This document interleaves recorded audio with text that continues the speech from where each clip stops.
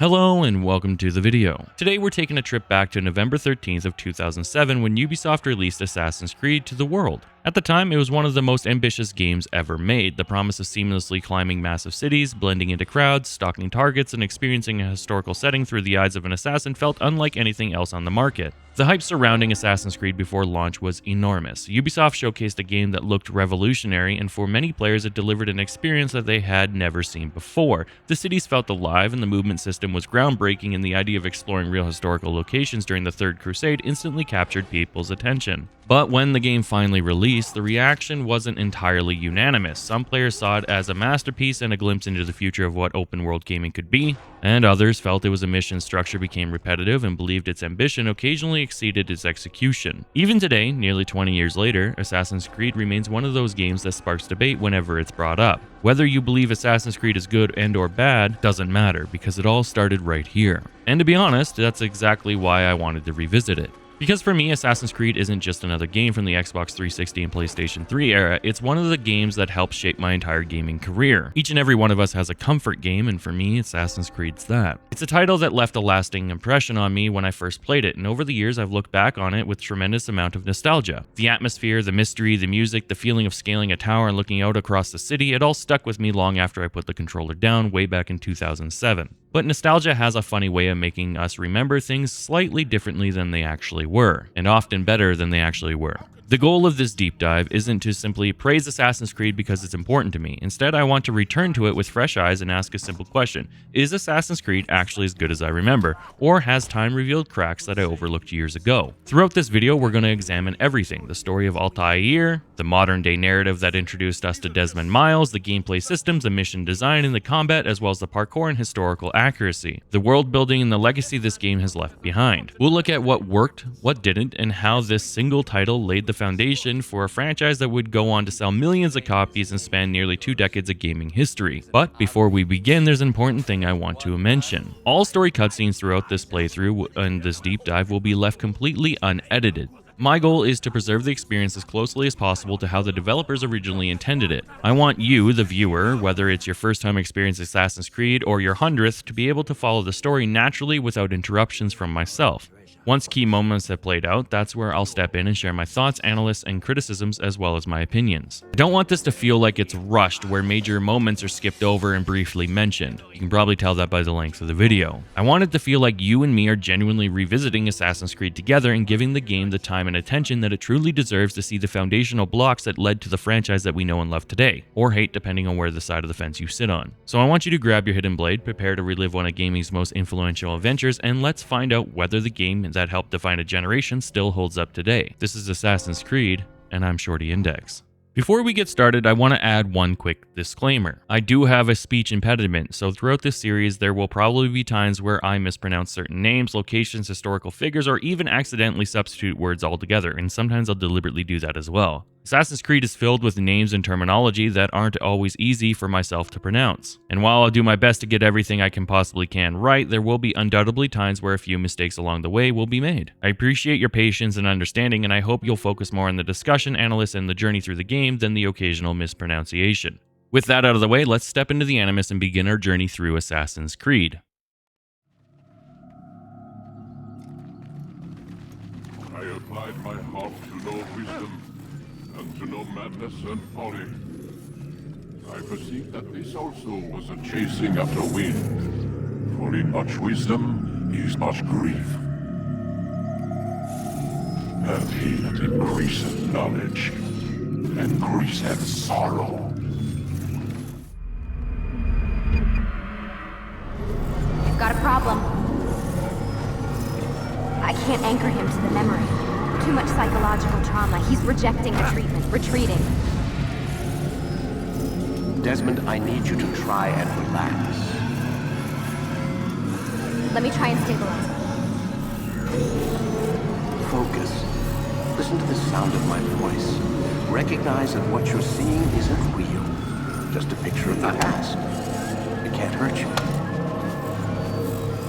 Damn it. It's not working. Give it a moment. Assassin's Creed 1 starts with us inside of a weird, holographic, glitchy zone. There's a bunch of faceless women constantly getting in our way, and over to the side we have a glowing form of who we'll futurely know as Al-Ma'alim. We'll call him Master Assassin moving forward. He's talking to us in a very disembodied voice, kind of preaching some gospel, if you will, while simultaneously a female voice and a male voice argue about whether or not to pull us from the Animus. One, the female voice, is concerned that we are not interacting with the Animus in the right way, while the male says just to shove us through it. In the end, the female will win. You okay? I told you he'd be fine. Bastards! Now, I just saved your life. Saved my life? You kidnapped me. You strapped me into that thing. Animus. It's an animus. I don't even know you people. Why are you doing this to me? You have information we need, Mr. Miles. Information? I'm a bartender, for Christ's sakes. What do you want me to do? Teach you how to mix a martini? We know who you are, what you are. I don't know what you're talking about. Don't play coy with me. There isn't time. You're an assassin. And whether you realize it or not, you've got something that my employers want. Locked away in that head of yours. But I'm not an assassin. Not anymore. Yes, your file indicated as much. Something about an escape. Most fortunate for us. What do you want from me? For you to do as you're told. The Animus will allow us to locate what we need. Once we have it, you'll be free to go. I am not going back in there. Then we'll induce a coma and continue our work. When we're done, you'll be left to die. Truth be told, the only reason you're still conscious is because this approach saves us time. You're insane.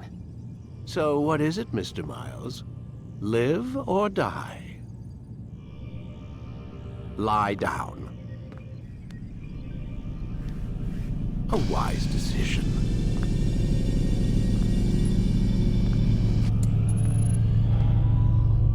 Whoa. Where am I? You're inside the Animus. Which is... It's a projector that renders genetic memories in 3 dimensions. genetic memory. Seems you'll need a bit of a tutorial. Very well. We'll start simple. What is a memory, Mr. Miles? It's the recollection of a past event. Specific to the individual remembering the event. Yeah, sure. What if I told you that the human body not only housed an individual's memory, but the memories of his ancestors as well? Genetic memory, if you will. Migration, hibernation, reproduction. How do animals know when and where to go? What to do? That's just animal instinct. Now you're arguing semantics, Mr. Miles. Whatever you call it, the fact remains. These creatures hold knowledge absent the requisite first-hand experience. I've spent the past 30 years trying to understand why. I discovered something most fascinating. Our DNA functions as an archive. It contains not only genetic instructions passed down from previous generations, but memories as well. The memories of our ancestors. And the Animus lets you decode and read these DNA files. Precisely. But there's a problem. This is the specific memory we're trying to access. Unfortunately, when we try and open the memory, your mind withdraws. You lack the confidence to step into your ancestor's body. That's what happened earlier. You got knocked out of the target memory and pushed back to a more stable state. Why? It's your subconscious. It's resisting. We've found similar reactions among patients who undergo hypnosis to relive traumatic events. They can't jump directly into the specific memory. They need to be eased in. Even then, there can be problems. So how do we fix it? We find a memory you can synchronize with, and we move forward from there. You'll get used to it. This is the closest we can get, so it's where we'll have to start. I'm uploading the tutorial program now.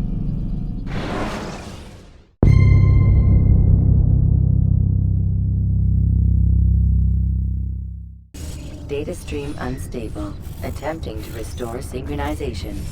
Before going any further, it's worth explaining exactly what the Animus is and why we're using it. In the world of Assassin's Creed, the Animus is a machine developed by a corporation known as Abstergo Industries, the company in which Vivek and Lucy work for. The device allows a person to relive memories of their ancestors by accessing what the game calls genetic memory. This is what Vivek was talking about when he put us in the Animus, but we couldn't hear it over the Animus being so loud. The idea is that every experience lived by our ancestors is stored within our DNA. By connecting someone to the Animus, those memories can be reconstructed and explored as if they were happening in real time. That's why we're not playing as Altaïr directly. Instead, we'll be playing as Desmond Miles, a man who has been forced into the Animus so Abstergo can access the memories of his ancestor Altaïr. It's Inception, I know, but that's what's happening. The Animus itself functions almost like a simulation. It recreates the past using stored memories, allowing the user to move through events while still following the general path that history originally took. But we will learn that the history has kind of been rewritten a little bit. More on that later. Everything I've explained has led us to what synchronization is. Whenever we perform actions that match with what Altaïr actually did, synchronization remains high. But if we do something that would contradict that memory, such as dying, killing innocent civilians, or behaving in ways that Altaïr never did,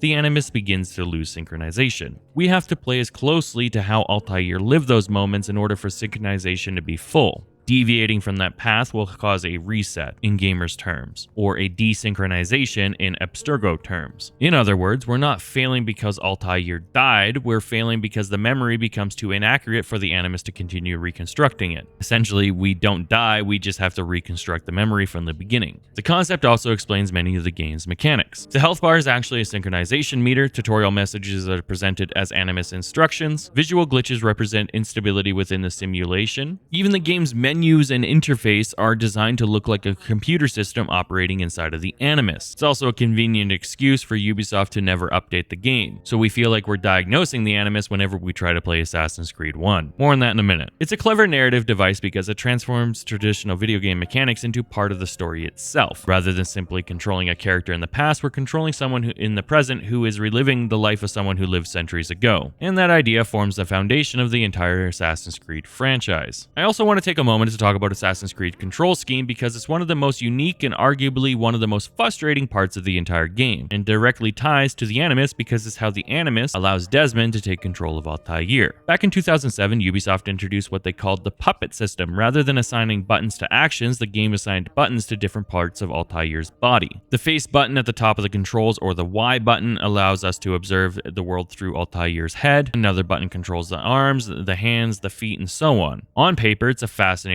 concept. Ubisoft wanted players to feel like they were directly controlling a person rather than simply pressing buttons that triggered animations. In theory, the system would create a deeper connection between the player and Altaïr. The problem is that the theory and the execution do not line up. Nearly 20 years later, Assassin's Creed controls feel incredibly awkward. Many actions require strange button combinations, contextual inputs aren't always consistent, and the game often struggles to understand exactly what the player is trying to do. Sometimes you want Altaïr to jump, instead he'll climb. Sometimes you'll want him to climb, and instead he'll leap backwards into a crowd of civilians. I actually find this gets worse the later you go into the game when there's more guards, and I also find that Ubisoft may have deliberately made it so when you're pathfinding at the end of the game, when you have to flee from guards, Altaïr becomes suddenly moronic. Sometimes you want him to perform a precise assassination, only for him to decide now that this is the perfect time to launch himself off the rooftop. This actually happens like 4 times in this playthrough. For a game that revolves around movement and precision, the controls can feel surprisingly unreliable. A large part of it comes from Assassin's Creed attempting to combine several different ideas into one system. It's trying to be a platformer, a stealth game, and an action game, and a social simulation, all at the same time. The result is a strange hybrid control scheme that never feels entirely comfortable in any one area. A master of everything is a master of none. Assassin's Creed is filled with bugs, animation glitches, questionable physical interactions, and NPC behavior that can range from mildly amusing to completely absurd. Guards occasionally forget what they're doing, citizens can react in bizarre ways, and ragdolls sometimes behave as though they've entered another dimension entirely. Every now and then, the Animus seems less like a cutting-edge piece of technology and more like a machine being held together with duct tape. That's part of the reason why Assassin's Creed has remained such an interesting game to revisit. It's a title packed with ambitious ideas, but it's also a game where you can clearly see growing pains of a brand new franchise trying to figure itself out. Now, it's worth mentioning over the years, the community has created numerous patches and configuration tweaks and modifications that help to address some of these issues. In fact, we are using one currently to allow us to see button prompts properly and to play the game in full screen, because believe it or not, playing it full screen is an absolute absolute nightmare. We're going to be playing Assassin's Creed exactly as Ubisoft intended it, with some minor tweaks. I don't mind bugs inside of video games as long as they're not game-breaking. Sadly, Assassin's Creed 2007 is full of game-breaking bugs. Now that's the tutorial out of the way, we can begin the actual story. Wait! There must be another way. This one need not die.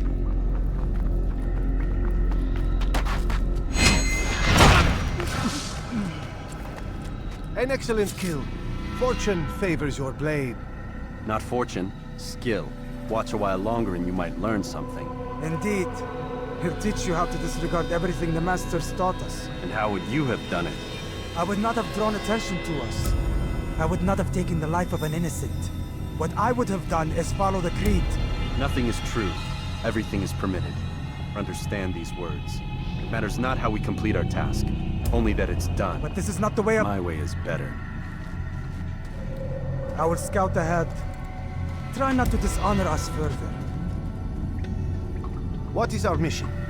My brother would say nothing to me. Only that I should be honored to have been invited. The Master believes the Templars have found something beneath the Temple Mount. Treasure? I do not know. All that matters is the Master considers it important. Else he would not have asked me to retrieve it. We begin in the middle of a memory. We find ourselves controlling Altaïr during an operation inside of Solomon's temple alongside fellow assassins Malik and Kadar. This entire segment's more or less a continue tutorial with a little bit of story sprinkled in. We also start off by immediately breaking one of the Assassin's Creed by killing an innocent man. This establishes Altaïr as a bit of a rogue. This is backed further when he decides to kill a Templar knight, thus giving away his position. There! That must be the Ark. The Ark of the Covenant? Don't be silly. There's no such thing. It's just a story. Then what is it? Quiet! Someone's coming. I want us through this gate before sunrise. The sooner we possess it, the sooner we can turn our attention to those jackals at Masyaf. Robert de Sable. His life is mine. No. We were asked to retrieve the treasure and deal with Robert only if necessary. He stands between us and it. I'd say it's necessary. Discretion, Altaïr! You mean cowardice. That man is our greatest enemy, and here we have a chance to be rid of him. You have already broken 2 tenets of our creed. Now you would break the 3rd. Do not compromise the Brotherhood. I am your superior, in both title and ability. You should know better than to question me. And with that, Altaïr's break in all 3 of the Assassin's Creeds. Like I said, he's very much a rogue at the beginning of Assassin's Creed 1. In his arrogance, he goes to confront Robert. This will of course end poorly. You are not the only ones with business here. Ah. Well, this explains my missing man. And what is it you want? Blood.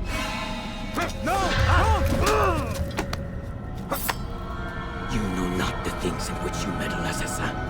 I spare you only that you may return to your master and deliver a message. The Holy Land is lost to him and his. He should flee now while he has the chance. Stay, and all of you will die.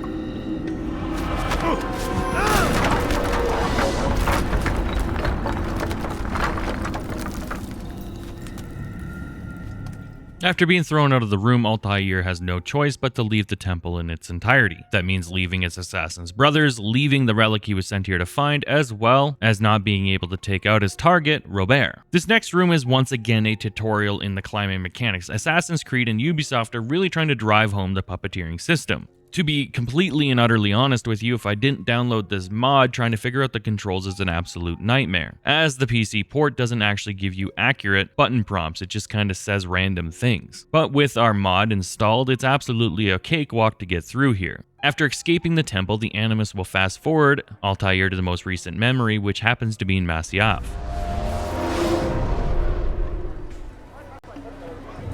Altaïr, you've returned. Raouf. It is good to see you unharmed. I trust your mission was a success. Is the Master in his tower? Yes, buried in his books as always. No doubt he expects you.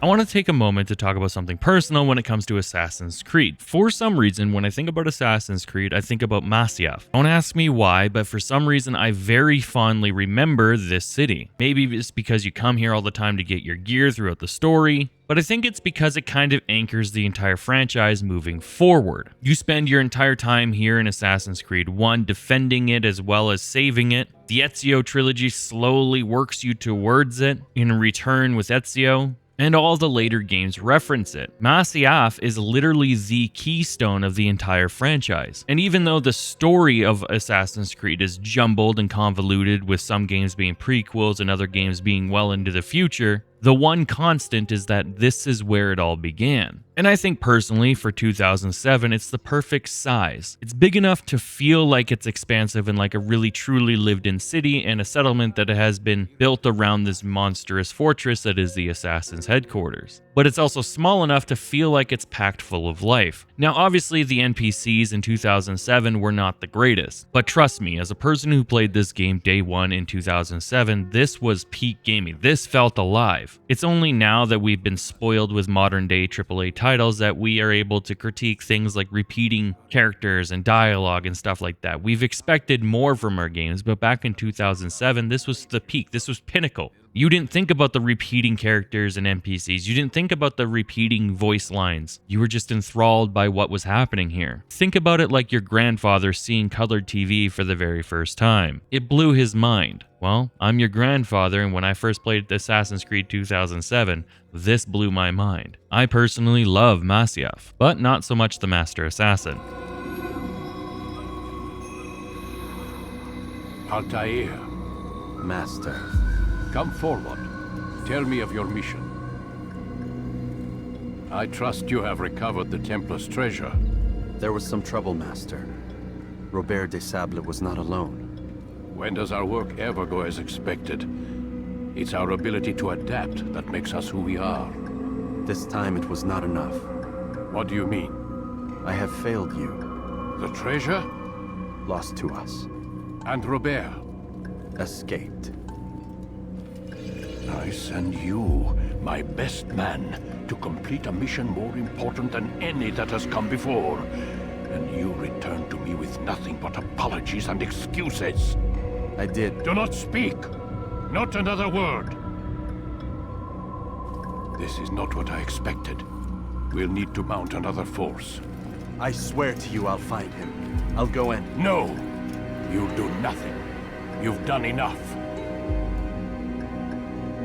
Where are Malik and Kadar? Dead. No! Not dead. Malik? I still live at least. And your brother? Gone. Because of you! Robert threw me from the room. There was no way back. Nothing I could do. Because you would not heed my warning! All of this could have been avoided! And my brother would still be alive! Your arrogance nearly cost us victory today. Nearly? I've what your favorite failed to find. Here, take it. Though it seems I've returned with more than just their treasure. Master, we are under attack. Robert de Sable lays siege to Masyaf's village. So he seeks a battle. Very well. I'll not deny him. Go. Inform the others. The fortress must be prepared. As for you, Altaïr, our discussion will have to wait. You must make for the village. Destroy these invaders. Drive them from our home. It will be done.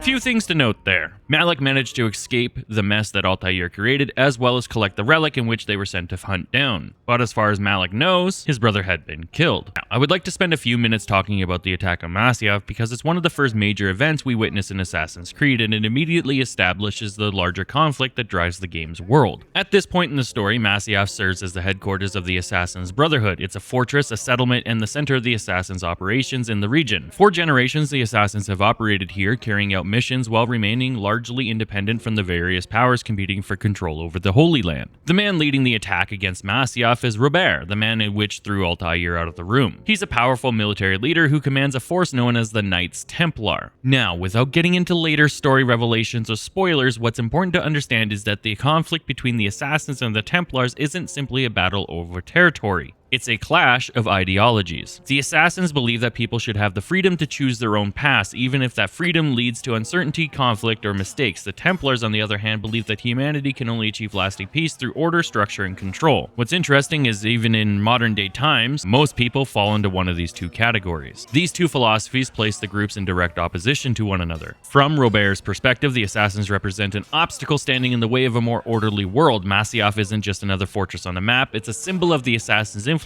and the resistance. By attacking it, Robert hopes to weaken the Brotherhood and eliminate rival force that has long challenged the Templar's ambitions, and along the way he also gets to collect the relic that was taken from him. What's interesting is that the game doesn't immediately portray this conflict as a simple battle between good and evil. Instead, it presents two organizations that fundamentally disagree on how humanity should be guided. Even in these opening hours, Assassin's Creed is already planting the seeds for the questions that become increasingly important as the story progresses. For us, the players, the attack on Masyaf serves another purpose as well. It gives us a first glimpse into the scale of the conflict. What begins as a mission involving Altaïr and a handful of assassins quickly expands into something much larger. We realize that we're not just dealing with isolated targets or local disputes, we're witnessing a struggle between two ancient organizations whose influence stretches far beyond the single city or single battlefield in which we see. And while we don't know yet the full extent of Robert's plans, one thing is immediately clear: the attack on Masyaf is only the beginning, and the attack itself leads some questions. As we know, it's a fortified location, so how did Robert's army get into the city so easily? These are the questions Altaïr has to unravel as we play through what is still the tutorial. One thing to note is that if you're playing on a frame rate that's too high, when you're doing this opening sequence, the ragdoll physics will be all over the place. If you want to avoid this, you have to lock your V-Sync on. This is what we've done, otherwise it's chaos. Fast forward in memory to a more recent one.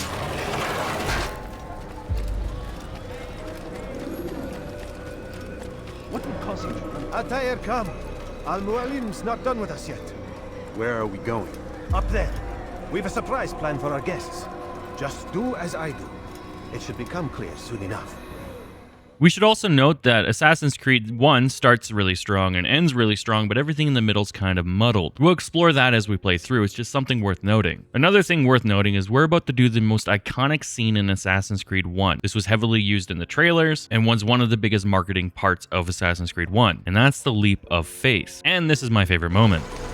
Heretic! Return what you have stolen from me! You've no claim to it, Robert. Take yourself from here before I'm forced to thin your ranks further. You play a dangerous game! I assure you, this is no game. So be it!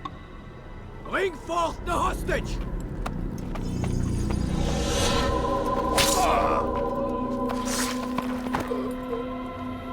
Your village lays in ruins, and your stores are hardly endless.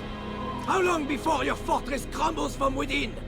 How disciplined will your men remain when the wells run dry and their food is gone? My men do not fear death, Robert. They welcome it, and the rewards it brings. Good. Then they shall have it all around. Follow me, and do so without hesitation. Show this fool knight what it is to have no fear. Go to God!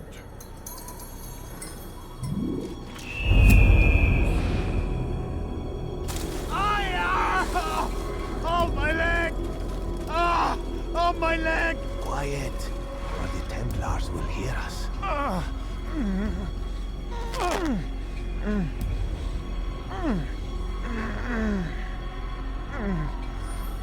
I'll stay behind and tend to him. You'll have to go ahead without us. Yeah, that leap of faith is awesome, and I don't care what you say. Now that we've covered the basics, let's talk about one of the biggest reasons Assassin's Creed made such an impact when it was released in 2007. That's the parkour system. I still remember kids running around trying to do parkour off of the random building walls, or claiming that they've scaled the wall before. Looking back today, it's easy to take the movement systems like this for granted. Modern games are filled with climbing, free running, and traversal mechanics, but back in 2007, Assassin's Creed was doing something that felt genuinely revolutionary. Before Assassin's Creed, most games treated buildings as obstacles. If you saw a wall wall, a tower, or a church, chances are you weren't supposed to climb it, but Assassin's Creed completely flipped that idea on its head. Instead of asking, can I climb that, the game encouraged players to ask, how do I climb that? For the first time, players were given massive cities filled with structures that were designed to be scaled. Rooftops became pathways, towers became viewpoints, and the world suddenly had a vertical dimension that most open world games simply didn't have at the time. Rather than fighting through every obstacle, we could move above crowds, escape guards across rooftops, scout targets from towering viewpoints, and approach missions from angles that most enemies couldn't anticipate. Now, of course, playing it back 20 years later, this game has a lot of flaws, and we'll see that as we do our playthrough. The parkour system isn't perfect, but it's fine. One sad thing is we never get to do a trap like this ever again.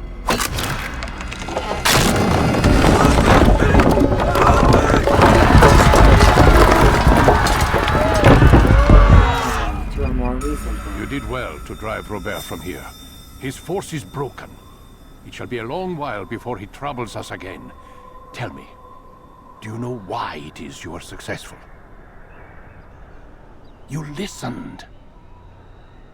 Were it that you'd listened in Solomon's temple, Altaïr, all of this would have been avoided. I did as I was asked. No, you did as you pleased. Malik has told me of the arrogance you displayed, your disregard for our ways. What are you doing? There are rules. We are nothing if we do not abide by the Assassin's creed. 3 simple tenets, which you seem to forget. I will remind you. First and foremost, stay your blade. From the flesh of an innocent. I know. And stay your tongue, unless I give you leave to use it. If you are so familiar with this tenet, then why did you kill the old man inside the temple? He was innocent. He did not need to die. Your insolence knows no bounds. Make humble your heart, child, or I swear I'll tear it from you with my own hands. The second tenet is that which gives us strength. Hide in plain sight. Let the people mask you such that you become one with the crowd. Do you remember? Because as I hear it, you chose to expose yourself, drawing attention before you'd struck. The third and final tenet, the worst of all your betrayals. Never compromise the Brotherhood. Its meaning should be obvious. Your actions must never bring harm upon us, direct or indirect. Yet your selfish act beneath Jerusalem placed us all in danger. Worse still, you brought the enemy to our home. Every man we've lost today was lost because of you. I am sorry. Truly I am. But I cannot abide a traitor. I am not a traitor. Your actions indicate otherwise. And so you leave me no choice. Peace be upon you, Altaïr.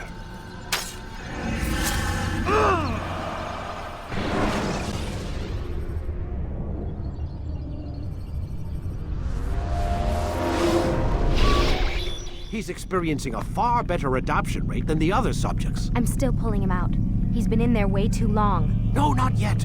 We're still so far from where we need to be. We shouldn't risk it. What's another hour or 2?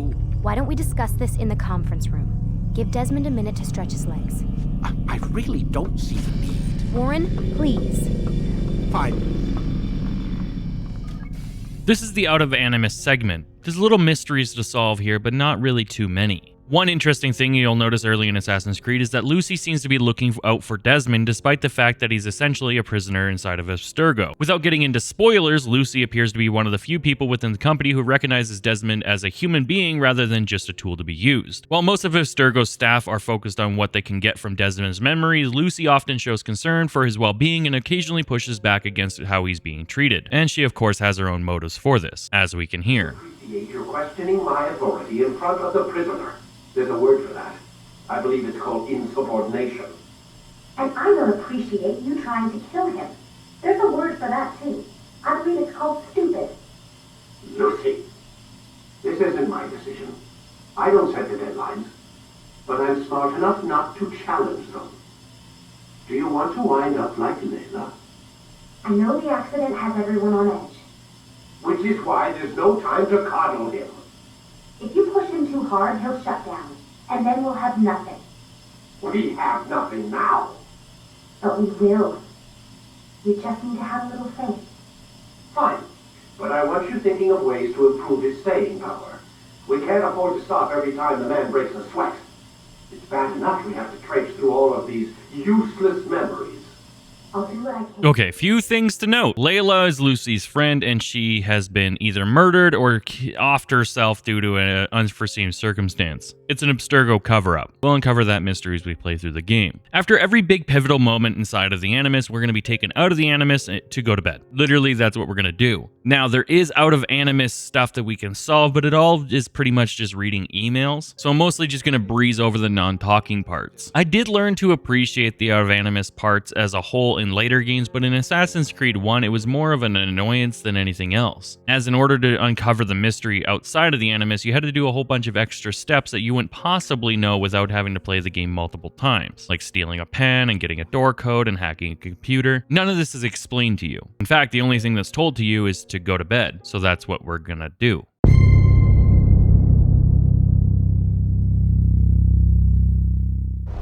am alive.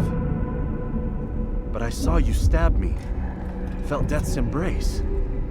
You saw what I wanted you to see, and then you slept the sleep of the dead, of the womb, that you might awake and be reborn.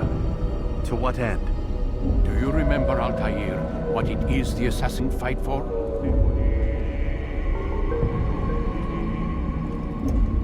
Peace. In all things. Yes, in all things. It is not enough to end the violence one man commits upon another. It refers to peace within as well. You cannot have one without the other. So it is said. So it is! But you, my son, have not found inner peace. It manifests in ugly ways. You are arrogant and overconfident. Were you not the one to say that nothing is true and everything is permitted? You do not understand the true meaning of the phrase, my child. It does not grant you the freedom to do as you wish. It is a knowledge meant to guide your senses. It expects a wisdom you clearly lack. Then what is to become of me? I should kill you for the pain you've brought upon us.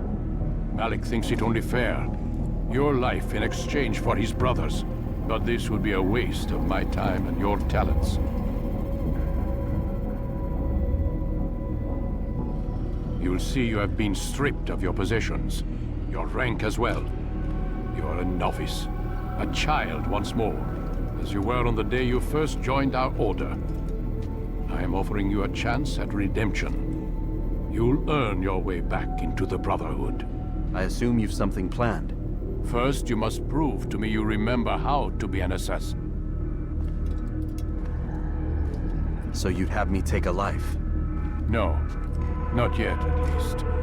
For now, you're to become a student once again. There is no need for this. Others tracked your targets for you, but no more. From today on, you will track them yourself. If this is what you wish. It is. Then tell me what it is that I must do. We have been betrayed. Someone was assisting Robert de Sable, one of our own. You must find him and bring him here for questioning.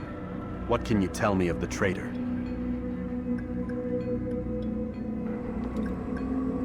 Ah, but that's just it. I've given you all I will. The rest is up to you. You're probably noticing the freezing that's constantly happening during the cutscenes. This is due to the fact that Assassin's Creed 1 is trying to connect to a Ubisoft server that no longer exists. There's a few workarounds to do this involving like rewriting code or going into like the notepad and stuff like that. It's just easier to unplug your internet and then turn on airplane mode. That's how you stop those freezes. Now, we got memory sequence number 1 out of the way, the tutorial, if you will. As far as opening sequences go, this one accomplishes exactly what it needs to. We learn how the Animus works, we're introduced to Altaïr, Desmond, and the Assassin's Brotherhood, and we get our first look at the conflict that will drive the story forward. And sadly, that's as peak as it's going to get until the very end of the game. But most importantly, we did see Altaïr at its absolute lowest point, an arrogant assassin whose actions have serious consequences. While memory sequence 1 was primarily a tutorial, it doesn't offer much in terms of deep gameplay analysis, this, it lays the foundation of everything that follows. The world has been established, the stakes have been set, and Altaïr has been given a chance at redemption. Sadly, the tutorial is going to continue. Memory Sequence 2 is where Assassin's Creed begins teaching us players how the actual gameplay loop works. Up until now, we've been learning the controls, understanding the world, and watching Altaïr fall from grace, but now the game shifts its focus towards investigation, information gathering, and methods that define the Assassin's Brotherhood. We begin Memory Sequence number 2 after Altaïr's punishment. Remember, he got stabbed in the stomach. Having been stripped of his rank and equipment, he's given the chance to redeem himself. Before he can move forward, however, the Master Assassin wants answers regarding the recent attack on Masyaf. Specifically, somebody had to help Robert gain access to the information that would have been protected by the Brotherhood, as well as the gate had to be opened. The attack wasn't a simple random military assault. There were signs that someone may have assisted the Templars from within or provided information that may have made the attack possible. And that's our first objective in the game, to investigate this issue. This is important because it introduces us to one of Assassin's Creed's central ideas. Assassins don't simply kill targets, they gather intelligence first. Sounds great on paper. Throughout the game, information is often just as important as combat. Before striking, assassins are expected to observe, question, investigate, and understand their targets. And the following task is how Ubisoft thinks that we want to do these investigations. To begin the process, we're sent to question individuals around Masyaf who may know something about what happens. It's not so much questioning as just listening to their conversations. From a gameplay perspective, this section teaches players how conversations and investigations function. The game slows down considerably compared to the opening battle and encourages us to pay attention to what characters are saying. I'm just going to be honest with you, it doesn't matter what they say at all, literally not at all. There'll be some in the Assassin's Creed community that argue that these are very crucial and they're very important to the actual gameplay loop. I'm one of those people that's going to argue, no, it's not. Every single target that you're given throughout the entire game can be taken out however you want. And everything from the moment you arrive in each city's district to the moment that you take out the target is just filler. As often, the information gained from doing an eavesdrop is just that he wears bright clothes. As we move through Masyaf, we start seeing another side of Altaïr as well. During the opening sequence, he was arrogant, dismissive of those around him, and here he's forced to work his way back up from the bottom, earning the information rather than demanding it. We're in his adjustment period time. He's okay with being alive, but he's not okay with being at the bottom of the barrel. And throughout the game, we'll see that character arc grow. Now, as we run around Masyaf, we're going to have to do eavesdropping, pickpocketing, and an interrogation. There are other forms of information gathering, but these are the core three. Eavesdropping just has you sit on a bench and listen to a conversation. Pickpocketing has you listen to a conversation and then pickpocket. And interrogation has you listen to a conversation and then beat the crap out of somebody. Essentially, Assassin's Creed 1 is a listening simulator. Without getting into later story details, what follows is one of the first examples of Assassin's Creed introducing moral ambiguity into its narrative. Rather than presenting every situation as completely black and white, the game begins asking you, the player, to consider motivations, loyalties, and difficult choices people make during war times. Sadly, this onus and this gameplay loop is completely based off of every single one of our own interpretation of the information that we're gathering. What I perceive as the information given might be different than the way that you perceive it. The choices that I see right or wrong may be different than the ones that you see right or wrong. And sadly, this gameplay loop, the entire core gameplay loop, is completely devoid of the actual game because it's done inside of our own noodles. And the conclusions we come to will be different for everybody. But the solution to that conclusion is the same for everybody. No matter what we think, no matter how we feel about the situation, it always ends with the target being eliminated. Mechanically, this section also introduces players to the Masyaf itself. Instead of running through it during a battle, we're now free to explore the settlement at a slower pace. We learn where important locations are, become familiar with navigation, and start getting comfortable with moving through the game's environment with the puppeteer controls. Now, to save some time, the traitor is the town crier. That's what I call the people that stand around the town yelling out the random news. They have a different name in this game, but I'm going to call them the town crier. And that will be where we end up. The town crier is the interrogation part of this information gathering. The investigation wasn't about uncovering information, it was about testing Altaïr, and the Master Assassin needs to know whether his former Master Assassin is capable of following orders again, gathering intelligence, and carrying on his duties with discipline rather than arrogance. There's ulterior motives here, but we won't spoil those yet. So once Altaïr captures the traitor, who is the town crier, we will then take it back to the Master Assassin to allow the town crier to receive his punishment, which of course is death, because every single punishment in this era of time was always you die. We are going to save dozens of citizens who are all thieves, and their punishment is immediately death. We will then also be given our first destination. We should also note that every single destination has flags to capture. I am not going to capture them. It's like 700 million flags. I don't care if we don't get 100% completion in Assassin's Creed 1. There's not even achievements for the game. So you're going to see flags popping up all over the place. Just know I'm not going to go get them. Now let's let this town crier traitor be punished. You stand accused of betraying our brotherhood and opening the way for our enemies. How do you answer to these charges? I deny nothing. I'm proud of what I did. My only regret is that they failed. I offer you a chance to repent, to renounce the evil in your heart. It is not evil in my heart, but truth. I will not repent. Then you will die.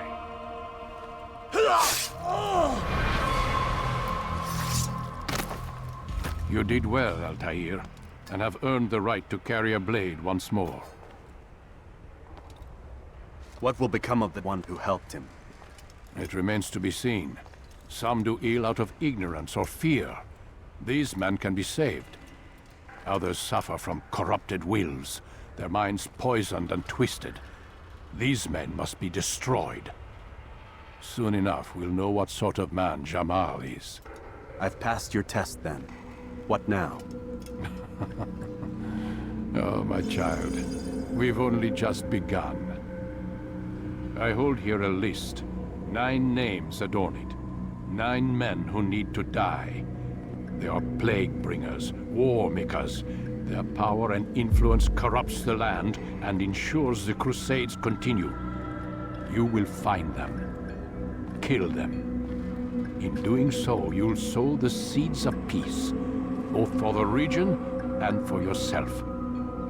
In this way, you might be redeemed. 9 lives in exchange for mine. A most generous offer, I think. Have you any questions? Only where I need begin. Very well. Ride for Damas. Seek out the black market merchant named Tamir. Let him be the first to fall. Be sure to visit the city's assassin bureau when you arrive. I'll dispatch a bird to inform the Rafik of your arrival. Speak with him. You'll find he has much to offer. If you believe it best. I do. Besides, you cannot begin your mission without his consent. What nonsense is this? I don't need his permission. It's a waste of time. It's the price you pay for the mistakes you've made.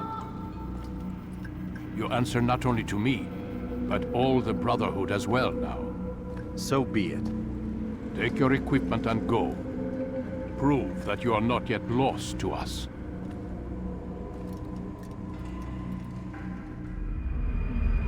At the end of every memory sequence, Altaïr is going to get an upgrade. Sometimes it's a new move, sometimes it's a new weapon, or sometimes it's just simply increased damage. I'm just going to skip past it because at the end of the day, the upgrades mean absolutely nothing. Because as every time you get an upgrade, the enemies get an upgrade. Consider it like level scaling. Except for in Assassin's Creed 1, it's just the enemies can block everything you do.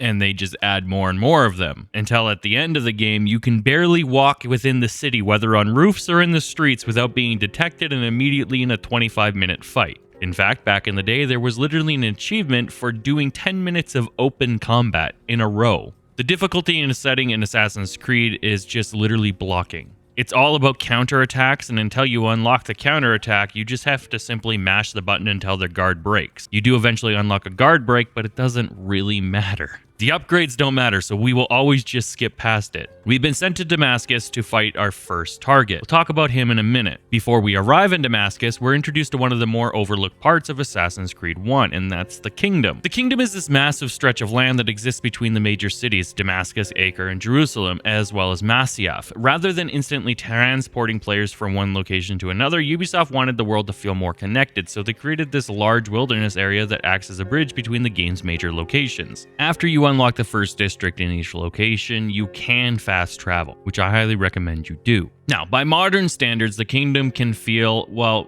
little empty, and truth be told, it's extremely empty. There aren't any major activities to do here, and compared to the bustling cities, it lacks the same level of detail and life that the cities offer. but it's important to remember what Ubisoft was trying to accomplish in 2007. At the time, many games would simply load a new level or show a map screen whenever you traveled somewhere important. Assassin's Creed instead wanted players to physically journey between locations. The goal was to make the Holy Land feel like a real place rather than a collection of disconnected stages. Personally, I wouldn't mind it being disconnected stages because at the end of the day, once I unlock fast travel, I never come back to the kingdom until I'm forced to at the end of the game. Little did we know back in 2007 that Ubisoft would then have a thing for making these vast empty areas inside of maps, with games like Assassin's Creed Valhalla being way too big to be even considered a fun map to play on. And then there's Far Cry 6, which was literally just barren wastelands of nothing. Very like the kingdom. As we travel through the kingdom, we encounter patrols, travelers, soldiers, and small settlements scattered throughout the landscape. These encounters help reinforce the idea that a war is actively taking place across the region. This isn't just background lore that we're hearing about, it's something that we can actually see and witness firsthand. Sadly, it never changes beyond what you're seeing right now.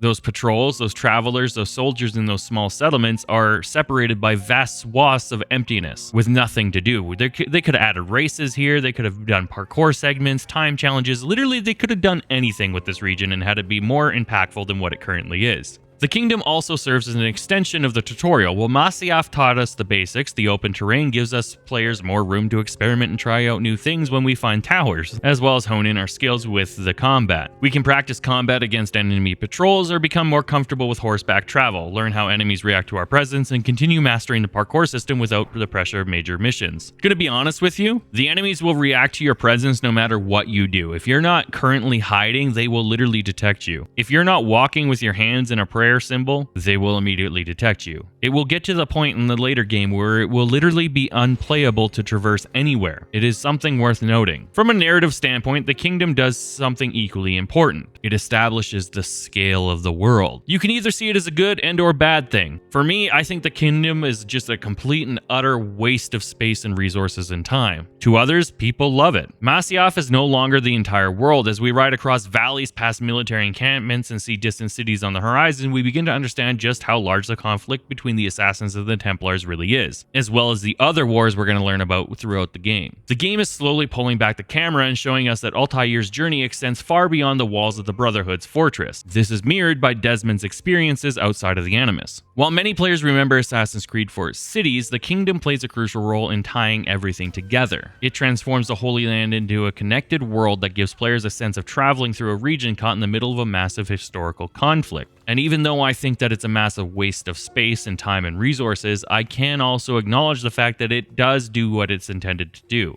It does, in fact, connect the different places we want to go with this massive waste of space. Anyways, we got the fast forward through that part, and we're going to get the fast forward through a couple more parts here moving forward.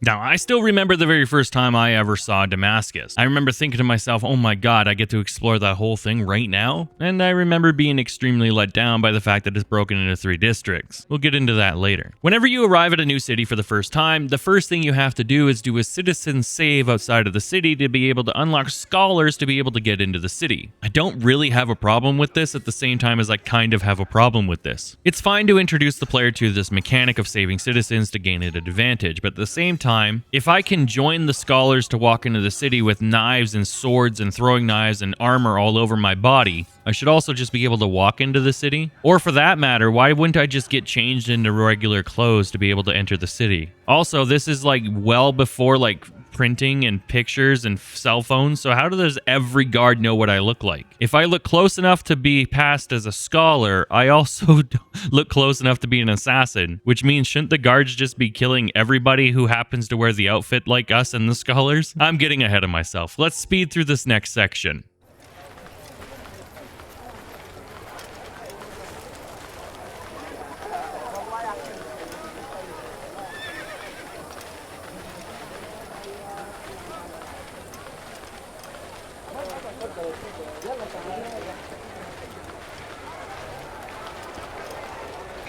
I have exactly what you need.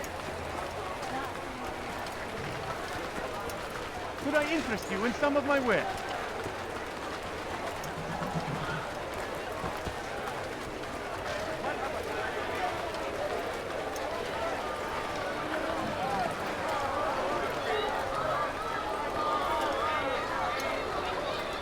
Yep, makes sense. Remember when I said that the battle in Masyaf was peak for Assassin's Creed 1 until the end of the game? One of the reasons why I say that is because every single city and every single district, which there's 9 for the 3 cities, when you get there, you have to do viewpoints, and there's a lot of them. In fact, there's 79 viewpoints in the game total. Viewpoints are towers in which you have to climb. I'm not going to bore you guys by making you guys watch me climb each and every tower and then explaining the tower and what it unlocked. So let me just briefly run it down now, so then you never have to think about it again. You're going to climb the district towers. There's between like 7 to 11 of them depending on the district. When you do the viewpoint, it'll unlock certain things around the map. Most common, it's just going to unlock where the citizen saves are. We'll talk about them in a second here. And where all of your informant and information gathering quests are. The sad reality is that this part of the game takes up the majority of the time. For simple math's sake, if each and every single location is exactly 1 hour long and 60 minutes, then climbing the towers would result in 45 minutes of the hour that it takes to do it. 10 minutes would be you gathering up the information, which could be probably dumbed down to 5 minutes considering how little you actually do in the information gathering phase. And the remaining time would you be assassinating your target. The sad truth is that Assassin's Creed 1 is mostly just busy work and then very little actual gameplay. At the end of the video, I'm going to show you guys exactly how much of the game is just climbing towers and saving citizens and how much of the game is actual gameplay time. And then we'll cut out all of the travel time in between information gathering sections and see how much actual time is dedicated to actually doing stuff for the actual story of the game. At the beginning of the game, though, climbing the towers is relatively fun, though it does immediately becomes painfully obvious that every tower is pretty much the exact same, with slight variations for points of interest. But for the most part, you're going to be climbing these weirdly phallic-looking towers. Later in the game, these are going to become incredibly tedious as for some reason, Ubisoft was like, you know what? In later sections of the game, let's just put an archer on every single corner, but then have our player do the exact same thing he's been doing the entire game. Needless to say, I'm going to climb the 79 towers and not show you guys it. In fact, I'm probably just going to use it to tell you guys about our target. So let's do that now. Our first target is Tamir. On the surface, Tamir is a wealthy black market weapons merchant operating out of Damascus. When we first encounter him, it's going to be immediately obvious why the Brotherhood considers him a threat. He's a ruthless, cruel, and willing to use violence against anyone who gets in his way, even his own employees. His public execution of a merchant in the marketplace, which we'll see later, is designed to establish him as a dangerous figure long before we ever draw our blade. But truth be told, Tamir's importance goes beyond a simple brutality. His primary motive is power through conflict. Tamir profits from the war. While ordinary people suffer from the violence engulfing the Holy Land during the Third Crusade, Tamir sees opportunity. Every battle creates demand for weapons, and every conflict creates new customers for him. The longer the fighting continues, the more influence and wealth he gains. This makes him particularly dangerous because he's not a soldier fighting for a cause or a ruler governing a city. He's a man who benefits from the instability itself. From an assassin's perspective, Tamir represents one of the Brotherhood's core concerns: individuals who exploit others for personal gain while contributing to the suffering of countless innocent people. What's especially interesting is that Tamir also serves as our introduction to one of Assassin's Creed's reoccurring themes. As we investigate him, we begin to realize that our targets aren't random criminals selected from a list. Each target we're given occupies a specific position with a much larger network of influential individuals underneath of them or above them. The game will slowly start teaching us how every assassination has consequences and that each target plays a role in a broader conflict that we don't fully understand yet. The real goal here, because this is the only city in memory block number 2, is to have us confront Tamir. The game expects us to start thinking like an assassin rather than simply following objective markers. The sad truth is, as we will see, the gameplay mechanics often get in the way. Let's talk about citizen saves. This might be the most annoying gameplay mechanic that you have to do in order to be able to progress the story in some aspects. Every district has at least 9 to 12 citizen saves that need to be accomplished. Each citizen has between 3 and 5 guards guarding them. In later installments where you have to save citizens, those 3 to 5 guards turn into 15 to 20 relatively fast as patrols ambush you regularly. Upon saving these citizens, you will either get scholars, which allow you to have a moving hiding spot, which really just translates into you can get into restricted areas at this specific spot that you need to, or you get somebody known as brawlers who stop the guards and hold them there while you run away. In the grand scheme of things, these are essentially useless because you never really use them ever. Once again, some Assassin's Creed community members will say that they use them all the time, and I want you to know they are lying. Ubisoft is already showing that throughout the franchise, they're going to have these massive collectathons in order to be able to supplement the gameplay that's simply not there. As I've already stated, if we break this down for an hour, 60 minutes even, 45 minutes is spent climbing towers and saving citizens. I'm going to show you exactly how much gameplay loop is actually in here right now. Just know moving forward, I will never show you me doing these citizen saves ever again. They are the most infuriatingly stupid thing that you have to do, and it results in almost no gain for us. Let's begin the real work, which is hunting down Tamir. For the interest of saving time moving forward, I'm going to show you guys the information gathering process for Tamir, and then I won't show you the information gathering process for anyone else. As you can see through Tamir's information gathering that the information we're given is almost garbage. Once again, it feels like it's time padding, but at the same time, it's really the only gameplay mechanic here that we have, so we have to just assume that this is intentional. Up first, we have an escort mission. This is where we're going to escort an assassin informant across the city, killing guards along the way. In later stages, there will be more guards to fight, but here's how that process goes. It starts off by talking to an informant. Altaïr, I need your help. I took something from one of Tamir's men, and now they're after me.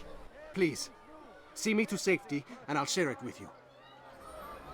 We then escort the informant through the city, killing the guards. It's funny how this escort mission would later become Assassin's Creed Brotherhood's entire gameplay loop. That and follow quests. By the way, this escort mission takes 1 minute and 30 seconds to complete because you cannot control how fast the informant walks, nor can you control how many attacks that the guards are gonna block. When it's complete, this is the information that this informant's going to give you for your sacrifice in time. Remember, we already spent like 40 minutes climbing towers. This is our first information gathering mission. And here's what we earned.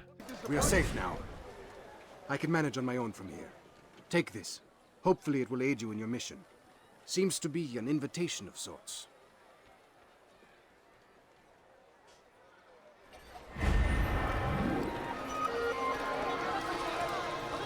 That's right, we got an invitation. This invitation tells us where Tamir will be when he's vulnerable and where his meeting is going to be held. I'm not arguing that this piece doesn't trigger the future mission parameters, but what I am arguing is that the gameplay loop to get here is goddamn well awful. Moving on, we're going to do a pickpocket. We're going to listen to a conversation that gives us some information, and then we're going to steal from them. This part's like 30 seconds long, and we, the player, almost do nothing. Something needs to be done.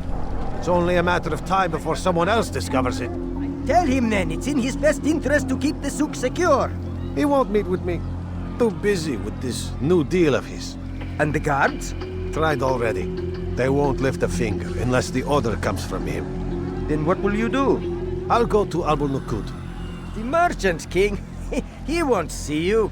He doesn't have to. I've written him a letter that explains the problem. He can read it and decide for himself.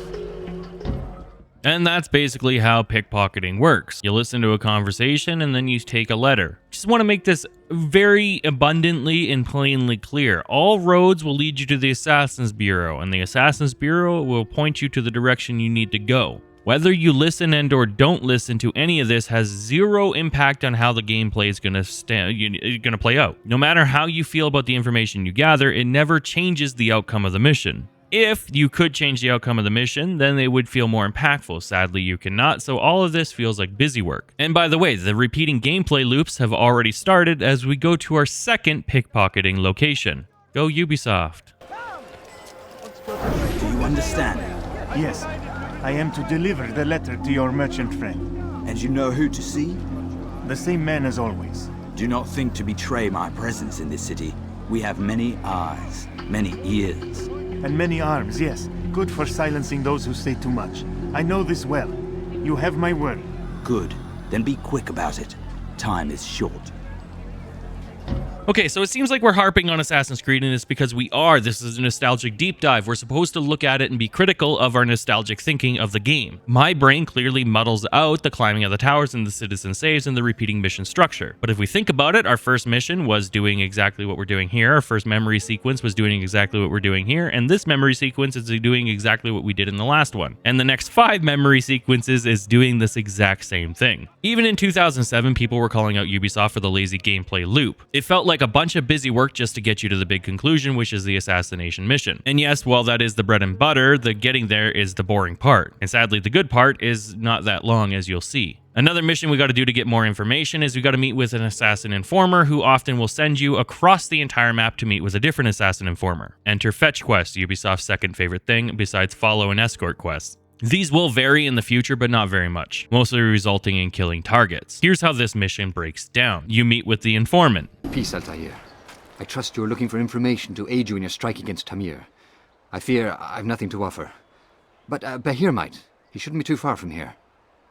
You then race across the city to find the second informant who will give you your information. In the early to mid to late game, the time that Ubisoft gives you is more than adequate, which is great because the controls with Altaïr are brutal, and if you end up getting screwed by them, you're going to need the full minute 30. Randomly though, in the very last memory sequence, the time is basically the exact amount of time you need to get to the exact location you are needing to go, and then on top of it, there's a million guards everywhere, so it will become frustrating in the very last memory sequence. Arriving at the next informant, he'll give you your information. Now remember, it's early game, so Altaïr's hated by everybody in the Assassin's Brotherhood, hence why most people are rude. There's still some that are kind, like the first informant we ran into. So they've sent you, eh? An interesting choice, though not my place to judge. The Rafik has asked me to observe the souk that Tamir calls home. Here's what I have learned. There's a group of troublemakers who gather around its southeastern exit. They and the guards do not get along. Find a way to earn their friendship, and they'll surely be of service to you. All roads point to the souk. We're just getting the same information over and over again, with slight variations. Now we're going to do an eavesdrop, which requires us just to sit on a bench and listen. I'm not even kidding you. It's all just listening to people talk. Assassin's Creed 1, ladies and gentlemen. I'm telling you, it's rats. No, it's children. I hear them laughing. Rats or children, either way, it's bad for business. All that noise! Someone needs to get up on those beams and clear them out. I wonder how they're getting up there. Must be through the central courtyard. Then we should ask the guard to have a look. Ah, they're all much too busy polishing the backside of their master. And there you have it. Now, our final information gathering is the interrogation. We got to go find a town crier, listen to him, and then beat the living crap out of him. These missions are fine. I guess it's once again listening. Later on, though, the brawlers will beat you up if you try to fight this guy as well. So sometimes your fistfights can end up into full-on brawling matches. Just worth noting. It seemed there were none in Jerusalem who wanted what he had. Fruits and vegetables from nearby farms. Some say, were it not for Tamir, Salah ad-Din's men would have surely turned on him. Could be we won the battle because of that man. We then have to follow the town crier to a secluded area to beat the crap out of him. Between you and me, though, the guards won't get involved if you're in a fist fight, which every interrogation is. And then, when you assassinate him anyway, you're just going to be in a constant state of detected, so you could really just do this wherever you want. Should also be noted, though, that these guys are surprisingly strong. Even when you have a full sequence bar, they're still going to hit you for 3 or 4 health bars at a time. Their damage scales with the more health that you get. Once again, showing that health in video games means absolutely nothing when you have level scaling. You seem to know quite a bit about Tamir. Tell me what he's planning. I know only the stories I tell, nothing more. A pity. There's no reason to let you live if you've nothing to offer in return. Wait! There is one thing. Continue. He is preoccupied as of late. He oversees the production of many weapons. What of it? They're meant for Salah ad-Din. This does not help me, which means it does not help you. No, stop, listen! Not Salah ad-Din. They're for someone else. The crests these arms bear, they are different, unfamiliar. It seems Tamir supports another, but I know not who. Is that all? Yes. I've told you everything I know. Then it's time for you to rest. And there you have it. That's the information gathering process with some few caveats as we move forward. Moving forward, in the interest of saving time, I'm not going to show you that. To me personally, it does nothing to bolster the story. And once again, the information given doesn't change the outcome of the mission. Pretty much everybody said it was the Souk, which means we just heard the same thing over and over again. So moving forward, we will always start where this all inevitably ends anyway, and that's at the Assassin's Bureau, where we get permission to take out our target. After every information gathering process, this is where you're going to end up every single time. Altaïr, it is good to see you, and in one piece. You as well, friend. I am sorry for your troubles. Think nothing of it. A few of your brothers were here earlier, in fact. Oof, if you'd heard the things they said, I'm certain you'd have slain them where they stood. It's quite all right. Yes, you've never been one for the creed, have you? Is that all? I'm sorry. Sometimes I forget myself. What business brings you to the Mass? A man named Tamir. Al-Muallim takes issue with the work he does. I meant to end it. I trust you have searched the area to better understand your enemy. Yes. Here's what I've learned. Tamir rules over the Souk el-Salah. He makes his fortune selling arms and armor, and is supported by many in this endeavor. Blacksmiths, traders, financiers. He's the single largest death dealer in the land. And have you devised a way to rid us of this blight? A meeting is being arranged at Souk el-Salah to discuss an important sale. They say it's the largest deal Tamir has ever made. He'll be distracted with his work. That's when I'll strike. Your plan seems solid enough. I give you leave to go.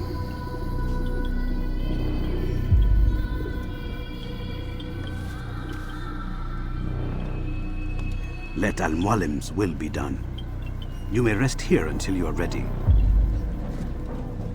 Personally, I really do enjoy the Assassin's Bureau scenes. It's the only place where we're going to see character growth from Altaïr. That and when he goes back to Masyaf to see the Master Assassin. At the beginning of the game, all the leaders kind of treat him like crap, or they talk rumors, or they make fun of him. But as Altaïr grows as a person, so do the way that the leaders treat Altaïr when he arrives. So even though we have to repeat this process another 8 times to simply move the story forward, it's the only place where the story actually moves forward as a character arc. The only place outside of the Assassin's Bureau and Masyaf that Altaïr will speak is when he's doing the interrogation section. Meaning that the only time we're going to see character growth or actually hear our character talk about what's going on in the world is in interrogations and at the Assassin's Bureau. So even though it's repeating, I do enjoy it. After getting permission from the Assassin Bureau leader to take out our target, we will then have to travel to the target location inside of an instant city. Every single time, the city will change. So in our case, this time we will be heading to the Souk, which is a type of market. This is where all of our information gathering pointed us to. It was repeated to endlessly towards us, so it makes sense that this is where we're going to go. Now, my controls are going to mess up, so my assassination doesn't go as smoothly as I wanted it to, as you can see.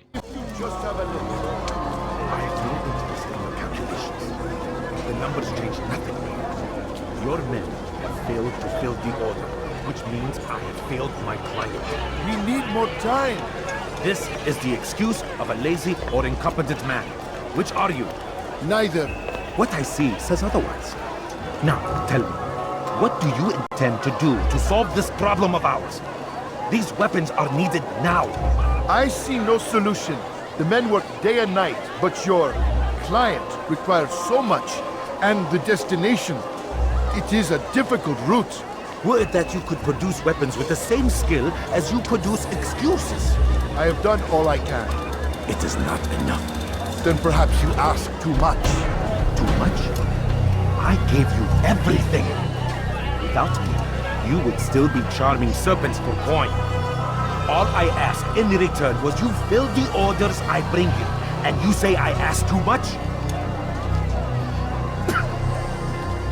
You dare disrespect me? Peace, Tamir. I meant no insult. Then you should have kept your mouth shut. No! Stop! Stop? I'm just getting started. No! Stop!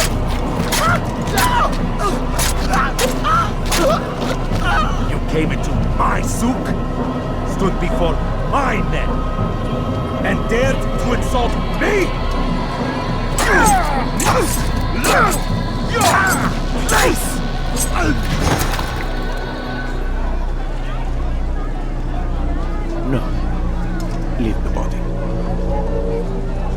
Let this be a lesson to the rest of you. Think twice before you tell me something cannot be done. Now get back to work. I enjoy these parts because it allows us to actually see the villain. Sadly, the only time we can see the villain is in the parts where the game allows us to. The marketing for Assassin's Creed 2007 was you can take out your target wherever, however, and whenever you want. The sad reality is no, you can't. You have to do a bunch of mundane side quests in order to be able to unlock the actual instant city where this character will spawn. Annoying, but it is what it is. Now, the beggar woman constantly will screw us up throughout our entire playthrough. She caused us to miss our attack, making us have to fight him this way. Be at peace. You'll pay for this. You and all your kind. It seems you're the one pays now, my friend. You'll not profit from suffering any longer.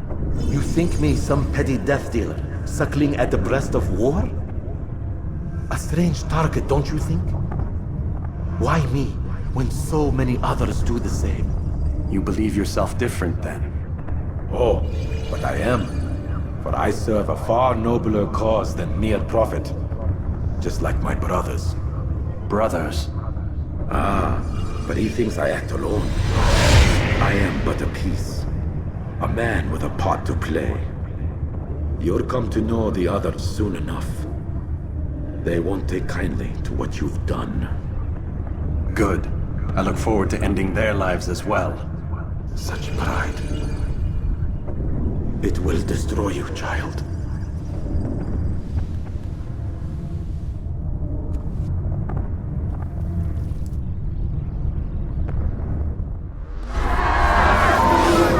After every single assassination, we're going to have to escape the location. This will get incredibly hard in later memory sequences. While we do that, I want to explain what we just saw. After the assassination of Tamir, we get our first real confession scene, and it's one of the most important moments in the entire game because it completely changes how we're supposed to think about the targets in which we're hunting. Up until this point, Tamir appears to be exactly what we expected, a cruel weapons merchant profiting from war and suffering. We've investigated him, watched him abuse and kill people, and carried out the Brotherhood's judgment of death, because everything leads to death. But in his final moments, Tamir doesn't beg for mercy, he doesn't even deny what he's done. Instead, he challenges Altaïr's understanding of the situation and begs him to see it from a different side. What Tamir is essentially telling us is that the world isn't as simple as the assassins versus the villains or the Templars or Tamir himself. He argues that while he may have been selling weapons to profit from the war, there was a purpose behind what he was doing. He suggests that Altaïr doesn't fully understand the bigger picture and that there are forces at work beyond what the Brotherhood has told him. What is especially interesting is that Tamir never really claims innocence. Instead, he questions whether Altaïr has enough information to judge him properly. This will create doubt in Altaïr's mind that will continue throughout the rest of the game. It's not necessarily about whether Tamir deserves to die or not, but about whether Altaïr truly understands the conflict in which he's involved in, and what is being asked of him. It is also the first time that the game hints that our targets may share a common goal. Tamir speaks as if he's part of something larger than himself, something organized rather than random. He seems confident that his death won't change much because other people are continuing to the work that he was involved in. Remember, we were tasked to kill 9 people, this is only 1. For Altaïr, this is a completely new idea. Up until now, he's approached his missions with absolute certainty. He receives his target, carries out the assassination, and moves on. Tamir's final words are the first crack in that certainty. But us, as players, are expected to use our noodles a little bit. Supposed to ask questions. Who are these people really? How are they connected? Why do they all seem to believe they're working towards something important? And perhaps most importantly, is Altaïr being told the entire truth? The game won't answer those questions yet, but Tamir's confession plants seeds of doubt in Altaïr's mind. What initially looked like a straightforward mission suddenly feels like it's much part of a bigger problem and mystery. But we won't learn that yet because we got to talk to the Assassin's Bureau leader. Word has reached me of your victory, Altaïr. You have my gratitude and my respect. Thank you. It is a shame that the other assassins continue to hold you in such poor regard. Rafik, I do not care what the others think of me. As you wish, Altaïr. You should bring news of your victory to Al-Mualim. I'm certain he has more work for you to do. Fast-forwarding memory to a more recent one. As I said, after every big moment, you get ripped out of the Animus.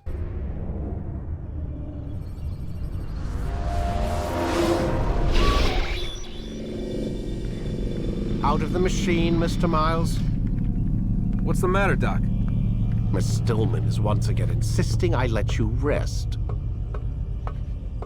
Moving forward, I'm not going to touch on the Out of Animus parts too much. As I've already stated twice, it's a lot of emails and solving a lot of puzzles that you, the player, won't understand how to solve the first time you play through this. In fact, I didn't even know you could get into the conference room until this playthrough alone. During these Out of Animus phases, you get to talk to Lucy and she'll give you some stories along the way. Let's just cover the big power moments right now. Lucy is an assassin and she's going to help Desmond in Abstergo by helping him through the Animus and a whole bunch of other like little small detail things that we will see as we play through. Vivek is a Templar. Lucy was kidnapped by Vivek and his team to work here.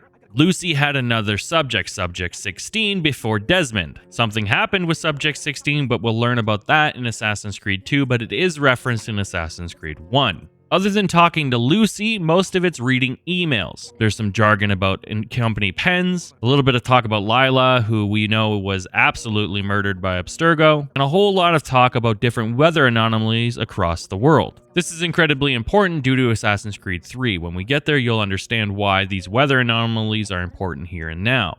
There's some other details there too, but I'm just going to leave it alone for you to enjoy. Because even though we're being a little bit harsh on Assassin's Creed 1, I do still think that you should probably give it your shot. Now, no matter what we do, it will always end up with us being sent to bed and being woken up by Dr. Vivek.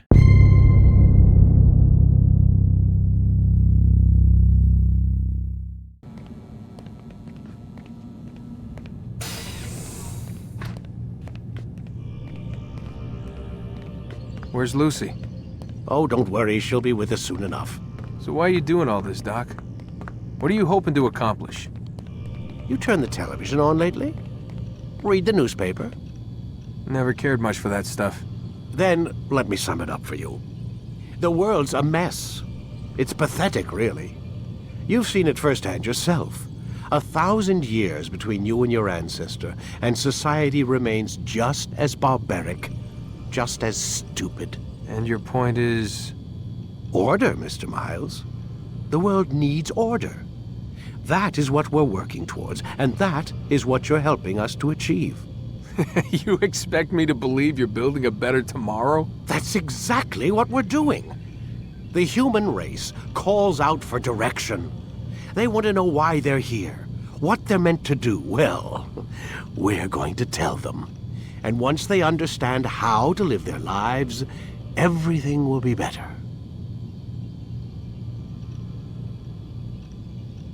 Better how?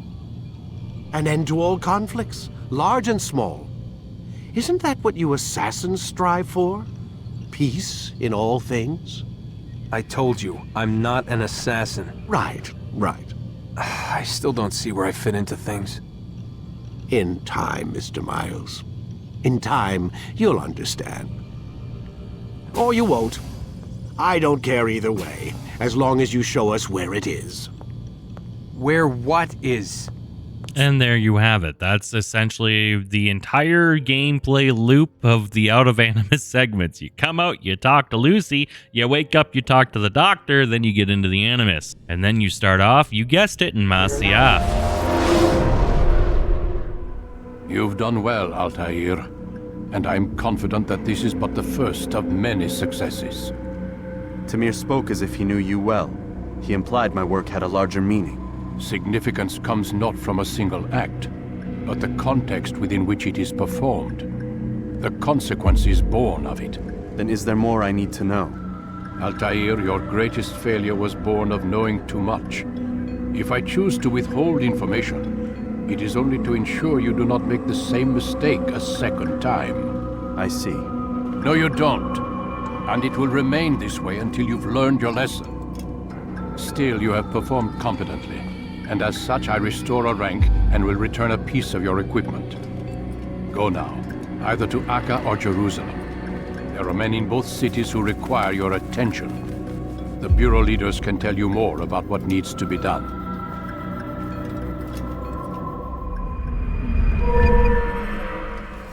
We're going to skip right to getting to Acre. While we do our towers, I'm going to talk to you guys about our current target. Our second target is Garnier de Nepalos. We mispronounced that so bad, but he's one of the first assassinations that really challenges the player's perception of what a villain looks like in Assassin's Creed. When we first begin investigating Garnier, the reports paint a disturbing picture. He oversees the hospital of the Knights of Acre, and rumors spread throughout the city that his patients entering his care are never quite the same afterwards. Some claim he experiments on the sick and vulnerable, and others believe he is abusing those entrusted to him under the guise of treatment. Naturally, this makes him seem like an obvious target for the assassins. After all, who could be more dangerous than someone using a place of healing to cause suffering? But as we gather information, things become more complicated for Altaïr. Garnier genuinely believes he is helping people. He genuinely believes he is saving them. That's what makes him such an interesting character and such an interesting target for Altaïr.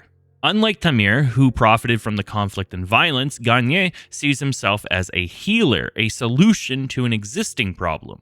The problem is that his methods are too extreme. He believes that people often need to be protected from themselves and that removing their ability to make harmful choices is sometimes necessary for their own good. He's practicing a very primitive form of medicine. In his mind, he is not creating suffering. He is in fact curing it. This is where the Assassin's Creed begins exploring one of its central themes, the conflict between freedom and control. Garnier represents the idea that order can solve humanity's problems. If people are incapable of making the right decisions, perhaps someone should make those decisions for them. If people continue to hurt themselves or others, perhaps their freedom should be restricted. It's a philosophy that sounds reasonable at a first glance, but when it's taken to the extremes in which Garnier is taking him, it becomes deeply unsettling. That's exactly what Altaïr discovers during his investigations. As a player, we are also learning more about how the Brotherhood operates. The investigations leading up to Garnier's assassination continue reinforcing the core gameplay loop introduced with Tamir. We gather intelligence, eavesdrop on conversations, interrogate informants, and slowly build a profile of the target before we ever draw our blade, the target of course being Garnier. By the time we finally will be able to confront Garnier, we understand not only what he is doing, but also why he believes he's justified in doing it. And that makes the confession scene also more important. But we're not there yet. First, we have to return to the Assassin's Bureau after doing all our investigation work, which I already took care of while we talked, and we must get permission in order to be able to take him out. The most important thing to note here is that we require scholars to be able to pass into the Healing Hall's courtyard. That's pretty much it, and there was a few other informations, but I just pretty much shared it all with you. Let's get to the Assassin's Bureau.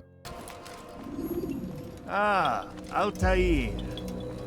A little bird told me you'd be paying a visit. Al-Muallim has ordered the execution of Garnier de Naplouse. The Grand Master of the Knights Hospitalier? Indeed.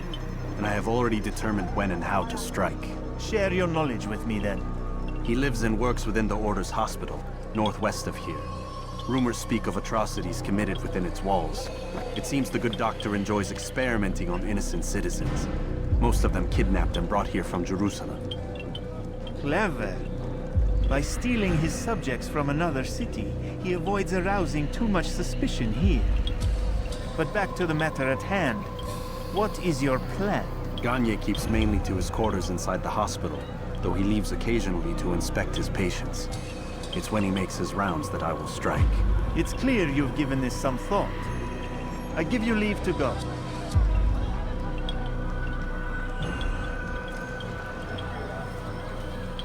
Remove this stain from Akka, Altaïr. Perhaps it will help cleanse your own. Rest here until you're ready to begin your mission. Fast-forwarding memory to a more recent one.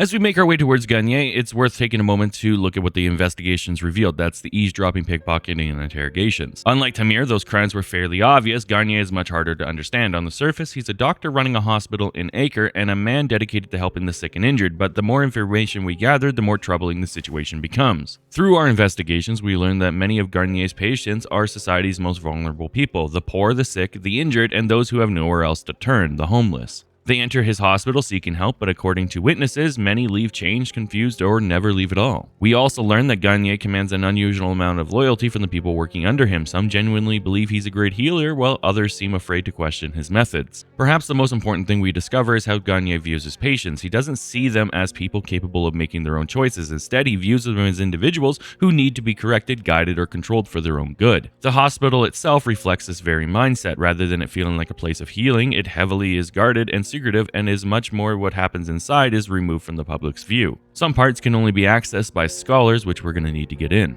Taken together, our investigation paints a picture of a man who genuinely believes he's helping people, but whose methods have crossed a line. By the time we reach the hospital, we're no longer asking whether something strange is happening inside of the hospital. We're asking just how far Gagne is willing to go in the name of helping others to further his medical experimentation. Now, arriving there, like I said, we have to use scholars to get inside. This is repeated endlessly through the rest of the game. But watch how Gagne treats his patients, and I'll leave it to you to interpret whether he's a good healer or not.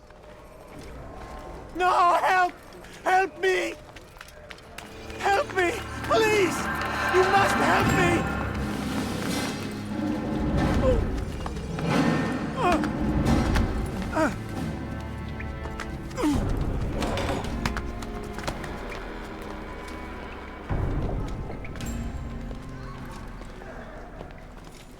Enough, my child.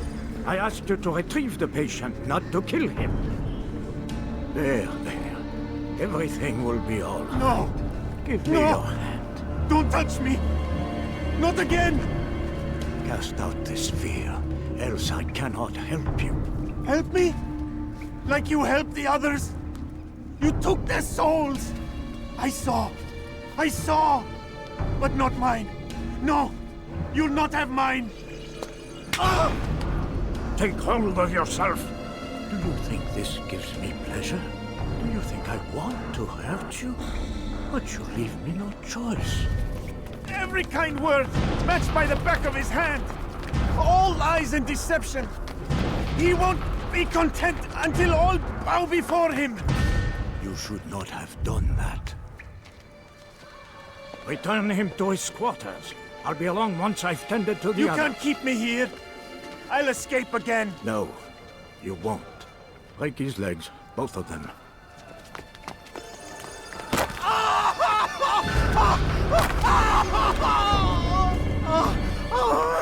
I am so sorry, child. Have you people nothing better to do? I like this assassin's mission because it does genuinely make you think. If the person's hurting themselves and the doctor can fix that by lobotomizing them, is that a good thing? It's easy to look at it as black and white, but during the time in which this game is set, historically, it wasn't black and white. Problem people were just sent away. Let's talk about the assassination. This is one of the few missions where no matter how many times I play the game, I always somehow mess this up. Pretty much every single assassination target we have inside of Assassin's Creed, I know the way that I want to take them out. Except for Gagne. I always fail, and I always end up having to just do it the classic way of beating him down with my sword. Now, obviously, there's outside circumstances that happen, like with Altaïr, where the beggar lady got in the way and I ended up missing my hidden blade attack. But with Gagne, I've always ended up just failing miserably, and I don't understand what I'm doing wrong. For the amount of time I've dedicated to the game, you'd think I'd know how to assassinate every target in the most cleanest and most spectacular fashion ever. But I'm just a gamer, man. I just want to play the game and enjoy the story. Needless to say, we're going to beat the living crap out of him, and then once he goes down, we'll get our confession scene. Let go your burden. I'll rest now, yes. The endless dream calls to me. But before I close my eyes, I must know what will become of my children. You mean the people made to suffer your cruel experiments? They'll be free now to return to their homes. Homes? What homes? The sewers? The brothels? The prisons that we dragged them from? You took these people against their will. Yes. What little will there was for them to have.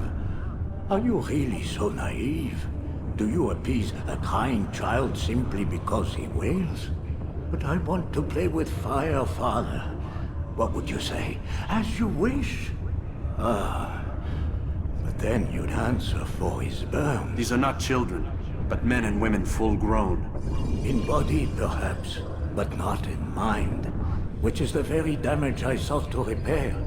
I admit, without the piece of Eden, which you stole from us, my progress was slowed. But there are herbs, mixtures, and extracts. My guards are proof of this. They were madmen before I found and freed them from the prisons of their own minds. And with my death, madmen they will be again. You truly believe you were helping them? It's not what I believe. It's what I know.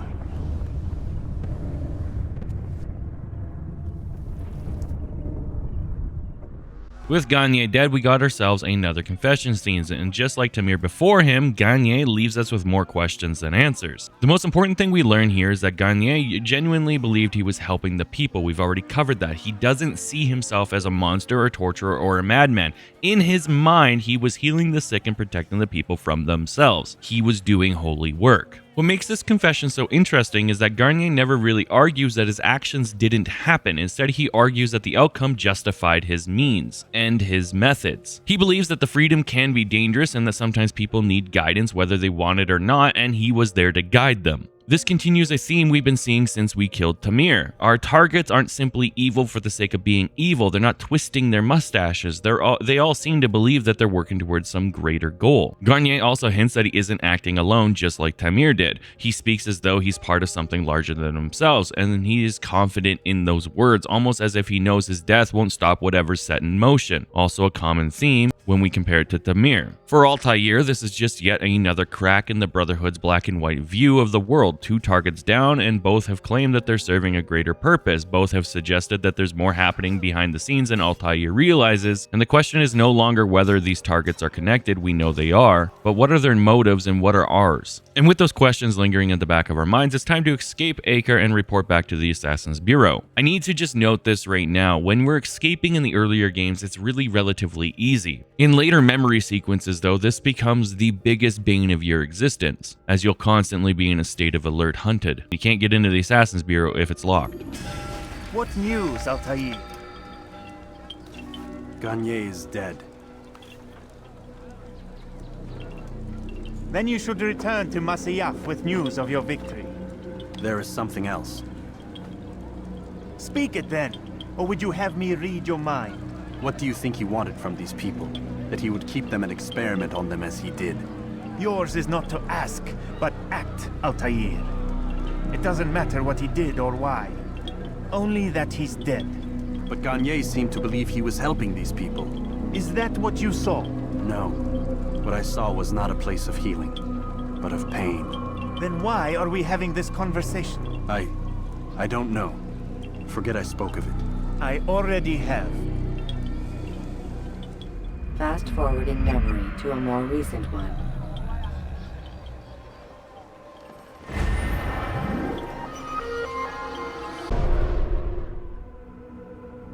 Have you news for me, Altaïr?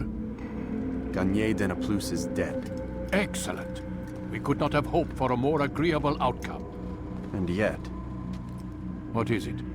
The doctor insisted his work was noble, and looking back, those who were supposedly his captives seemed grateful to the man. Not all of them, but enough to make me wonder. How did he manage to turn enemy into friend? Leaders will always find ways to make others obey them, and that is what makes them leaders.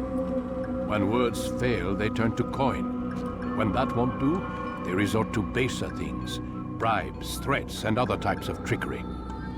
There are plants, Altaïr, herbs from distant lands that can cause a man to take leave of his senses. So great are the pleasures it brings, men may even become enslaved by it. You think these men were drugged then? Poisoned? Yes, if it truly was as you describe it. Herbs. This seems a strange method of control. Our enemies have accused me of the same. The promise of paradise. They think it is a garden, overflowing with women and pleasure. That I drug you as Gagne did his men, and tempt you with his rewards. They do not know the truth of it. Which is how it must be. But if they knew the truth of it, that all we seek is peace, then they would not fear us, and we would have no hold over them. Go. It is time you continued with your work. Another rank is restored to you, as is a piece of your equipment. We'll speak again when the next has fallen.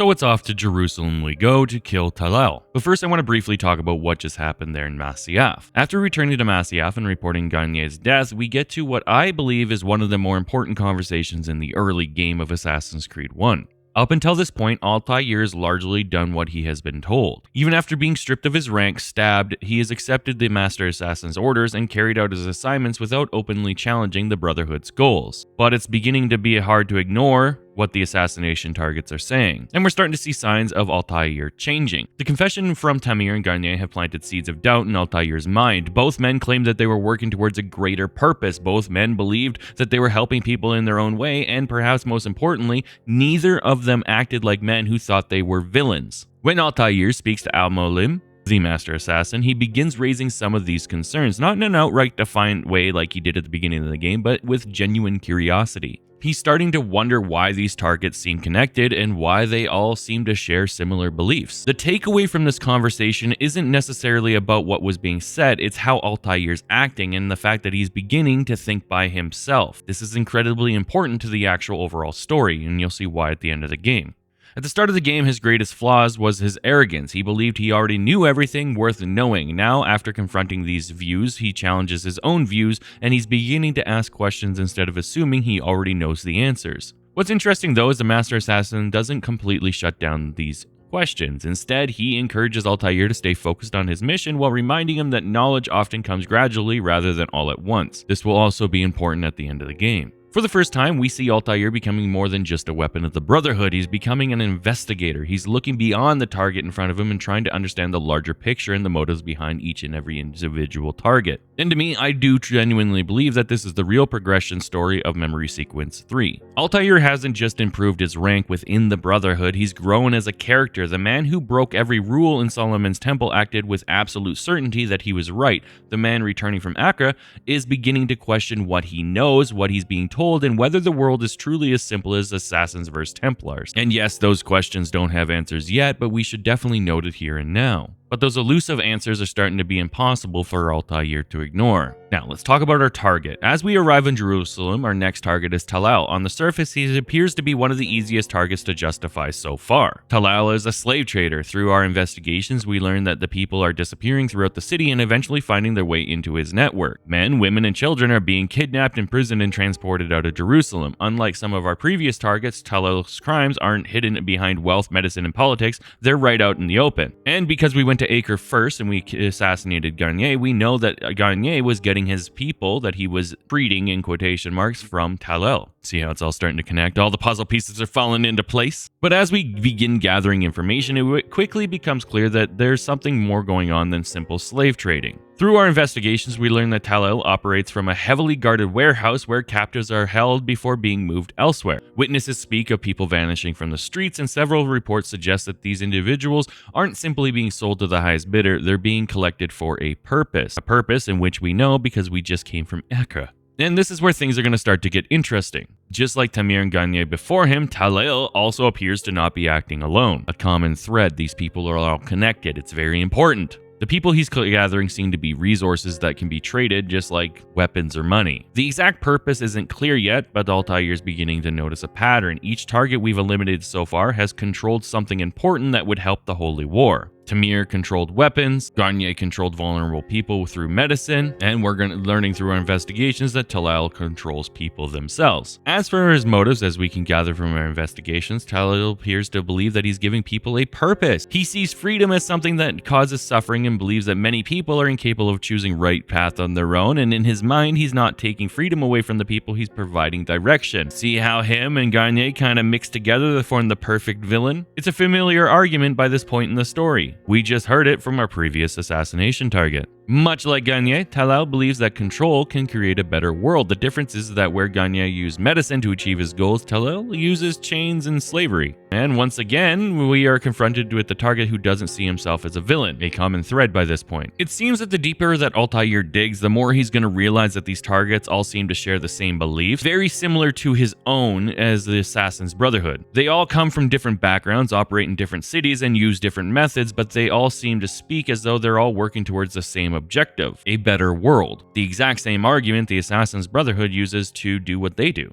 Whether Altaïr realizes it yet or not, the question is no longer who Talel is or our previous targets. The real question is why are all these people seem to be connected? Once again, extremely important for the end of the game. Now, I have to be honest with you. There's 3 cities inside of Assassin's Creed: Jerusalem, Acre, and Damascus. And I gotta be honest with you, I really like Jerusalem. Each city kind of has its own like texture palette and color and all that stuff, and it flow to the city. Acre is just terrible to do anything in. Damascus is just all one bland experience, but Jerusalem's a nice balance between the two. You get nice parkour, as well as you also get a much better city backdrop than Acre. Now, we just discussed everything we learned in our investigations. We did all our towers, we did all our citizen saves, so all that's left to do now is to report to the Assassin's Bureau. So, let's do it.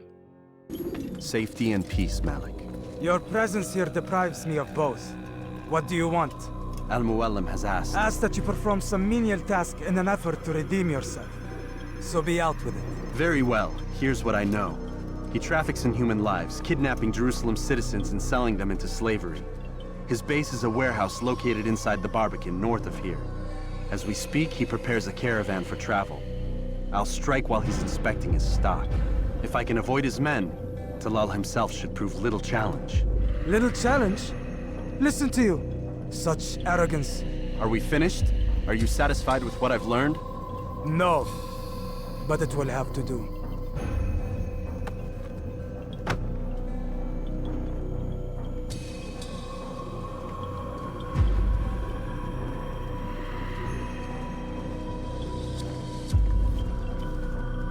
Rest, prepare, cry in the corner. Do whatever it is you do before a mission. Only make sure you do it quietly.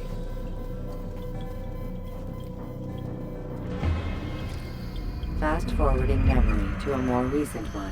Now, you may have recognized the voice of the Assassin's Bureau leader. That's Malik. He's now missing his arm and is tasked with the Assassin's Bureau of Jerusalem. Most of Altaïr's character growth is going to happen in that specific Assassin's Bureau, because it's not just Altaïr's character growing, it's also Malik's. As Altaïr progresses through the game, he goes from an arrogant assassin who thinks he can do no wrong to somebody who's questioning the very foundation of the Assassin's Brotherhood. Along that way, Malik goes from a person who absolutely hates everything that Altaïr stands for to somebody who respects who Altaïr is and what he's trying to accomplish. It's a little bit sad that a lot of the actual character development is tied to these random scenes that are hours and hours apart, and often result in the player, you, forgetting what happened previously with the last time you were inside of the city. This is something that Assassin's Creed 1 heavily suffers from. I have always argued when it comes to a video game, if the main story can't be completed in a reasonable fashion in a reasonable amount of time and requires an absolute buttload of side content in order to pad out the gameplay, then it's simply not going to stand up. It's not going to stand the test of time. If the last time I saw Malik was 2.5 hours ago, and we briefly saw him in Solomon's Temple, and then we briefly saw him after he saved the artifact from Solomon's Temple, I don't even register who he is 3 hours later when I'm inside of the Assassin's Bureau. That's because Assassin's Creed 1 has way too much random side content in between individual story parts. For instance, the fast forward section that you saw when we talked about Talel and the previous Assassin's assignments, that was 47 minutes of just random garbage. And you just watched Malik's part in 1.5 minutes. Put that into perspective. Now, another little side note here, we actually failed this mission once, and it's not something that we did. We ended up getting glitched into a tree. This is personally a bug that I have not experienced before when playing Assassin's Creed, and it was really, really annoying, and sadly, this continues to happen later in the game as well. And the only option for us to do is to back out of the Animus and then go back into the memory. Once again, I'm okay with bugs and glitches as long as they're not game-breaking. This is a game-breaking bug, and sadly, Ubisoft charges $20 a month to play their previous titles, or it's part of your Xbox Game Pass, but either way, Assassin's Creed 1 doesn't function on any of the platforms that are required. Hence why we had to heavily mod this game in order to be able to run it reasonably. So now that I told you what happened and why we failed, we can now actually do the mission. In order to get into the region, you have to use scholars. Shocking, I know. Otherwise, scholars are kind of freaking useless. And once we enter the fortress, we will learn that it's actually been a trap.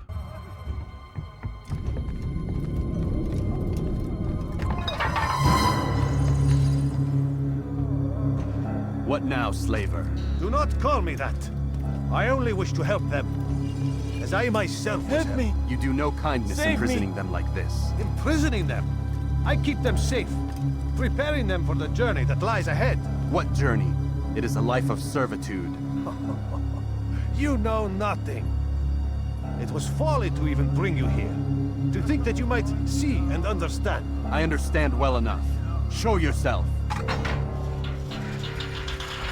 Ah, so you want to see the man who called you here? You did not call me here. I came on my own.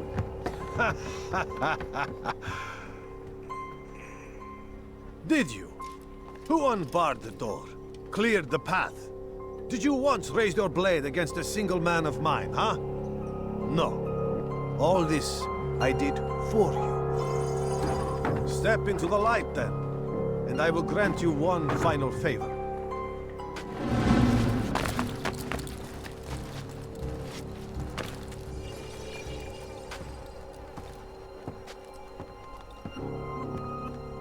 Now I stand before you. What is it you desire? Come down here.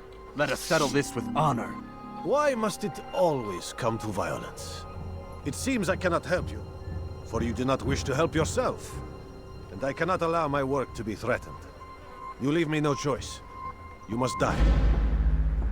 Now I'm going to let the events unfold as they will. Starts off by fighting all of his guardsmen inside of this like weird arena room that he set up inside of his warehouse. And then we're going to chase Talil through the city where we're eventually going to assassinate him, once again extremely poorly. I was scared of getting stuck into trees. While we do that, I want to give a personal opinion on Talil. He always strikes me as a guy who tells tall tales. Through our investigation in one of the eavesdropping segments, we learned that Talil defeated an ambush by himself because he's a master archer. And to me, that's always struck me as a bit of a tall tale. And it kind of mirrored my thoughts when we got inside of this trap that was set up by Talil, because it doesn't feel like a trap. It feels like a guy who just happened to be at the right place at the right time. Now, obviously, this is up to interpretation, but Talil has always struck me as that frat boy who likes to make himself feel more important and grandiose than he actually is. At the end of the day, he's a slave trader who can't even fight me inside of the arena that he set up on his own. Instead, he has to set up an ambush in quotation marks and send a bunch of men to try to do an unfair fight against me. I guess it could be argued that Talil is not a liar, but a master manipulator who uses grandiose tales to hide and disguise his slavery and use that as some sort of charity. He believes his actions serve a greater purpose, and he uses persuasive language in order to hide the cruelty of what he's actually doing and in order to justify it. It's just something to think about, because in all honesty, Assassin's Creed 1 doesn't really give you, the viewer, or you, the player, a lot to sink your teeth into. You have to form a lot of subplots underneath your own experiences, so the way I perceive Talil might be completely different to the way that you do. It really feels like as you play through Assassin's Creed 1, Ubisoft is trying to allow you to have choice, but you never really do. And you could also make the argument this is because you're reliving Altaïr's experiences, but from a gameplay perspective, it seems like they created a whole bunch of gray area that has very hard borders on it. So while we can sit here and try to question the motives and draw conclusions, we can't change the outcome. If you believe Garnier is actually really good at being a doctor, you can't spare his life and learn information from him. If you believe that Talil is doing right by sending away the street's unwanted people, you can't let him live and try to figure that out. You are always forced to kill the target, so the gray area makes no sense. Adding to the fact that I think Talil's kind of a bit of a grandiose liar is the fact that he runs away like a coward rather than shooting us when he has the opportunity. That ends poorly for him. You've nowhere to run now. Share your secrets with me. My part is plain. The Brotherhood is not so weak that my death will stop its work. What Brotherhood? Al-Mualim is not the only one with designs upon the Holy Land. And that's all you'll have from me. Then we are finished. Beg forgiveness from your god. He's long abandoned us. Long abandoned the men and women I took into my arms. What do you mean? Beggars, whores, addicts, lepers. Do they strike you as proper slaves? Unfit for even the most menial tasks? No. I took them not to sell, but to save. And yet you'd kill us all. For no other reason than it was asked of you. No. You profit from the war. From lives lost and broken. Yes, you would think that, ignorant as you are. Wall off your mind. They say it's what your kind do best. Do you see the irony in all this? No, not yet it seems. But you will.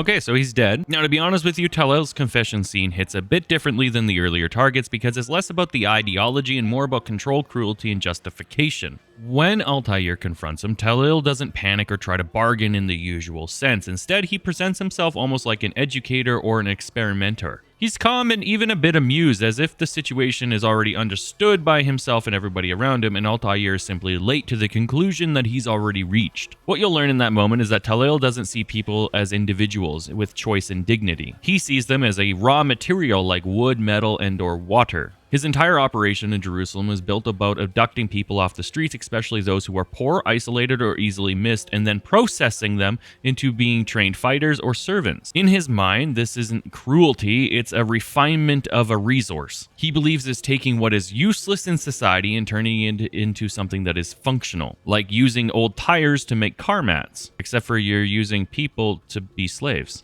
The disturbing part of his confession is how logical he thinks it is. He doesn't talk like a fanatic or someone who is driven by anger or greed or wealth. He talks like someone running a system or a business. Even when Altaïr challenges him, he doesn't really show remorse. He defends the efficiency of what he is doing, and it's less "I must be stopped" and more like "you don't understand the value of what I've built. You don't understand what my equity here. Just a man selling resources." As the conversation went on, his composure starts to crack. It's not a guilt crack, it's more of a crack into frustration with Altaïr. He realizes that Altaïr isn't going to be convinced and that his perspective of the way he sees things is where people are resources to be shaped doesn't hold up to the face of someone who rejects that entirely. He realized he's arguing with a wall. That's when Tallil's tone shifts from explanation into an inevitability of what's the outcome of the situation. What makes this confession stand out is it doesn't feel like you're dismantling a grand philosophy. Like with Garnier, you're confronting someone who has reduced human life into an inventory system and genuinely offended that you don't accept that as logic. By the end of it, you don't really have a redemption arc or a deeper meaning or even just a solution. It just ends in a weird standoff between Altaïr and Tallil, as both sides refuse to budge at the situation at hand. I think what it makes it unsettling is the fact that Tallil isn't even trying to hide it. He's not even trying to defend it. He sees it as normal. Altaïr, wonderful to see you return to us. And how fared the mission? The deed is done. Talal is dead. Oh, I know. In fact, the entire city knows! Have you forgotten the meaning of subtlety? A skilled assassin ensures his work is noticed by the many. No! A skilled assassin maintains control of his environment. We can argue the details all you'd like, Malik, but the fact remains I've accomplished the task set to me by Al-Muallim. Go then. Return to the old man. Let us see with whom he sides. You and I are on the same side, Malik. Fast forwarding memory to a more recent one. Damn it! What's the problem now? I'm getting weird temperature readings. I think the Animus is overheating. Christ, it's always something! How long? Too soon to tell. These delays are unacceptable, Miss Stillman. I want progress reports every hour. It's gonna be a while, Desmond. Why don't you go lie down or something? Get some rest. Why is he always yelling at you? It's his machine. His theories. He's not the one who built it. Who did? You? No. Abstergo has a team of engineers. Not much they don't have. But I did oversee the assembly. Guess that's why he gets so angry with me. He's a dick. He's under a lot of pressure. We all are. Can't believe you're defending the guy. Warren saved my life, so if he wants to yell a little, let him. What do you mean he saved your life? You're not the only one who doesn't get to go home at night. Wait, are you saying you're a prisoner? When they first approached me, I was finishing up my PhD. The university had made it clear I had no future there.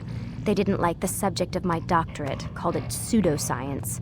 Said keeping me on would discredit and embarrass them. It was the same everywhere. Other universities, companies I interviewed with. Pretty soon I was out of money and out of time. I was this close to waiting tables. Then I got a letter. From Vidic? He said he'd been following my career since undergrad, that he believed in my work and wanted to meet to discuss my future. You have no idea how good it felt to hear that. So I met with him. What did I have to lose? And he offered you a job? Yes, here at Abstergo, helping out on the Animus project. I'd have a chance to test my theories and prove the professor's wrong. How could I turn that down? I think I'm missing the part where you became a prisoner. Sometimes I wonder if they weren't behind it all. If they manipulated events so that I'd get desperate. They can do that. They can do anything. I didn't think when I agreed to come here. They even told me I'd be trapped. For 6 months, a year max. Once the product launched, there'd be no need for secrecy anymore. But until then, I'd be a guest of the company. At least, that's what they said. And when the Animus was ready? They came in while I was sleeping. 3 guys. Guns. They dragged me out of bed. God. The worst part is I knew them. One guy, Richard, we ate lunch together sometimes. And now he was gonna... They were cracking jokes. I tried to pull away. He hit me. And that's when he told me I was going to die. Christ, what did you do? Nothing. I kept telling myself it wasn't real. And then Warren was there, shouting at them to get away from me. And they listened. Jesus. He's not a happy man, Desmond.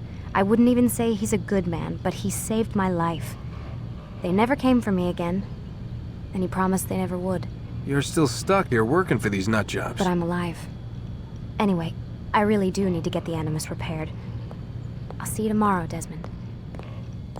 A lot to unpack there. After Desmond leaves the Animus following the Talal assassination, we get one of the most revealing early conversations with Lucy. And it's not really about Altaïr after all. It's about control, trust, and who actually gets to decide what the truth looks like. She's hinting at a bigger picture and a bigger story arc here, but we can't explain that without going into spoilers of later conversations with Lucy and Vivek. Lucy brings up Warren, and instead of presenting him as just her boss, she reframes him as someone who has saved her. She explains that she was in a rough situation before Abstergo, and Vidic gave her an out, a way forward, if you will. The detail matters because it immediately complicates how Desmond is supposed to see her. She just isn't an employee of Abstergo, she's someone who was pulled into the system long before Desmond ever was. But that's before she adds a key line into the conversation, that she is also trapped. On the surface, she's drawing a parallel between herself and Desmond. He's physically imprisoned, forced into the Animus against his will, while Lucy, meanwhile, describes herself as being stuck inside of Abstergo, tied to Vidic, tied to the obligations she can't easily walk away from, and operating under pressure she doesn't fully control. This entire conversation is meant to build trust between her and Desmond, to make Desmond feel like she understands exactly what it's like to lose your freedom. She even talks about how 3 men broke into her house and beat the crap out of her before Warren saved her. But if you listen closely, nothing in her explanation actually clarifies how much freedom she does or does not have. It only reframes Lucy into a position of a more sympathetic light. And that's where the scene starts to get interesting, especially if you played later titles. Because Desmond is being asked to accept Lucy as an ally inside of a system that is clearly built on surveillance, coercion, and manipulation, and Lucy herself is acting like an interpreter of that system. She's the only one explaining what Vidic is like, she's the only one defining what Abstergo is, and she's the one telling Desmond how he should understand her place in it. The problem is that Desmond has no way to verify anything that she's saying. So what this moment really does is create a layered uncertainty. On one level, Lucy is offering empathy. I'm stuck like you are. But on another level, she is firmly positioned inside the structure that is controlling Desmond's entire experience. Even her vulnerability is delivered in a way that keeps him moving forward rather than stepping back and questioning things too deeply. And it's that subtle tension that the game's building here between the relationship between the 3 main characters outside of the Animus. Because if Lucy is truly trapped, then she's a victim just like Desmond, but if she has more agency than she admits, then she's not just a guide, she's part of a system shaping Desmond is allowed to know. She's controlling the narrative, and right now Desmond doesn't have enough information to tell the difference. And that uncertainty is the point. Do you question what Lucy's saying or not? Is she trapped or is she not? And if you played Brotherhood, you know what's happening here. Rise and shine. We've got quite a day ahead of us. You're in a good mood this morning. Miss Stillman has made some modifications to the Animus. You should be able to remain inside even longer now. And help you with your treasure hunt. This is serious business, Mr. Miles. I don't think you fully appreciate the work that Abstergo does. Maybe because I don't actually know what you people do. We change the world. Every day, in 100 different ways. Did you know that nearly every single breakthrough of the past millennia, be it medical, mechanical, or philosophical, has come from Abstergo or its predecessors? That's a bold claim, Doc. Think you might be exaggerating a bit? Not in the slightest.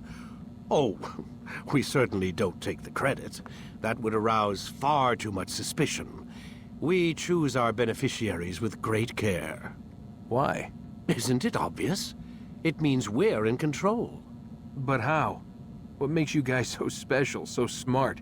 That you happen to invent all these things while us mere mortals stumble around like idiots? To be fair, we don't invent them. We find them. Find them? They're gifts, Mr. Miles. From those who came before. We'll have to continue this discussion later. Time's wasting.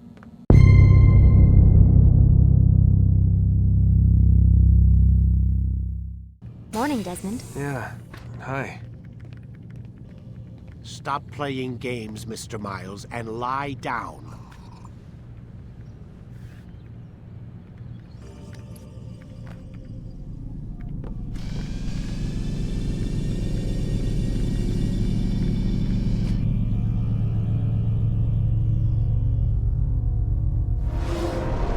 Come in, Altaïr. You've done well. 3 of the 9 lay dead, and for this you have my thanks. But do not think to rest upon your laurels. Your work has just begun. I am yours to command, Master. King Richard, emboldened by his victory at Acre, prepares to move south towards Jerusalem. Salah-ad-Din is surely aware of this, and so he gathers his men before the broken citadel of Arsuf. Would you have me kill them both, then? End their war before it begins in earnest? No. To do so would scatter their forces and subject the realm to the bloodlust of 10,000 aimless warriors. It will be many days before they meet, and while they march, they do not fight. You must concern yourself with a more immediate threat, the men who pretend to govern in their absence. Give me names and I'll give you blood. So I will. Abun Nukud, the wealthiest man in Damas, Majduddin, regent of Jerusalem, William of Montferrat, liege lord of Acre. What are their crimes? Greed, arrogance, the slaughter of innocents. Walk amongst the people of their cities. You'll learn the secrets of their sins. Do not doubt that these men are obstacles to the peace we seek. Then they will die. Another of your items is restored. Take it. See that it is put to good use.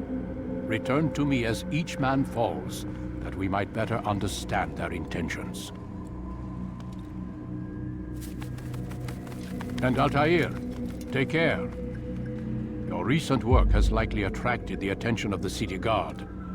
They'll be more suspicious than they've been in the past.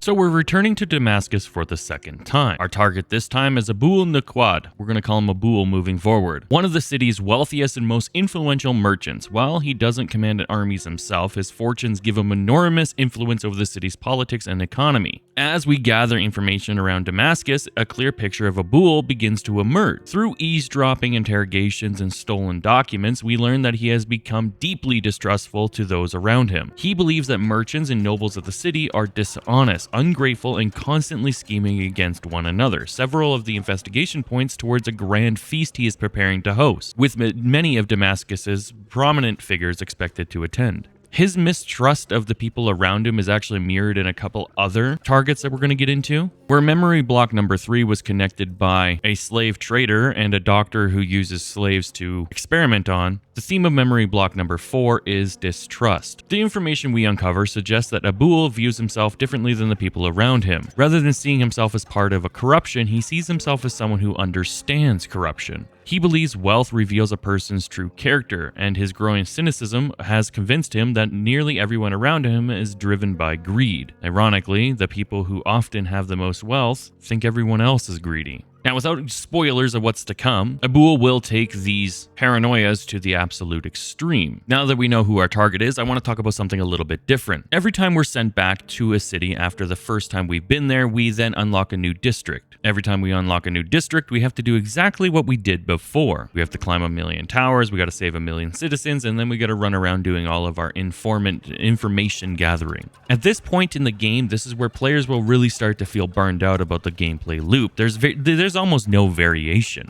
Now, we can argue that at the time there was limitations of hardware and technology as well as game engines. And so for the developers to be able to make a cool and unique experience, they would have to do X, Y, or Z. The truth is that's all fundamentally a lie. Assassin's Creed 1, though marketed heavily, was a game that was starting a new IP, so they were extremely cautious with how much they were going to invest inside of it. That's why 90% of it is repeating assets, and all the NPCs are repeating NPCs, and all the dialogues is repeating dialogue. They had to make Assassin's Creed 1 safely enough that they would be able to start an IP and a franchise out of it, but they also had to make it unique enough that it would stand out in the marketing scheme. And while they achieved it from a marketing angle, to be honest, at this point in the game, the players really burnt out. In fact, while I was playing this game, I often found myself rubbing my head in frustration. By now, you're starting to feel how archaic the controls are. It has been 20 years, but still, it feels really, really bad. And we're even playing with a mod that makes it so the controls are a little bit more intuitive. Altaïr feels like he's being controlled by somebody who's playing from a disembodied position. A better way of saying this is like I'm holding the controls, but the person who's controlling the character lives 3 houses away and is just doing it blindly. Now, on its own, it's not that bad, but when you pair it with the fact that now the city is just filled with way too many guards, Altaïr is going to be in a constant state of having to flee for his life. Either that or he's locked in a battle that lasts way too long because everything blocks everything. It's like playing rock, paper, scissors, except for everybody only uses rock. So pairing that frustration of the movement mechanics with the frustration of the city, you start to just feel a little bit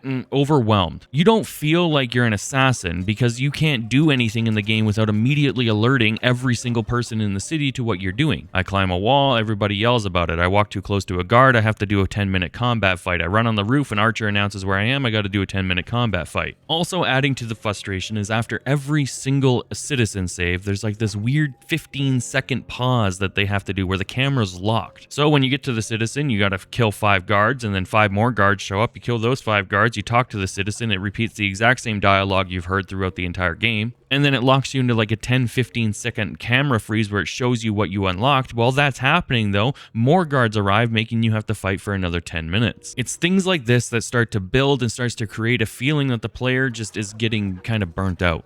Saving citizens no longer feels like it's building the map. It's not giving us anything. It just feels like a tedious chore that we have to do that then locks us into a tedious experiment with the guard. Running on the roofs is no longer beneficial because there's just a crap ton of archers up there that completely and utterly negate the fact that you can run on the roofs. Later, with the unlocking of throwing knives, it does get a little bit easier, but still, every time you unlock something, everybody around you unlocks something, which means when you unlock throwing knives to deal with the archers, well, now there's 10 times more archers on the roof. Essentially, what I'm trying to get at is that you, the player, are going to start to feel very burnt out by now, especially if you play it like me, where I'm playing multiple memory sequences in a row. The truth is that the gameplay can't hold up what the game's trying to portray. The game wants itself to be this very kind of experimental assassin's game with using stealth and using your environment around you, but in truth, it doesn't allow the player to do that. There's times where you're being detected and there's not a single guard around you. The game just decides that you need to be in a constant state of detection. And sadly, when the majority of the gameplay is simply climbing towers and saving citizens, and the actual gameplay loop, where you're supposed to sink your teeth into what's going on around you, involves 5 minutes of just listening to conversations, you don't really feel like the reward is there. This then amplifies that burnt out feeling. You have to do 45 minutes of nonsense for 5 minutes of story dialogue that you have to devolve yourself because the game just makes you listen to it, to then go and hunt down your target that you will literally know for about 2 minutes. In my personal opinion, the role should have been reversed. It should have been more story when you get to the location, more in-depth integration of the actual character, more seeing the target out in the wilderness, out in the wild, if you will, walking the city streets, doing things that would build the story. Each individual district and each individual target should have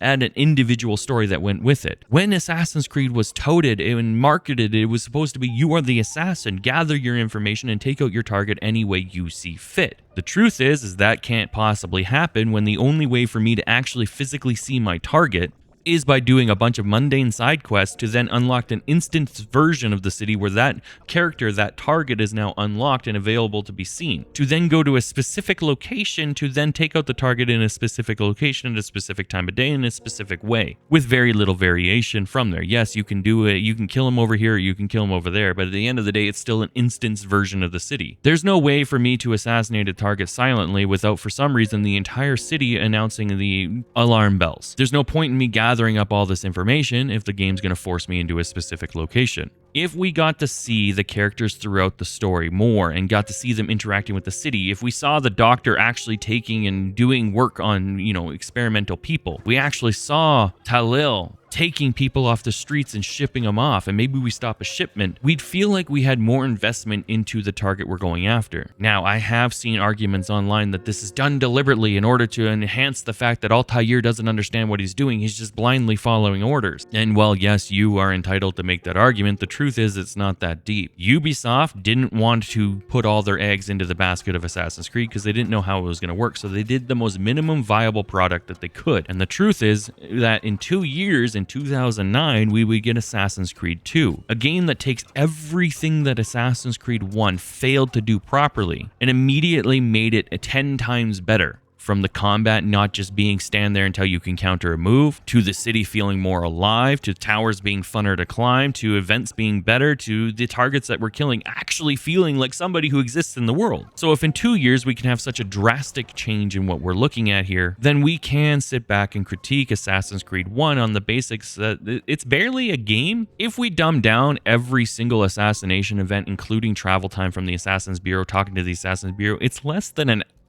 30 minutes. I'll have the exact numbers at the end, but it's very little time. If each district takes you 1 hour, which is basically the way that my playthroughs go, I only actually deal with the target, the actual assassination of the target, for about 4 minutes per on average. That's 56 minutes of just random garbage. And sadly, because we, the consumer, was so enthralled by what this was in 2007, if we had been harsher on Assassin's Creed 1 rather than putting it on the pillar that it is, then we may have got an even better Assassin's Creed 2. And if we had stayed critical of everything that happened here, the Assassin's Creed franchise might not be in such dire straits as it is currently, with many not even knowing if Assassin's Creed's going to continue. I understand we went on a bit of a tangent there, but I had to express the frustration that you will feel at this point in the game. That feeling of being burnt out, worn down, and just overall feeling like the game is constantly fighting you on every aspect, you can't shake it by this point in the game. And by the time you get to memory sequence number 6, this feeling will be 10 times worse. It got to the point for me where I would literally just stand there and let the guards kill me, so then the Animus would resynchronize me somewhere else, so then I could just go and do what I needed to do. Because being locked in a 15-minute counterbalance fight where the only thing I can do is counter the enemy's attack is simply just not fun. And when the enemy is just a million versions of the exact same thing with the exact same attacks with the exact same everything, it's not even fun to do it in. So yes, by this point you will start to feel burnt out. This is why I'm deliberately cutting out these massive segments. And you should be looking at the time and length of this video and realize I'm doing Assassin's Creed a lot of heavy lifting here, because the actual gameplay is less than 40 minutes. Anyways, let's just skip to the part where we go to the Assassin's Bureau. I already told you all about our target Abul, and now I've complained and cried enough. Altaïr, my friend. Welcome, welcome. Whose life do you come to collect today? His name is Abu Nakud. Oh, the merchant king of Damas. Richest man in the city. Quite exciting, quite dangerous. I envy you, Altaïr. Well, not the bit where you were beaten and stripped of your rank, but I envy everything else. Oh, except for the terrible things the other assassins say about you. But yes, aside from the failure and the hatred, yes, aside from those things, I envy you very much. If you're finished, I've gathered the information required to begin my task. You work quickly. Tell me what you've learned. Abu Nakud is corrupt to the core and despised by his own citizens as a result. It appears he's been stealing money meant for the people of Damas and spending it on himself. Even as we speak, he flaunts his greed, preparing for a lavish party. His guards and servants should have their hands full dealing with the guests. They won't even know him there. Most impressive, my friend. The others said you'd make a mess of things, but not I. No, I was sure you'd come through, and come through you have. The Bureau is yours to do with as you please until you're ready to begin. Fast forwarding memory to a more recent one. Low-key, I kind of like Rafik. And that's one of the saddest parts, is all the characters you like, you barely get to interact with. And all the characters you don't like the random, like, deranged people in the streets and the homeless beggars, well, you have to interact with them all the time. While we head over to the location, I have to tell you guys that I genuinely think that this was a very big missed opportunity to have an absolute amazing ability to use the actual stealth side of Assassin's Creed. Later installments of Assassin's Creed will do this absolute justice, but it's such a missed opportunity to be at this party and then we have to watch this extremely long cutscene just for it to end the exact way as everything else. We're at a party. This would have been a great opportunity to have us merge into the crowd and move around, maybe use some disguises and stuff like that. And a lot of my concerns that I'm going to express throughout this deep dive are definitely fixed in Assassin's Creed 2, where we definitely get to use, you know, different strategies and we can actually figure out how we're going to take out our target, and we get disguised into, well, disguises. Assassin's Creed 1 has none of those things, and you can't help, even back in 2007, feel like every single target you go after will have the exact same result. You wait for the cutscene to end, and then you just kill the target. You don't have to do it in a fancy way. In fact, if you do it in a fancy way, you're doing it differently than most, as most of us just rush at the target. Now, we can definitely look at this through rose-colored glasses and see how through the franchise has changed throughout the years, but I have to be 1000% honest with you. I played Assassin's Creed 1 on day 1 in 2007, and I was by this point definitely thinking the same things. I remember walking to school and talking to my best friend Mike about it, and we'd break it down and we would talk about all the things that we liked and didn't like about Assassin's Creed, and everything I'm saying now in 2026 is the same thing I said on my way to school in 2007. These issues existed then, and even as a child, I was able to see how little effort was put into this game. And even as a child, I was able to go, hey, I would have liked to have done this differently. Now, some diehard fanboys and girls are going to tell you that you're not allowed to have these opinions. You should just accept it for what it was. But because this is a deep dive, we're being hypercritical of a lot of the issues. I do think that if you break up your playthrough more than what I did, you'll have a much better time with Assassin's Creed 1. And I also have to be clear, I freaking love Altaïr. I had a cat named Altaïr who was sent on an assassin mission to kill a coyote and never returned. Now I have a kitten named Ezio.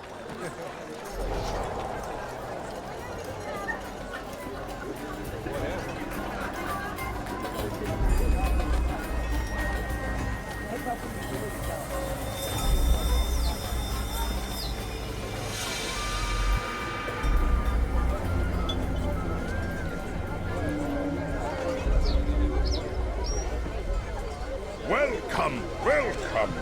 Thank you all for joining me this evening. Please eat, drink, enjoy all the pleasures I have to offer. Take your time, I will wait. I trust everything is to your satisfaction.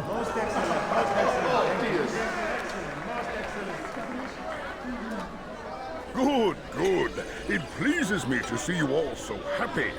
For these are dark days, my friends, and we must enjoy this bounty while we still can. War threatens to consume us all. Salah ad-Din bravely fights for what he believes in, and you are always there to support him without question. It is your generosity that allows his campaign to continue. So, I propose a toast then. To you, my dear friends, who have brought us to where we are today. May you be given everything you deserve for it. Such kindness! I didn't think it in you. You, who have been so quick to judge me, and so cruel. Oh, do not feign ignorance. You take me for a fool. That I have not heard the words you whisper behind my hat. Well, I have, and I fear I can never forget. But this is not why I called you here tonight, no. I wish to speak more of this war, and your part in it. You give up your coin quick as can be, knowing all too well it buys the deaths of thousands. You don't even know why we fight. The sanctity of the Holy Land, you'll say, or the evil inclination of our enemies. But these are lies you tell yourselves.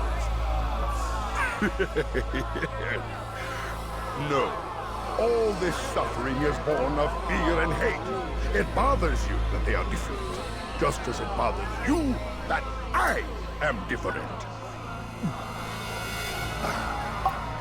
Compassion, mercy, tolerance. These words mean nothing to any of you. Mean nothing to those infidel invaders who ravage our land in search of gold and glory. And so I say, enough! I've pledged myself to another cause. One that will bring about a new world in which all people might live side by side in peace. A pity none of you will live to see it.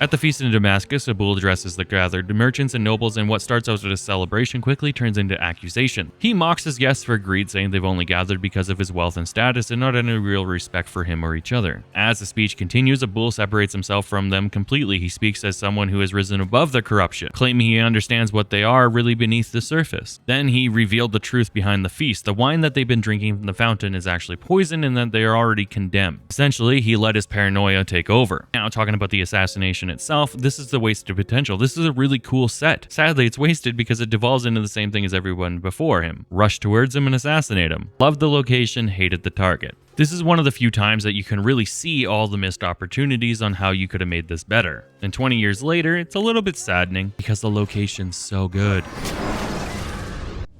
Be at peace now. Their words can no longer do harm.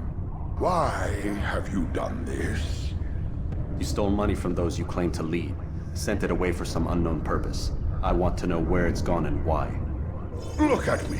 My very nature is an affront to the people I ruled. And these noble robes did little more than to muffle their shouts of hate. So this is about vengeance, then? No, not vengeance, but my conscience. How could I finance a war in service to the same god that calls me an abomination? If you do not serve Salah ad-Din's cause, then whose? In time, you'll come to know them. I think perhaps you already do. Then why hide? And why these dark deeds? Is it so different from your own work? You take the lives of men and women, strong in the conviction that their deaths will improve the lots of those left behind. A minor evil for a greater good? We are the same. No. We are nothing alike. Ah, but I see it in your eyes. You doubt.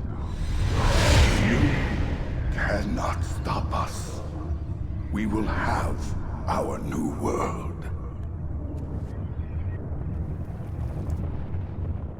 Okay, it's time to escape, but I also want to talk about what we just heard, because to me, it's the most intriguing out of all the targets that we've taken out so far, and probably one of the most intriguing moving forward. In the confession scene, Altaïr hears Abul's final confession, where he no longer performs for an audience and instead is speaking openly about his motivations. He begins by defending his actions at the feast, insisting that the merchants and nobles that he killed were not innocent victims. In his mind, they were already corrupt. People who built their wealth through dishonesty, exploitation, and betrayal. He frames the poisoning as an exposure rather than a murder, claiming he simply revealed the truth that we already could see. Abul also makes it clear that his wealth shaped his worldview. Having spent his life surrounded by greedy men competing for his influence, he became to believe that everyone is driven by selfish desire. Instead of questioning that belief, he embraced it and elevated himself above it in his own eyes, deciding he alone had the clarity to judge others. But there's also this strong sense of isolation in everything that he said. Despite his riches, he doesn't describe power as comforting. It's something that distanced himself from others and convinced him that trust was impossible. The isolation turns into arrogance, and the arrogance turns into justification for killing, well, everybody at his feast. In his final words, Abul does not express remorse. He maintains his actions were necessary, even righteous, because he believes he removed people who are already morally dead inside. It's kind of starting to paint the targets, which we're assassinating, as people who twist their own worldview into justification and crossing a line where judgment becomes execution. And this very much mirrors Altaïr's own journey through the game. A side note is that he was also a very insecure man. He constantly constantly references how people talked about him and the way that he looked. But more shockingly, he hints that Altaïr already knows the main villain of this story. This is the second target to mirror that exact sentiment, with the first being Tamir. The targets keep alluding to the fact that there's a bigger puppeteer here. Somebody's pulling a lot of strings and Altaïr is just the puppet that's cutting the lines. But we'll unsolve this mystery as the game continues. For now, we gotta go to return to the Assassin's Bureau. Word has reached me of your success, Altaïr. Abu Nakud's reign of terror is at an end. I'm glad to hear it. He killed them. The men and women at his party. It was poison. A coward's tool. Blamed them for the war. Said he wished to end it. Strange, but then again, the Merchant King was known to be a bit different. Perhaps this was simply a symptom of his madness. Perhaps. You sound unconvinced. Speak with Al-Mualim then. He may offer a better explanation. Yes, we'll see what he has to say.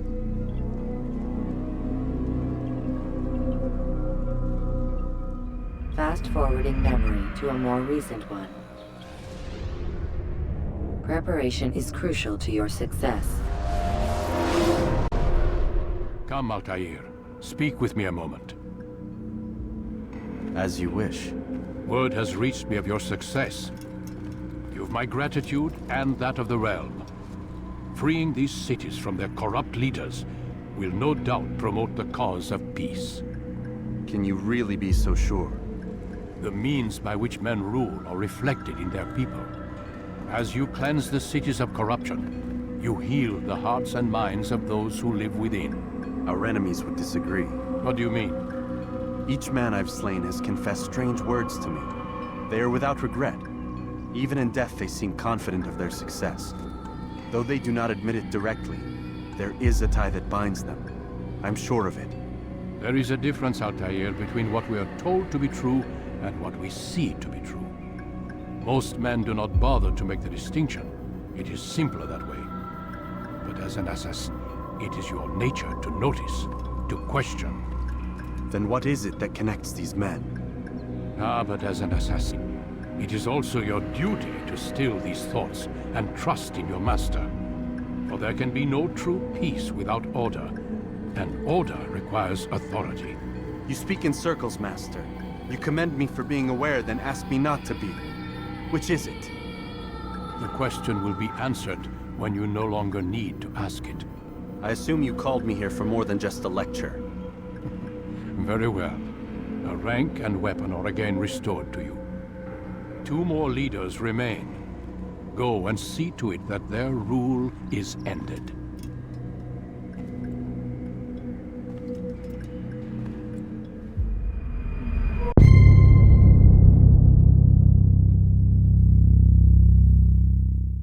So we've returned to Acre, my least favorite city in Assassin's Creed 1. The city sucks to traverse, the guards are annoying, the color palette's terrible even for a colorblind person, and I genuinely don't like any of the targets that we have to fight inside of Damascus. Our current target is William Montferrat, who's a high-ranking Crusader noble stationed in the Holy Land during the Third Crusade. Before we even reach the confrontation with him, what defines William most is not chaos or cruelty for his own sake, but his extremely rigid belief in order through military strength. In his eyes, the Holy Land is unstable, fractured, and even dangerous, and the only way to bring it under control is through strict Crusader authority. He doesn't see himself as a villain in his own story, as per the other assassination targets. Instead, he believes he's a stabilizing force, someone preventing the region from following into further disorder. You're going to notice that when we cover these different individual targets, they all kind of have the same motives. I don't know if it's because the motives are so vague, or the fact that Ubisoft was just like, just copy and paste it, copy and paste it, copy and paste it. But I'm choosing to look at this from a bit of a different standpoint.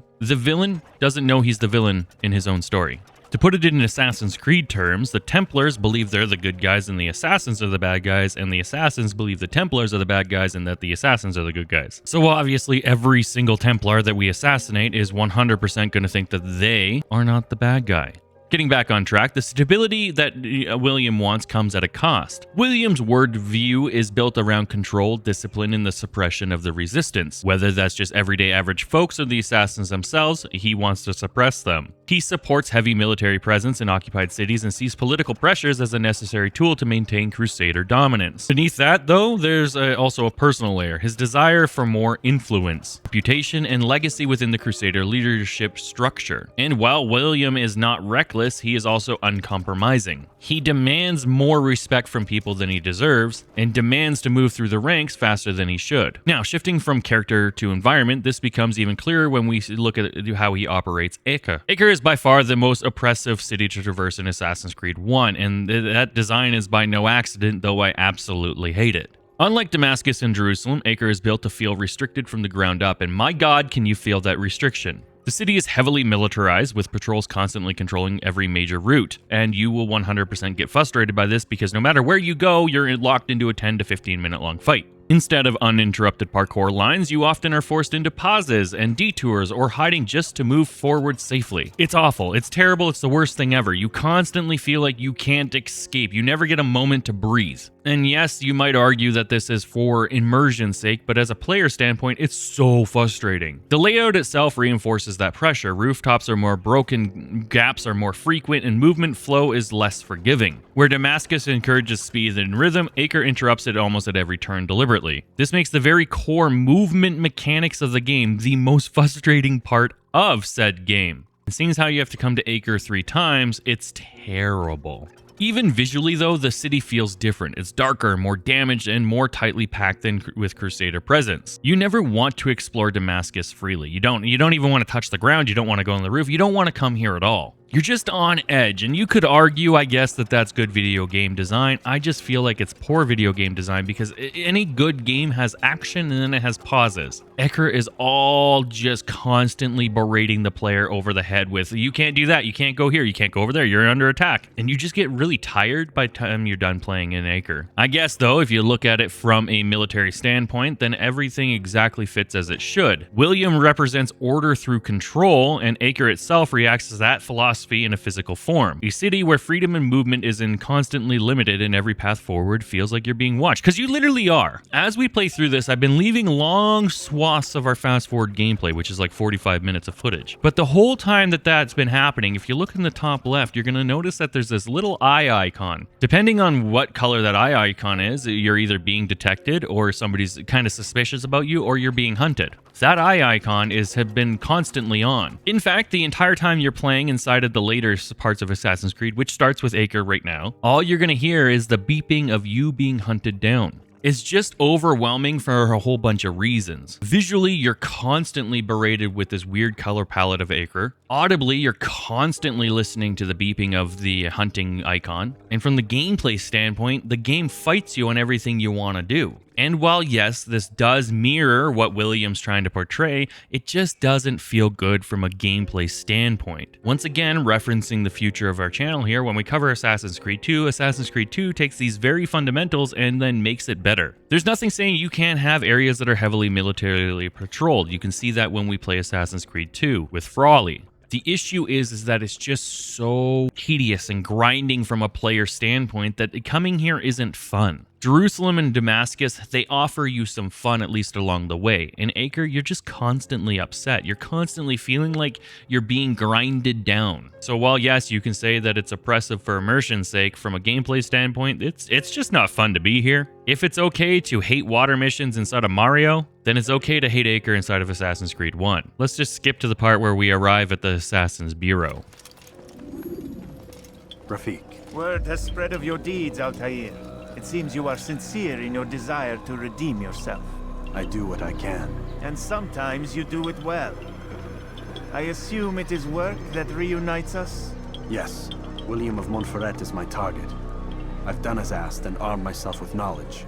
I know what I must do to reach him. Speak, and I will judge. William's host is large and many men call him master. But he's not without enemies. He and King Richard do not see eye to eye. It's true, they've never been close. This works to my advantage. Richard's visit has upset him. Once the king has left, William will retreat into his fortress to brood. He'll be distracted. That's when I will strike. You're sure of this? As sure as I can be. And if things change, I'll adapt. Then I give you leave to go. End the life of Montferrat that we may call this city free.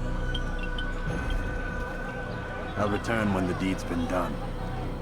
Fast forwarding memory to a more recent one. Okay, so if the last assassin's target, Abul, was my favorite assassin's target and my favorite location, then William among Fret would be my second to least favorite, because obviously the boat one is the worst. It's funny because the boat one's the worst in Assassin's Creed 2 as well. Essentially, what's going to happen here is that for some reason, the informers that we helped along the way have absolutely messed up our plan to assassinate William among Fret. So now, instead of being able to escape the fortress easily, we have to escape it in the worst way possible. And because of our terrible informers that we helped out along the way because we had no choice to, William among Fret now is aware of our presence and he's hyper raised the amount of guards that are around him. Essentially, all the information gathering that we did during that sped up portion has now cost us a terrible amount of issues. And all of this is completely out of your control, once again proving that the marketing around Assassin's Creed 1 being kill wherever, however, whoever, whenever, was all a lie because I didn't control any of these outcomes. Arriving at the location, though, we will get a cutscene where we can see an argument unfold between two high-ranking military experts. Ooh, drama.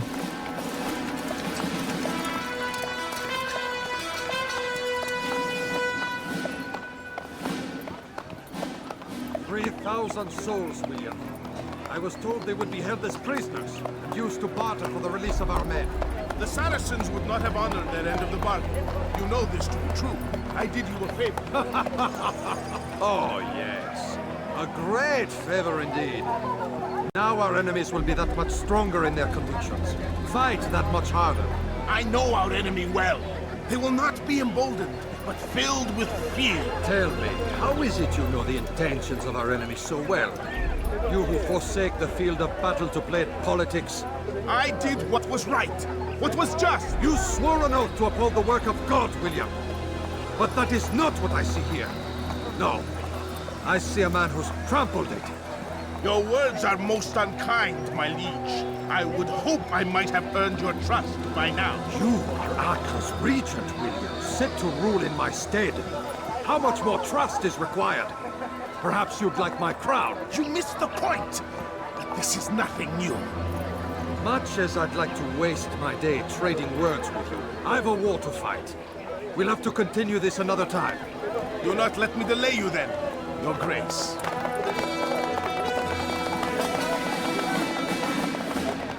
I fear there will be no place for men like him in the New World.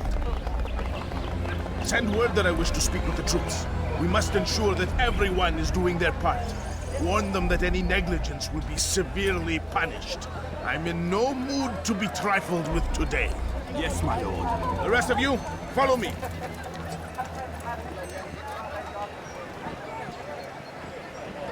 Now, pushing into the location where we're going to assassinate William, which is going to be inside the fortress's fortress, inside of a locked room, I decided to pause and just listen to him berate his men. Something I never normally do because I genuinely don't normally care. It's my comfort game. I'm not here for the story. I've played it 550,000 times. But I thought it was interesting. I want to share it with you right now because it definitely shows how absolutely strict William is and how he doesn't earn respect, he demands it through violence. He does not recognize the value of our contributions to the cause. For shame! He knows nothing! He's wrong! Peace! Peace! Hold your tongues!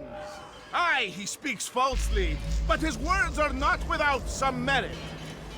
To tour these grounds, it is easy to find fault, to see imperfection. I fear we have grown slack and lazy. Never! We are committed! Why do you say this? I see the way you train. You lack conviction and focus. You gossip and gamble. Tasks set to you are left unfulfilled or poorly performed. This ends today. I will not suffer further degradation at his hands. For whether or not you see it, and you should, this is your fault. You've brought shame upon us all. Skill and dedication are what won us Ark, and they will be required to keep it.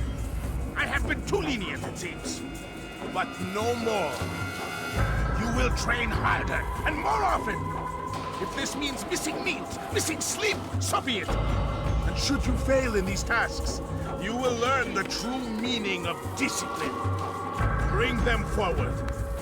If I must make examples of some of you to ensure obedience, so be it.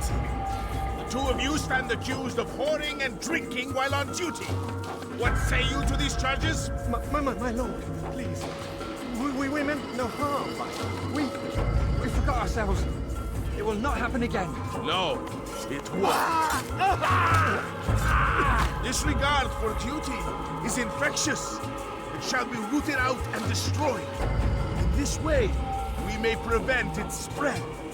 Am I understood? Yes, my lord. Of course, by your command. Good, good. Return to your posts, filled with a new sense of purpose. Stay strong, stay focused, and we will triumph. Falter, however, and you will join these men. Be sure of it. Dismissed! Now, I'm not gonna lie, I wanted to drop down and assassinate William, but for some reason the controls did not work, so it ended out how every other assassination we've done so far has ended up. And I'm not gonna lie, this is the first time I've ever had this many issues assassinating my targets. Other than Garnier, I usually have myself a pretty set routine that I can do, though admittedly this time I seem to be struggling and I don't know why. Needless to say, we will eventually be able to kill William and we'll get our confession cutscene. But before that, I do want to note that I wanted to show you guys him talking to everybody because it's extremely important to show how he's just so devolved and demanding control, just like Abul was, and just like our next target will. Rest now. Your schemes are at an end. What do you know of my work? I know that you are going to murder Richard and claim Akka for your son Conrad. For Conrad, my son is an arse, unfit to lead his host, let alone a kingdom. And Richard, the Oncino is no better, blinded as he is by faith in the insubstantial. Acre does not belong to either of them. Then who? The city belongs to its people. How can you claim to speak for the citizens? You stole their food, disciplined them without mercy, forced them into service under you. Everything I did to prepare them for the new world. Stole their food? No. I took possession so that when the lean times came, it might be rationed properly. Look around. My district is without crime, save those committed by you and your ilk. And as for the conscription, they were not being trained to fight. They were being taught the merits of order and discipline. These things are hardly evil. No matter how noble you believe your intentions, these acts are cruel and cannot continue. We'll see how sweet they are, the fruits of your labors. You do not free the cities as you believe, but rather damn them. And in the end, you'll have only yourself to blame. You who speak of good intentions.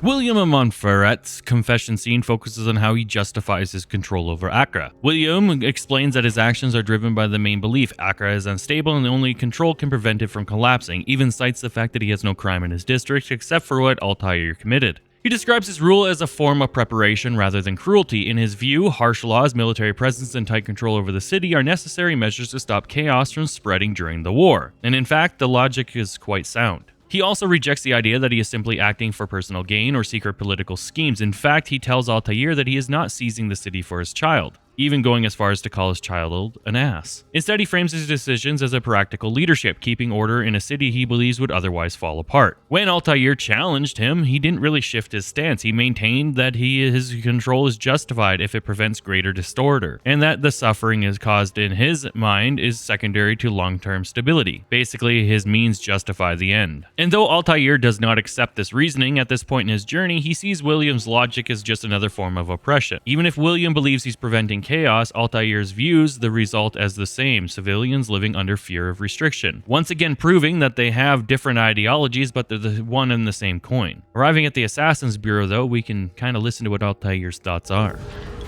What news? William of Montferrat is dead, and with him his plans for betrayal.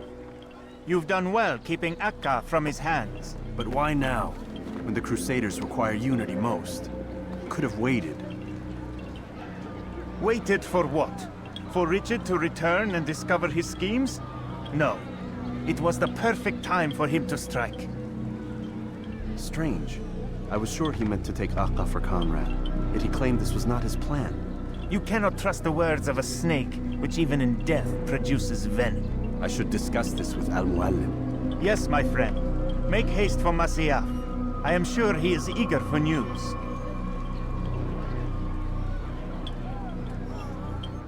Fast-forwarding memory to a more recent one. Climb tall structures to gain a bird's-eye view of them. Come, Altaïr. I would have news of your progress. I've done as you've asked. Good, good. I sense your thoughts are elsewhere. Speak your mind. Each man I'm sent to kill speaks cryptic words to me. Each time I come to you and ask for answers. Each time you give only riddles in exchange, but no more. Who are you to say no more? I'm the one who does the killing. If you want it to continue, you'll speak straight with me for once. Tread carefully, boy. I do not like your tone. And I do not like your deception. I have offered you a chance to restore your lost honor. Not lost. Taken. By you. And then you've sent me to fetch it again like some damn dog. It seems I'll need to find another. A shame. You showed great potential. I think if you had another, you'd have sent him long ago. You said the answer to my question would arise when I no longer needed to ask it. So I will not ask. I demand you tell me what binds these men. What you say is true. These men are connected by a blood oath not unlike our own. Who are they? Non nobis, domine non nobis. Templars. Now you see the true reach of Robert de Sable. All of these men, leaders of cities, commanders of armies. All pledge allegiance to his cause. Their works are not meant to be viewed on their own, are they? But as a whole, what do they desire? Conquest. They seek the Holy Land not in the name of God, but for themselves. What of Richard? Salahuddin? Any who oppose the Templars will be destroyed. Be assured they have the means to accomplish it. Then they must be stopped.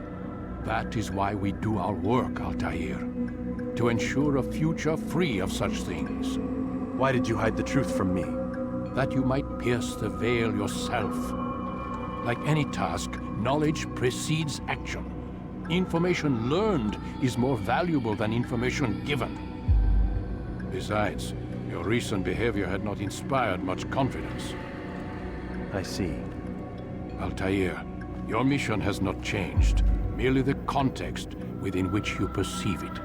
And armed with this knowledge, I might better understand those Templars that remain. Is there anything else you want to know? What about the treasure Malik retrieved from Solomon's temple? Robert seemed desperate to have it back. In time, Altaïr, all will become clear.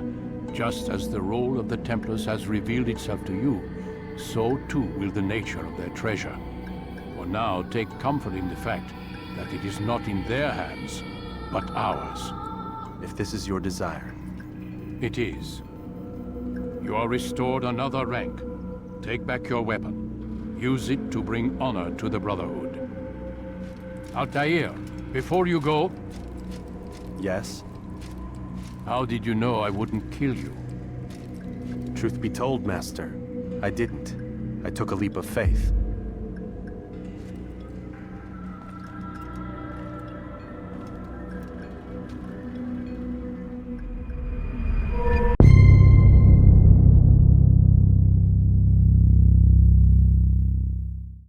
So we're off to Jerusalem, and one thing I've deliberately avoided talking about so far is the scenes back in Masyaf after our assassinations. And that's because I don't want to frame them up for you or steer your interpretation in a specific direction. Those conversations are designed to sit in a space where you can listen, process, and decide for yourself what's being said and what actually it means. A lot of what's important in them isn't in what's explained directly, but in what's left unsaid or what we interpret it to be said. I know, we're talking in riddles and I'm sorry.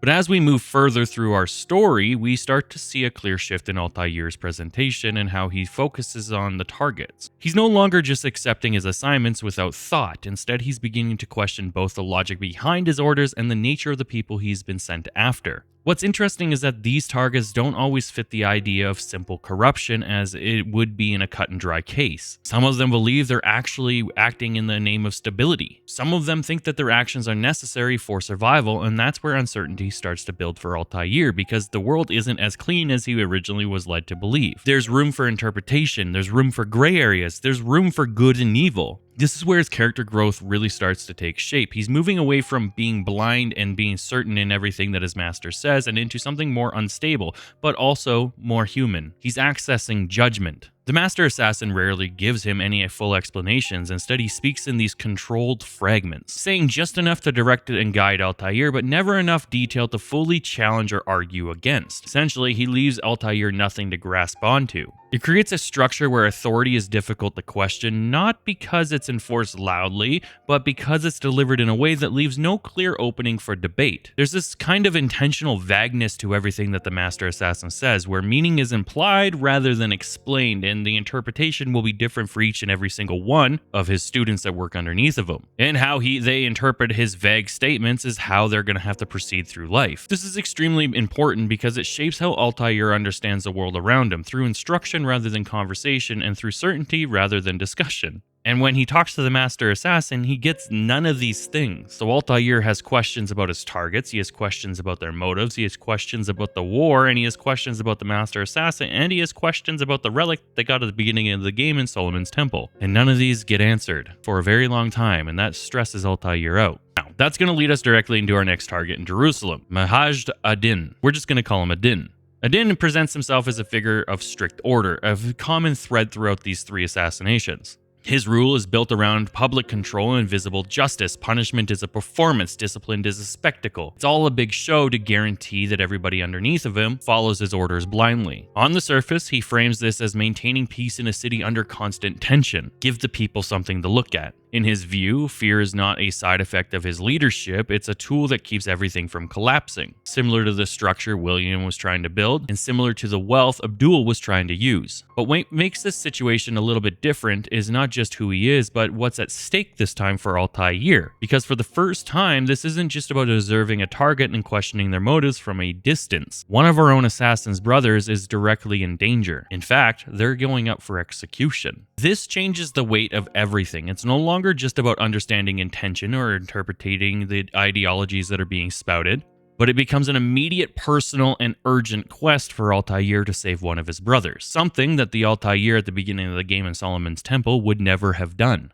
And this time it's going to push the consequences past just being a theory and questioning motives and questioning what their rule is and is not. This one's more cut and dry than the rest because this time we're saving a life. So as we move into Jerusalem, the question isn't only what did Adin believes in order and control, but what happens when the system of control starts to directly threaten people that are on our side. Following that up, let's talk about a personal gameplay side of all of this. By this stage in the game, by the time that you're in your third assassination of Memory Block 4, you're going to be so unbelievably burnt out by this point. There's just simply not enough there for you to grab onto. You just constantly feel like you're doing busy work. You know that feeling you had when you played Assassin's Creed Odyssey, Origins, or Valhalla, where you just felt like you were running around the map collecting little dots for the sake of collecting little dots? Assassin's Creed 1 doesn't have little dots to collect. It has citizen saves and it has towers, and by this point you've climbed over like 60 towers. You've saved dozens and dozens of citizens and nothing's changed. It would have been one thing if the towers changed per district and if the dialogue choices for the citizen saves changed per district, or even if the citizens that we saved have different attributes and or effects on the world. The truth of the matter is that everything you did in the very first instance of Assassin's Creed, way back when we were in Masyaf, is the same thing you're doing now 6 hours into the game. We're over 50% of the way there. We are still doing the exact same task we were doing at the beginning of the game, and one more frustration that really starts to hurt you by this point is the on-screen hints. Every single time you go near a wall, or you go near a citizen save, or you go near a tower, or you go near a guard,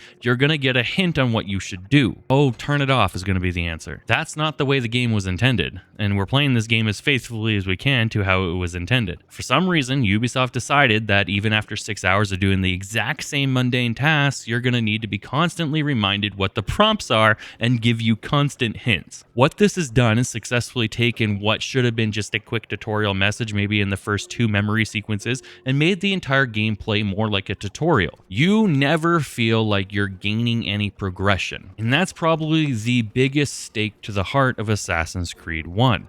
Altaïr gets an upgrade, the world around him also gets an upgrade. Altaïr learns a new move, well, the guards in the world learned a way to counter it. Altaïr gets more damage, well, the guards in the world get more armor. Even a random fist fight against a random interrogation at full synchronization level, that's 2 full health bars, will somehow still feel like the same struggle it was way back at the beginning of the game. There's no progression throughout the story of Assassin's Creed 1. Not in the story aspect, because every single character that we assassinate exists only in a specific district, and that never translates over to any other district other than a brief mention here or there. But not even in the gameplay style. You never feel like you're gaining anything. You never feel stronger, you never feel faster, you never feel better. You always just feel the exact same as you did at the beginning of the game, except for this time you got more stuff on. Just something worth noting before we head into the Assassin's Bureau. What news, novice? I am not a novice. A man's skill is defined by his actions, not the markings on his robe. We can trade barbs or do Al-Muallim's work. It's your decision. Then be out with it. Al-Muallim has asked that Majduddin be slain. He is to hold a public execution not far from here. It's sure to be well guarded, but nothing I can't handle. I know what to do. And that is why you remain a novice in my eyes.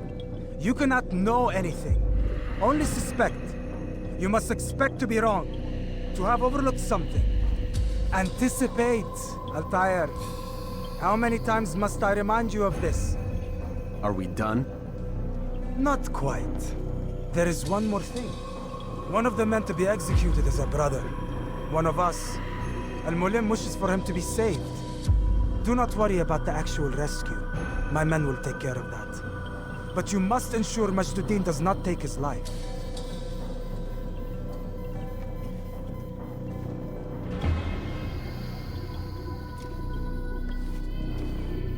Don't foul this, Altaïr.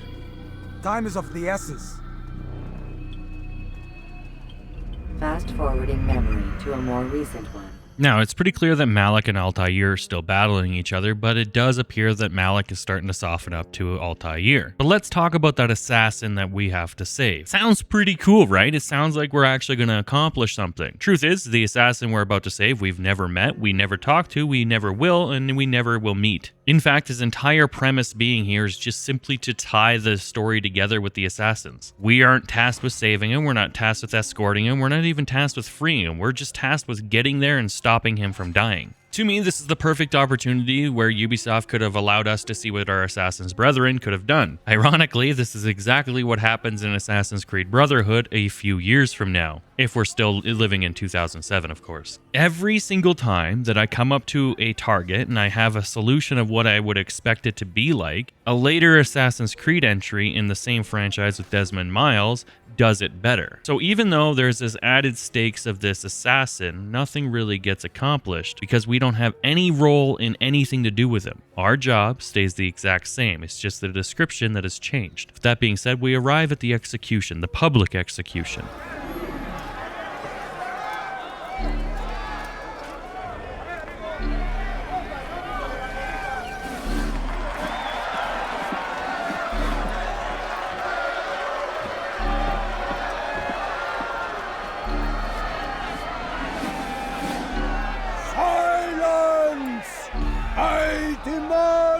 Silence! People of Jerusalem, hear me well. I stand here today to deliver a warning. There are malcontents among you.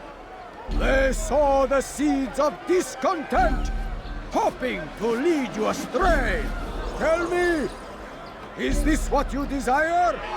To be mired in deceit and sin? To live your lives in fear? Then you wish to take action?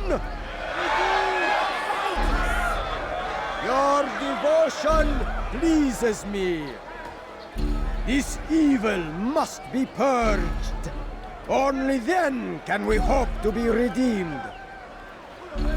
This is not justice! You've no right to do that! Who do you take it? And all of you stand idle, complicit in this crime. Curse you all!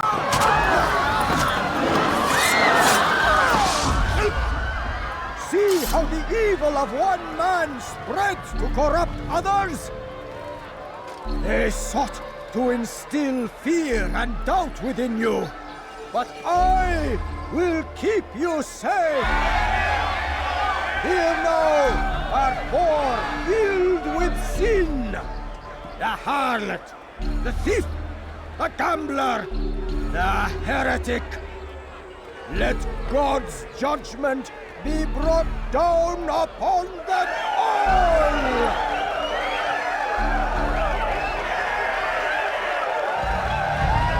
See, he's all about that showmanship, baby. That's show business. So we're gonna have to use the scholars to get closer to the stage. Shocking, I know, but I'm pretty sure at this point, if scholars didn't exist, the game would literally be unplayable. It'd be broken. You wouldn't be able to do anything. No, in all reality, I think they came up with the scholars idea and then built every mission around a moving hiding spot. The sad truth is that Assassin's Creed will do the moving hiding spot so much better in such a much more cohesive way. The whole pretending to pray while walking with people who are plainly clothed while you simultaneously have 15 different weapons on you, armor, and look nothing like one of the scholars just never made any sense to me in 2007 or in 2026. But ironically, the second you stop praying, everybody knows exactly who you are. But you close your hands again, you're good to go. The power of God, if you will. Getting onto the stage, though, we will then rush Adin, taking him out relatively easy. Your work here is finished. No, no! It had only just begun! Tell me, what's your part in all of this? Do you intend to defend yourself as the others have and explain away your evil deeds? The Brotherhood wanted the city. I wanted power. There was an opportunity. An opportunity to murder innocents. Not so innocent. Dissident voices cut deep as steel. They disrupt order. In this, I do agree with the Brotherhood. You'd kill people simply for believing differently than you. Of course not. I killed them because I could. Because it was fun. Do you know what it feels like to determine another man's fate? And did you see the way the people cheered? The way they feared me? I was like a god. You'd have done the same if you could. Such power. Once perhaps. But then I learned what becomes of those who lift themselves above others. And what is that? Here, let me show you.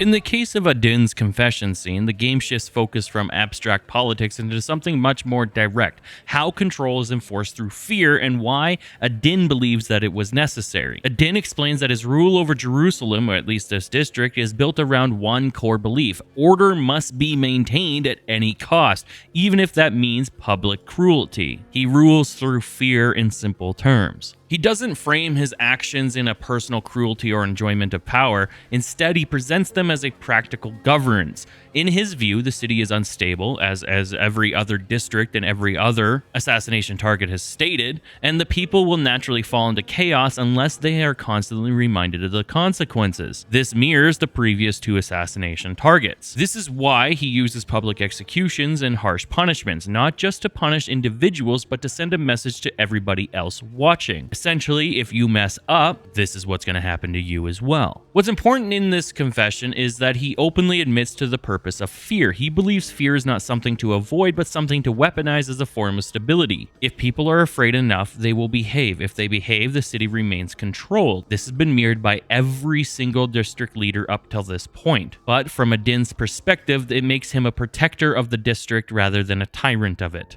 Once again, Altaïr, though, rejects this logic way more forcefully than the earlier encounters. By this point in Altaïr's story, he's already started questioning the idea that order justifies everything.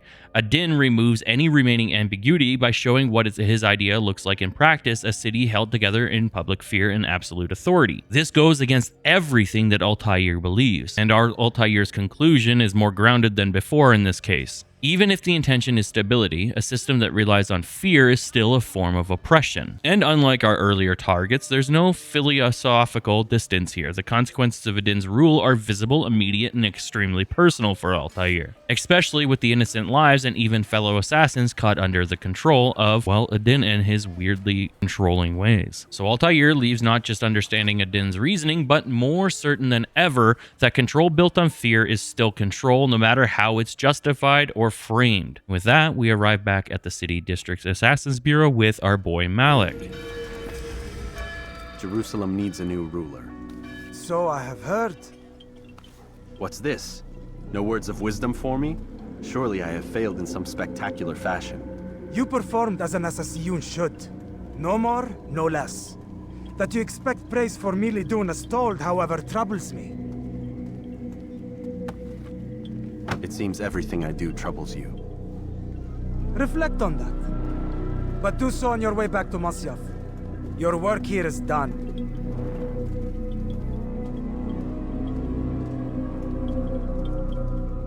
Fast-forwarding memory to a more recent one. We done already? Get up. Whatever you say, Doc.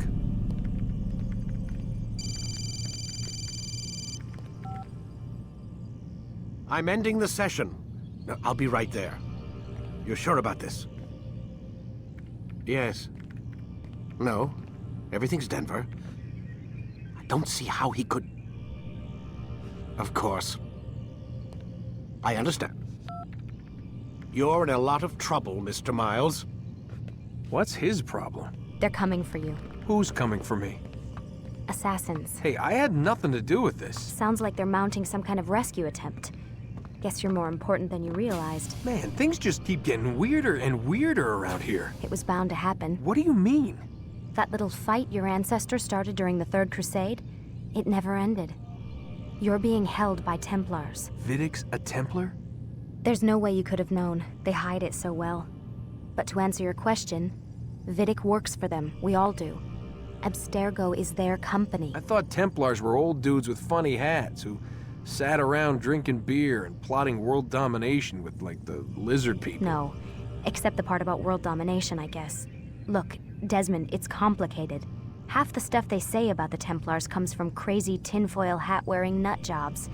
The other half is misinformation intentionally produced by the Templars themselves. But they are the bad guys, right? If there's one thing I've learned since I started working here, it's that there's no such thing. It's all so relative. I guess the best way to explain it is, what they want is good, but the way they're going about it, it's bad. Really bad. What are they trying to do? Lucy? Yes? Miss Dillon, I need to speak with you. Get up here, now! On my way, Doctor. I'm sorry, Desmond, I have to go. You should turn in for the night. The answers to all of your questions are right in front of you. You just have to know where to look.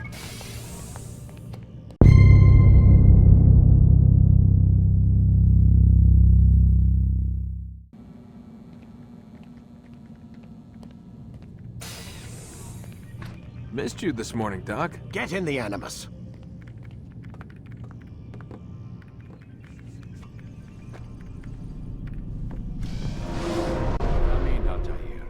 I trust you're well rested? Ready for your remaining trials? I am, but I'd speak with you first. I have questions. Ask then. I'll do my best to answer. The Merchant King of Damas murdered the nobles who ruled his city. Majd-ad-Din in Jerusalem used fear to force his people into submission. I suspect William meant to murder Richard and hold Akka with his troops. These men were meant to aid their leaders.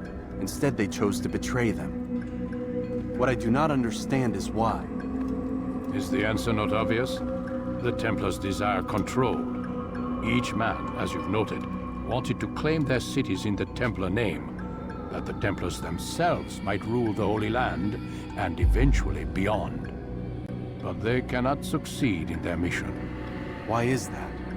Their plans depend upon the Templar treasure, the Peace of Eden. But we hold it now, and they cannot hope to achieve their goals without it. What is this treasure? It is temptation. It's just a piece of silver. Look at it. What am I supposed to see? This piece of silver cast out Adam and Eve. It turned staves into snakes, parted and closed the Red Sea. Ares used it to start the Trojan War, and with it a poor carpenter turned water into wine. It seems rather plain for all the power you claim it has. How does it work? He who holds it commands the hearts and minds of whoever looks upon it, whoever tastes of it, as they say. Then Gagne's men? An experiment. Herbs used to simulate its effects, to be ready for when they held it. Talel supplied them. Tamir equipped them. They were preparing for something. But what? War. And the others, the men who ruled the cities, they meant to gather up their people, make them like Gagne's men. The perfect citizens, the perfect soldiers, a perfect world. Robert de Sable must never have this back. So long as he and his brothers live, they will try. Then they must be destroyed. Which is what I've had you doing. There are 2 more Templars who require your attention. One in Acre, known as Sibran. One in Damas, called Jubair. Visit with the Bureau leaders. They'll instruct you further. As you wish. Be quick about it. No doubt Robert de Sable is made nervous by our continued success. His remaining followers will do their best to expose you. They know you come, the man in the white hood. They'll be looking for you. They won't find me. I'm but a blade in the crowd. Here, my gift to you, in gratitude for the good work you've done.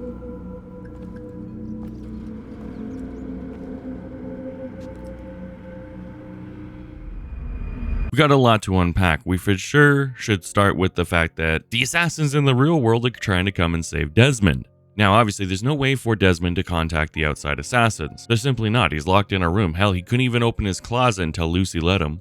But for some reason, Vidic believes that Desmond is contacting them. If I'm being truly 100% honest with you, the whole storyline's kind of forced because, like, you'd have to be a moron to believe that the guy that has no access to anything is the one that's getting everybody involved. And to be honest with you, again, further, it just all felt forced, and it's going to become more forced as we move forward. If we are taking these 2 games and we're separating them into 2 individual stories, Altaïr's and Desmond, Altaïr's story has progression in a sort of natural way. Yes, there's a lot of filler in between, but you do feel like Altaïr as a character is progressing. The Out of Animus segments with Desmond just feels like we're just constantly being onslaughted with a bunch of stuff that we never visually get to see. The mysteries that unravel in the real world parts are completely done through emails, which talk about weather storms and stuff like that, but we have to wait like 3 games to get into that.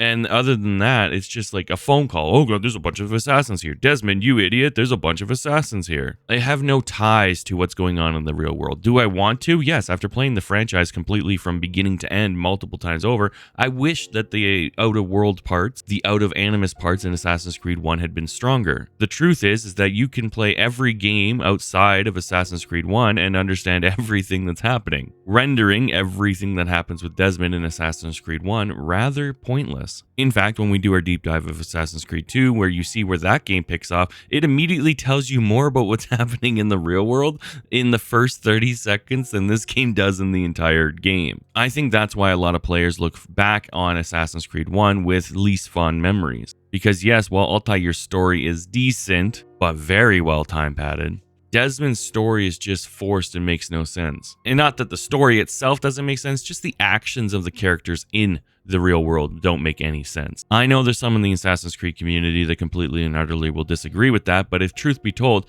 if Assassin's Creed 1 was so integral to the actual overall story franchise, it'd be included with the Game Pass. Just saying, every other Assassin's Creed is, but even Ubisoft just goes, you know what, we're not going to include this one Assassin's Creed game when we're including all the other 17, even some bonus spin-offs. Just some food for thought. Now, let's talk about what happened in Masyaf. Returning to Masyaf after eliminating Adin, the Master Assassin greets Altaïr with an unusual sight. Resting on the table between them is the strange relic recovered from Solomon's temple at the beginning of the game, the relic that started off the entire game. Up until now, it's remained little more than a prize fought over by assassins and Templars alike, but here, the Master Assassin finally allows Altaïr to see it for himself. This is actually huge, but we don't know it's huge yet. Rather than explaining its origins, the Master Assassin uses the artifact to continue teaching a lesson. He asks Altaïr what he sees, encouraging him to look beyond the object himself. The conversation quickly shifts away from the relic and towards the 9 men Altaïr has now killed. Well, almost killed. We've killed most of them. The Master Assassin points out that despite serving different kings, religions, and cities, every one of its targets shared the same ambition. Each believed peace could only be achieved by taking away humanity's freedom to choose. Now, without going into spoilers, this is a very interesting way of wording things. We have now killed literally 7 other people who have had this very thought process about this relic. And yet, for some reason, our Master Assassin is standing here telling us, hey, I'm different, but I'm also saying the same things as everybody else. I have a personal philosophy in life. If it doesn't make sense, it's because it didn't make sense. And if Altaïr used his critical thinking cap for like 5 seconds, he'd realize like, wow, this is kind of weird that I killed all those guys and they said this and they hinted at somebody being a part of this that I knew personally. And now this guy's saying the same thing. But that would just move the story along too fast, so that didn't happen. These are subtle but important moments, and for the first time, Altaïr begins connecting kind of the dots himself.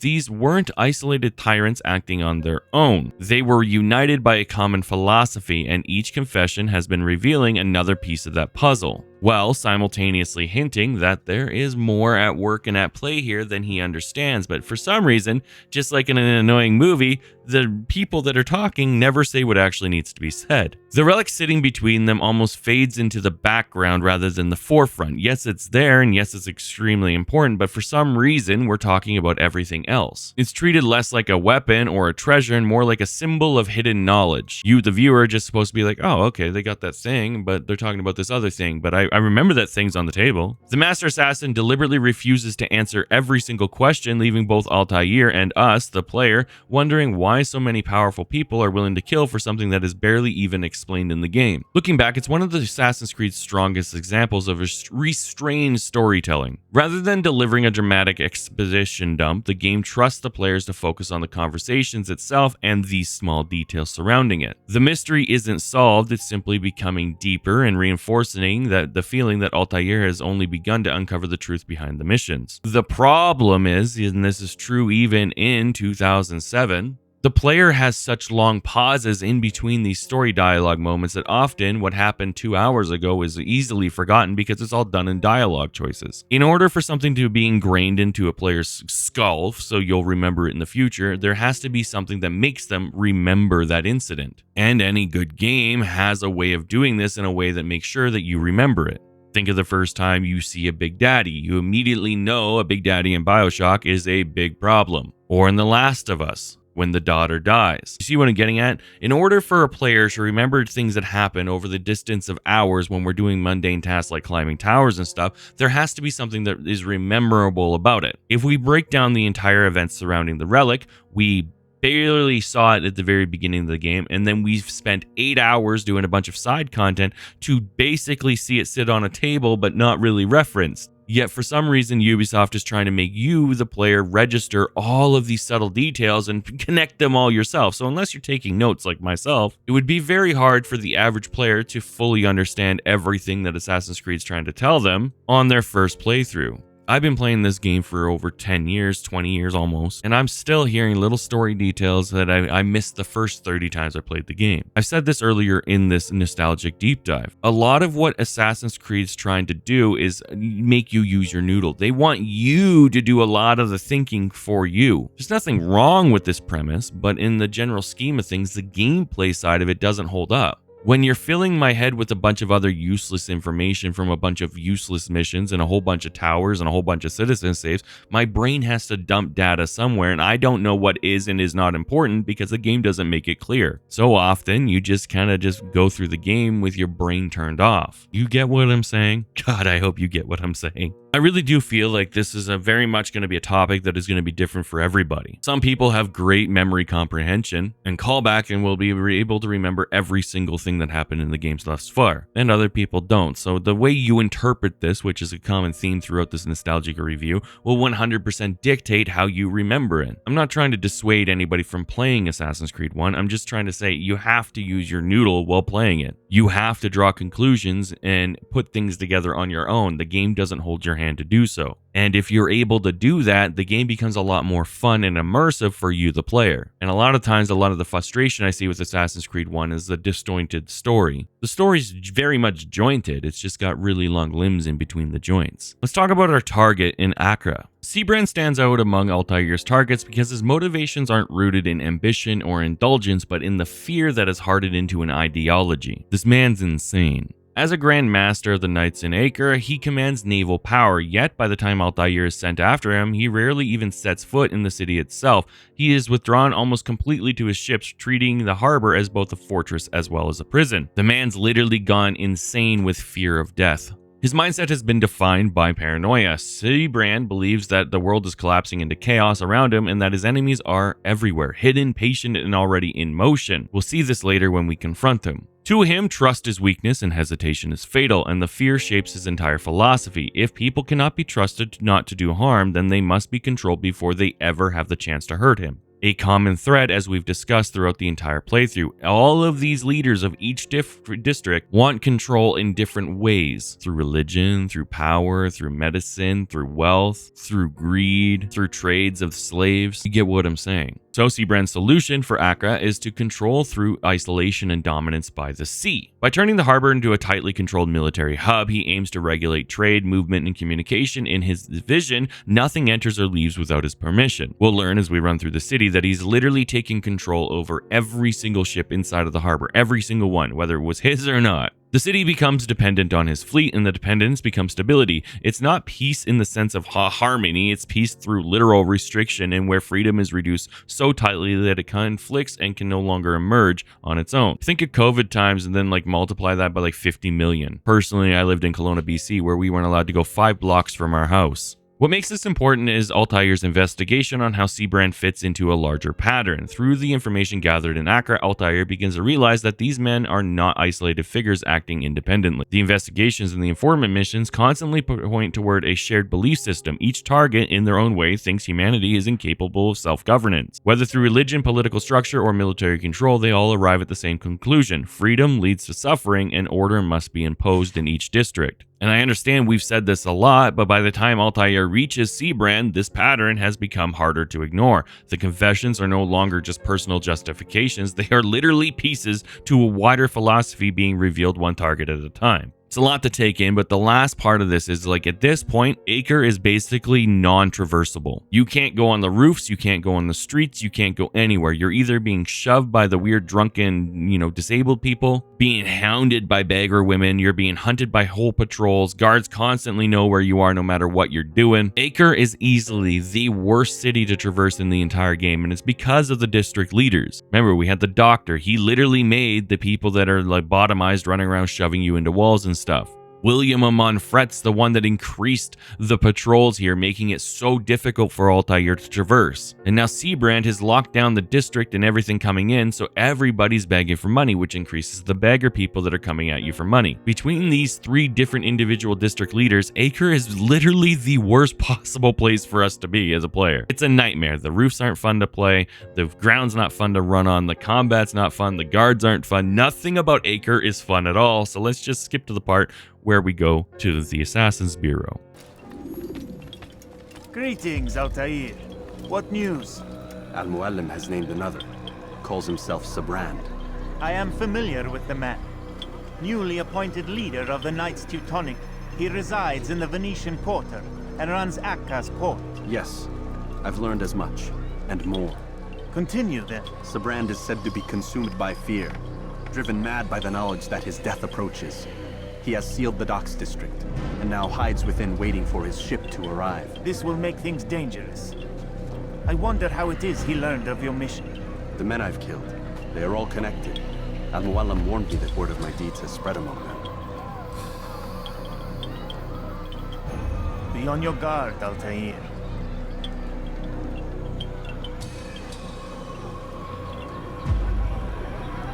Altaïr. Yes, Rafi. I owe you an apology. For what? For doubting your dedication to our cause. No, it was I who erred. I believed myself above the creed. You owe me nothing. As you wish, my friend. Go in safety.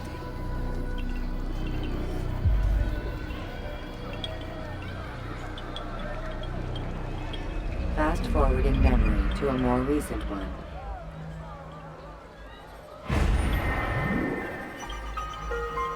Not gonna waste too much time getting across the city to go fight Seabrand. What I will say though is when we get there, we will see how absolutely delusionally crazy this man has become. Like, I mean, he crazy. Ex-girlfriend's levels of crazy.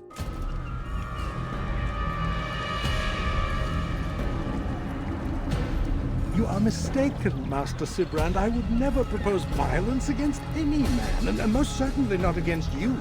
So you say, and yet no one here will vouch for you.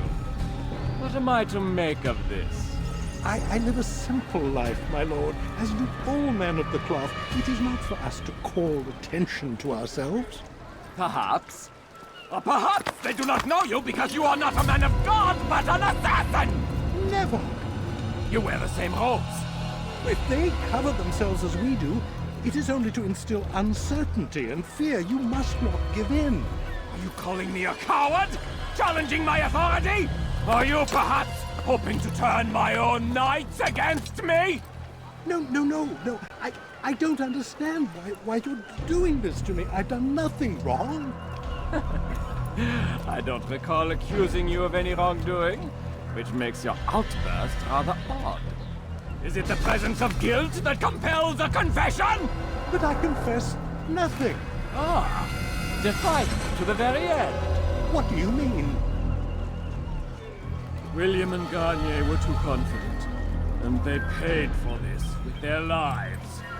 I won't make the same mistake.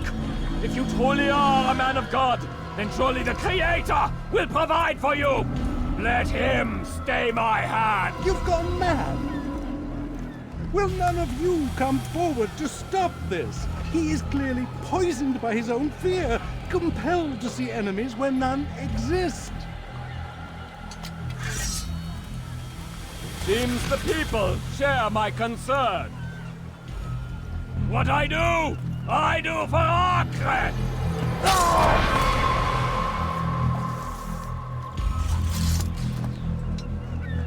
Stay vigilant, men. Report any suspicious activity to the guard. I doubt we've seen the last of these assassins. Persistent bastards. Now get back to work.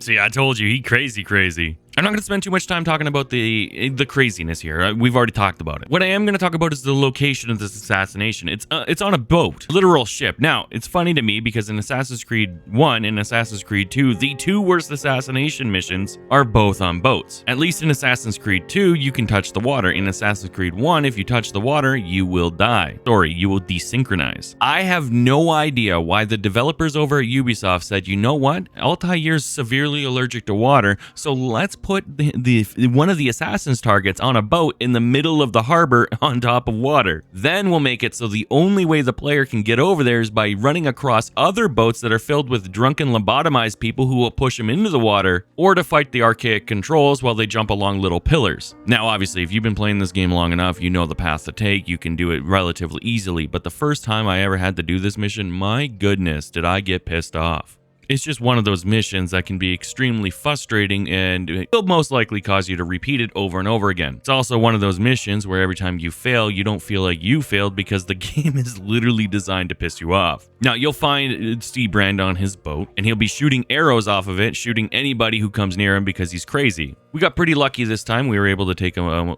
relatively easily, but sadly, no matter how you take out the target, you'll end up running from the entire city no matter what. I was just happy we did it first try, to be honest with you.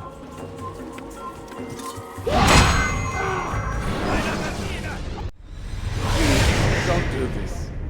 You are afraid. Of course I am afraid. But you'll be safe now. held in the arms of your god. Have my brothers taught you nothing? I know what waits for me. For all of us. If not your god, then what? Nothing. Nothing waits. And that is what I fear. You don't believe? How could I, given what I know? What I've seen? Our treasure was the proof. Proof of what? That this life is all we have. Linger a while longer then, and tell me of the part you were to play. A blockade by sea. To keep the fool kings and queens from sending reinforcements. Once we... Conquered the Holy Land? Freed it, you fool. From the tyranny of faith. Freedom? You worked to overthrow cities, control men's minds, murdered any who spoke against you. I followed my orders, believing in my cause. Same as you.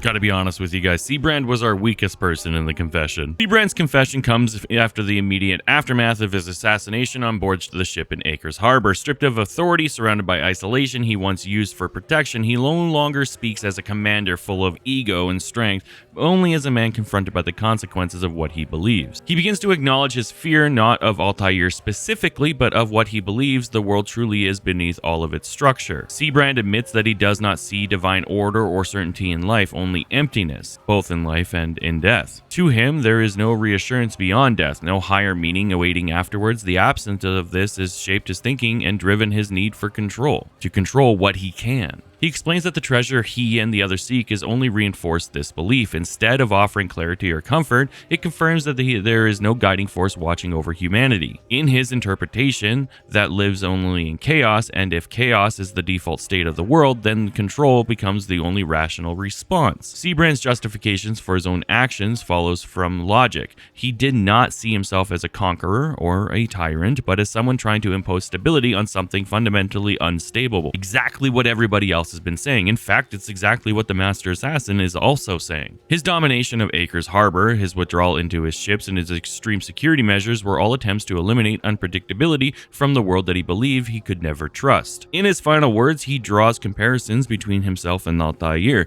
He states that he, too, acted under his orders and believed in a cause greater than himself. To Seabrand, the difference between them is not morality, but position. Both are instruments of something they choose to serve. The confession ends not with his redemption or clarity, but in this stark admission. Seabrand lived his life trying to suppress uncertainty, and in his final moments, he was forced to confront what he was never something he could fully control. It's interesting because every single victim that we have taken, every single life we've taken through all of Assassin's Creed 1 has said the exact same thing. And only now will Altaïr really start to listen to what they're saying. I have another phrase I use all the time. If everyone in the room says it one way, what makes you right? And that's what Altaïr's starting to think.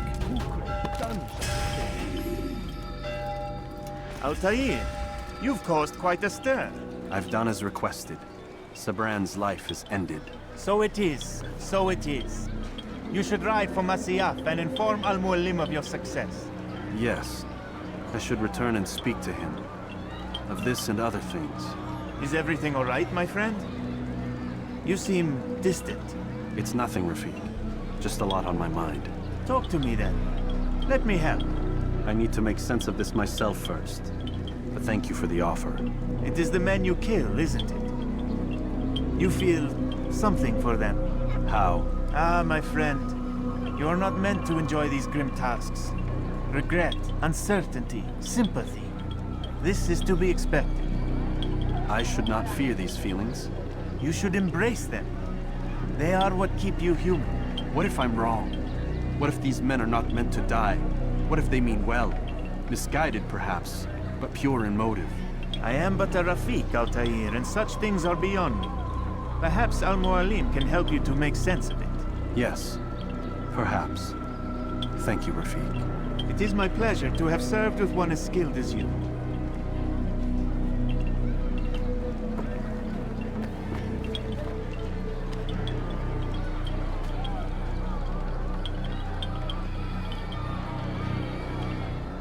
Fast forward in memory to a more recent one. Welcome home, child. What news? another of the named is put to rest.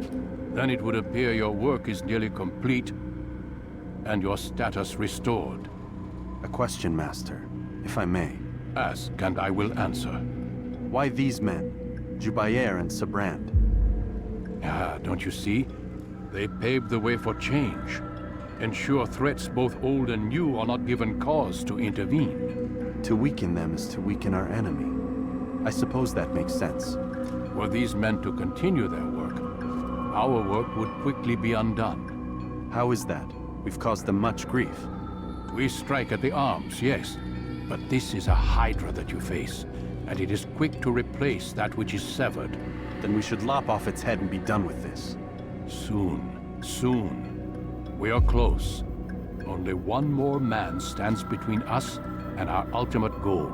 I will return to my work. The sooner this last man dies, the sooner I might face our true enemy.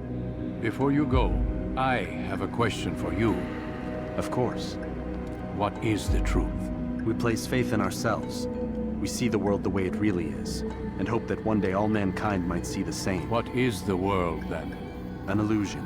One which we can either submit to, as most do, or transcend.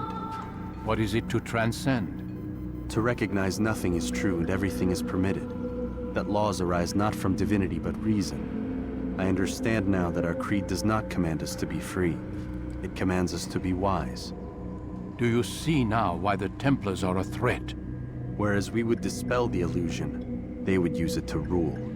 Yes, to reshape the world in an image more pleasing to them. That is why I sent you to steal their treasure.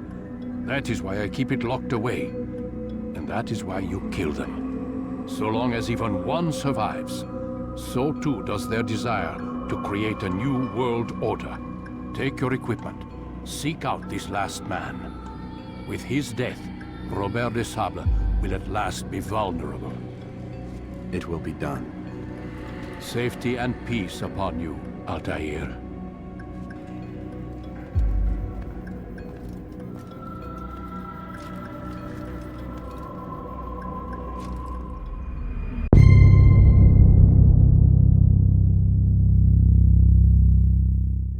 Let's not waste any time. In Damascus, the tone of the investigation changes. If Tamir showed control through brutality and Abul through the excess of spectacle and poison, then Jubair represents something far more subtle, and I would argue more dangerous. His influence does not come from ruling bodies or commanding armies or extreme wealth. It comes from deciding what people are allowed to know. His power literally comes from knowledge. Jubair presents himself as a scholar, a guardian of truth in the city he believes is being drowned by contradiction. To him, Damascus is not enlightened, it's chaotic. Too many voices, too many interpretations, and too many competing ideas about how the world works. And in his mind, the diversity of thought is not a strength that citizens should have. It's a source of disorder itself. By controlling what people know, he can control how they act. What makes Jubair's ideology unsettling is how cleanly it's framed in his own logic. He does not argue for domination in the traditional sense. Instead, he argues that conflict exists because people disagree about different things, as people do. And he believes that people disagree because they are exposed to too many competing versions of the truth. So his solution is not to defeat the opposing ideas, but to remove them entirely. The modern day equivalent of this would be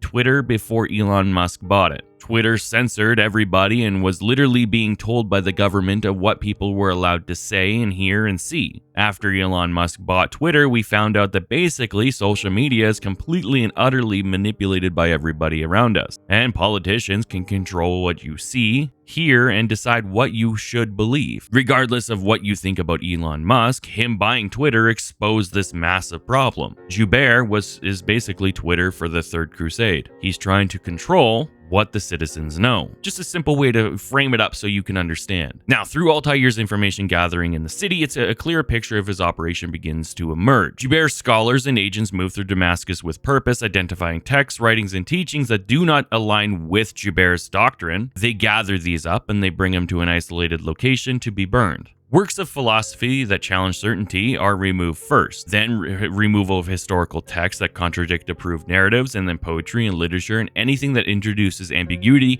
and interpretation. And then slowly, through the removal of the intellectual properties, Joubert can control the narrative and control what the citizens of this Damascus district can know. And through their lack of knowledge, they'll have no choice but to believe everything that they read and are shown. This makes an interesting thing happen. Joubert's control will spread throughout the entire district without the physical aspect of having to enforce it. The system literally will begin to sustain itself. Citizens start to anticipate what will be deemed unacceptable, scholars begin adjusting their teachings preemptively, and the result is a city that is no longer controlled by force, but by the fact that everybody just falls in line. Once again, I'm going to reference COVID times because it's the easiest way to do so. Through what we were fed over the news, we started to change our ways of living. We started to wear masks and sanitize. We stopped seeing our family members. We started getting mad at our neighbors for talking to each other. No matter where you sat on the fence, it was a weird time to be alive. Because through what social media was feeding us, which we now know after Elon Musk once again bought Twitter, we were literally being controlled. They didn't have to send out police or the military or anything. They just had to convince us that what we were seeing is the absolute truth. And then eventually, after a certain amount of time, if you went against it in any way, shape, or form, people would stand up and yell at you and basically punish you. You get what I'm saying? That's exactly what Joubert is doing to his district. With that being said, we now understand who Joubert is, and we're able to report to the Assassin's Bureau. It's the hero of Damas. Come in, stay a while. Tell me all about your adventures. I'm afraid I don't have the time. I see. Too important for me now. It's not that. No, of course not. How may I serve you then? Al-Muallim has asked I take the life of the one they call Joubert. Salahadin's chief scholar? Yes. He's turned the other scholars of the city to his cause. Together they intend to work a great evil. How? They're collecting the city's knowledge, all its written words. For what purpose? To destroy them. And where will this be done? They move throughout the city, but first they meet at the Madrasa al-Qalasa. If I go there, I should find Joubert. Excellent work as always, Altaïr. You can stop him before he has a chance to strike again.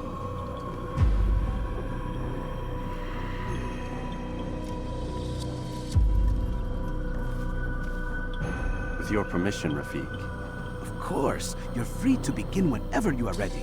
Bring glory to the Brotherhood, Altaïr.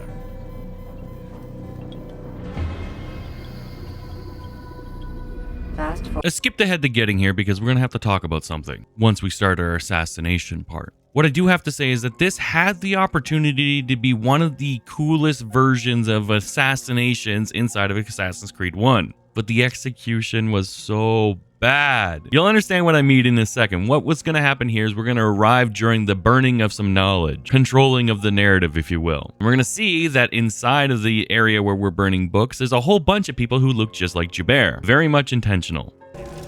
Every single text in this city must be destroyed. My friend, you must not do this. Much knowledge rests within these parchments, put there by our ancestors for good reason. And what reason is this? They are beacons, meant to guide us, to save us from the darkness that is ignorance. No, these bits of paper are covered in lies. They poison your minds, and so long as they exist, you cannot hope to see the world the way it truly is. How can you accuse these scrolls of being weapons? They are tools of learning. You turn to them for answers and salvation. You rely more upon them than yourselves. This makes you weak and stupid. You trust in words, drops of ink. Do you ever stop to think of who put them there? Or why? No, you simply accept their words without question. And what if those words speak falsely? As they often do. This is dangerous. You are wrong. These texts give the gift of knowledge. We need them. You love your precious writings? You do anything for them? Yes. Yes, of course. Then join them!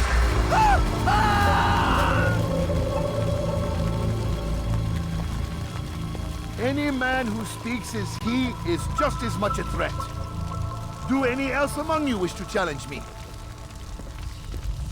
Good. Your orders are simple enough. Go out into the city. Collect any remaining writings and add them to the piles in the streets. When you're done, we'll send a cart to collect them, that they may be destroyed.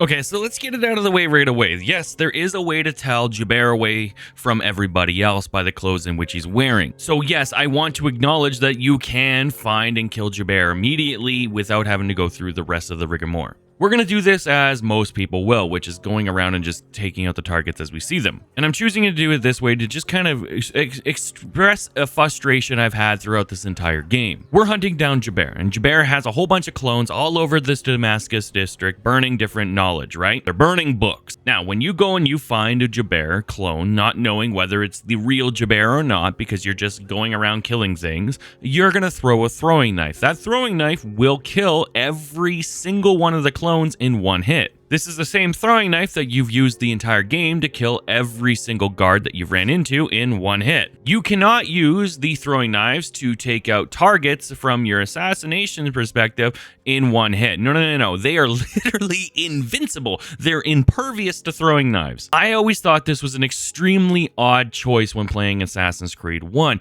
Why make a bunch of the weapons completely and utterly useless? Now, obviously, the first argument that's going to come to everybody's mind is, how are we going to do the confession scene? I don't know, the same way we've been doing it the whole time? The confession scene didn't happen in real life. That's completely something completely different than anything else. Do you think if we were going to take the actual form of Altaïr, and we're actually Altaïr in the Third Crusade, when he assassinates somebody, that all the guards just stood around him while he had a full-on conversation with them? No, that happens only in the Animus. Otherwise, it'd be pretty weird that the guards and the bodyguards and all the city guards are standing around letting these two have a conversation before then hunting down Altaïr. Seems like the perfect opportunity to take him out would be during one of the confession scenes. It's just extremely frustrating because all of the assassination targets throughout the entire game, once you get throwing knives, you could easily take out with the throwing knives. You could have taken out Abul from the rafters above his feast. You could have taken out Gagne on the rafters inside of the hospital. You could have taken out Seabrand on his boat. Literally every single target could have been handled in a way that would be much more fun for the player if throwing knives actually did anything. This is one of those artificial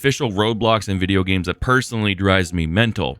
Don't give me the tool if I can't use the tool. It's like playing an FPS game, like you're playing Call of Duty, but then imagine Call of Duty was like, you can't use guns on any of these enemies. No, you gotta use a shovel. You'd be pretty annoyed. This is also relevant to the fact that when Assassin's Creed 2007 was being marketed, once again, I'm gonna mention the fact that it was take out your target in any way you see fit, in any manner you see fit, learn their habits, learn their patterns, learn their past, and be able to assassinate your target. Except for the game forces you to use your hidden blade, which renders all of that pointless. I can't wait for the burning of the books to be done and then follow, him home and kill him at his house. I can't sit here and wait for him to leave the burning of the books area because he never will. I couldn't gather a bunch of information about his clone so I could easily be able to use my eagle sense and be like, okay, I know who the actual real target is. Instead, what the game wants us to do is visually look at his clothes because he happens to have more gold on his clothes than everybody else and carry a pouch. The problem with this is the fact that the guards detect you from across the goddamn map. So while yes, you can get close to Jabbar, is it really worth the player's time to do so? No, it's not worth yours or my time. The simple fact of the matter is that Ubisoft created a very imbalanced endgame when it came to Assassin's Creed 1. There's too many archers on the roof that detect you non-stop. Yes, you can kill the guards, but if they accidentally fall off the roof, well, now you've just drawn more guards to that area. The foot patrols in the ground have the ability to see through walls and ceilings and will find you on the roof as well. Often, the times where the assassination targets are hiding is right in the middle of the open area, and there's no way for you to get up behind them. The closest we've had to a real assassination target, in my own opinion, would be the very first one, in the souk. That's the only time in the entire game I felt like the assassin. I felt like I was hiding in the crowd. I felt like what I was doing was my own actions. And after that, every other target always feels like it's heavily scripted or it's forcing me to do it a specific way. Ubisoft does this in some ways. Like, Either A, making it so the only way I can get to the platform is by using scholars when we're at the public execution, or I have to cross this awkward path because Seabrand teleported to his boat 4 seconds after the events of the killing of the random scholar. The truth is that the game wants you to feel like you're in control, but the truth is that you aren't in control. You have to do it a certain way or you don't trigger the next events. This is no more true than inside of the mission of killing Jabbar. Yes, you can go find Jabbar on his own if you really want to, but in reality, the game's still going to force you to do it a certain way. And yes, there's obviously 100% ways to kill Jabbar without having to chase him down. In the interest of saving time, I'm just playing the way everybody else does. Trust me, I have thousands of hours in these games. I know there's ways to do it, but it wouldn't feel authentic if I just did it that way, okay? Why? Why have you done this? Men must be free to do what they believe. It is not our right to punish one for thinking what they do, no matter how much we disagree. Then what? You of all people should know the answer. Educate them. Teach them right from wrong. It must be knowledge that frees them, not force. They do not learn, fixed in their ways as they are. You are naive to think otherwise. It's an illness for which there is but one cure. You're wrong, and that's why you must be put to rest. Am I not unlike those precious books you seek to save? A source of knowledge with which you disagree, yet you're rather quick to steal my life. A small sacrifice to save many. It is necessary. Is it not ancient scrolls that inspire the Crusaders? That fill Salah ad-Din and his men with a sense of righteous fury? Their texts endanger others, bring death in their wake. I too was making a small sacrifice. It matters little now. Your deed is done, and so am I.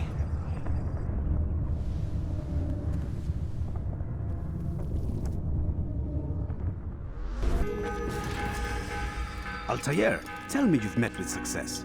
Yes. Jubayr's fires are extinguished. His life as well.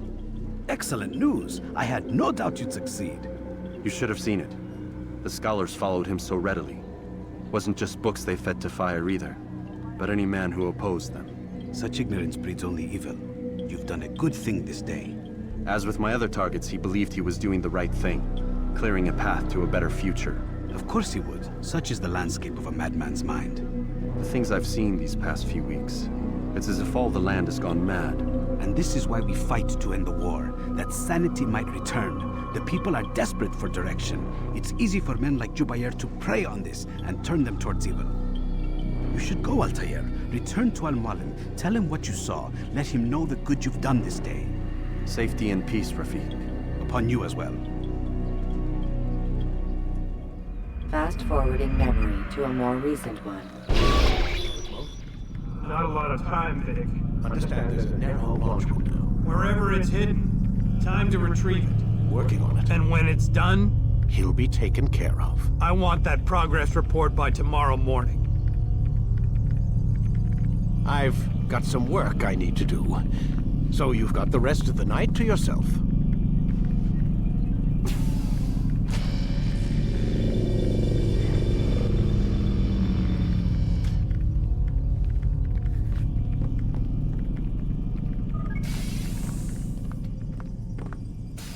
I think there's a problem with the Animus. Nope, it's working fine. I'm pretty sure it just ejected me I'm when pretty sure you should shut up. You ready to finally tell me what's going on? We have to stop them, Desmond. When they access that last memory of yours, they're just getting started. They want to change everything. The way we live, the way we think, the way we are. You've gotten the lecture from Vidic about what's wrong with the world, how we need order and discipline, so they're going to give it to us. Only we don't have a say in the matter. How? The Templar treasure. They think it... Miss Stillman? I'm here. I need you to upload Desmond's files to the database. Got it. So what? You're using me to find this Templar treasure? What do they call it? The Peace of Eden? Yes. Well, it's looking like it's at Messiah, so I don't know why they're wasting all this time with me. Why don't they just send their people to pick it up? They can't. It's not that simple. The artifact from Messiah, they had it. It was destroyed in the accident. Then what are they hoping for me? You know, for my ancestor to tell them? They're hoping he'll show them where the other ones are. You mean there's more than one of these things? Oh, Desmond, you have no idea. Is there a problem, Miss No, Stillman? Warren. Everything's Denver on my end. Then, where are the files? I've got to move these files before he gets suspicious. We'll talk more later. Wait, what's that mean, everything's Denver? It means everything's fine. Why Denver? It's a reference to Denver International Airport. There's an underground facility there. It's where the accident happened.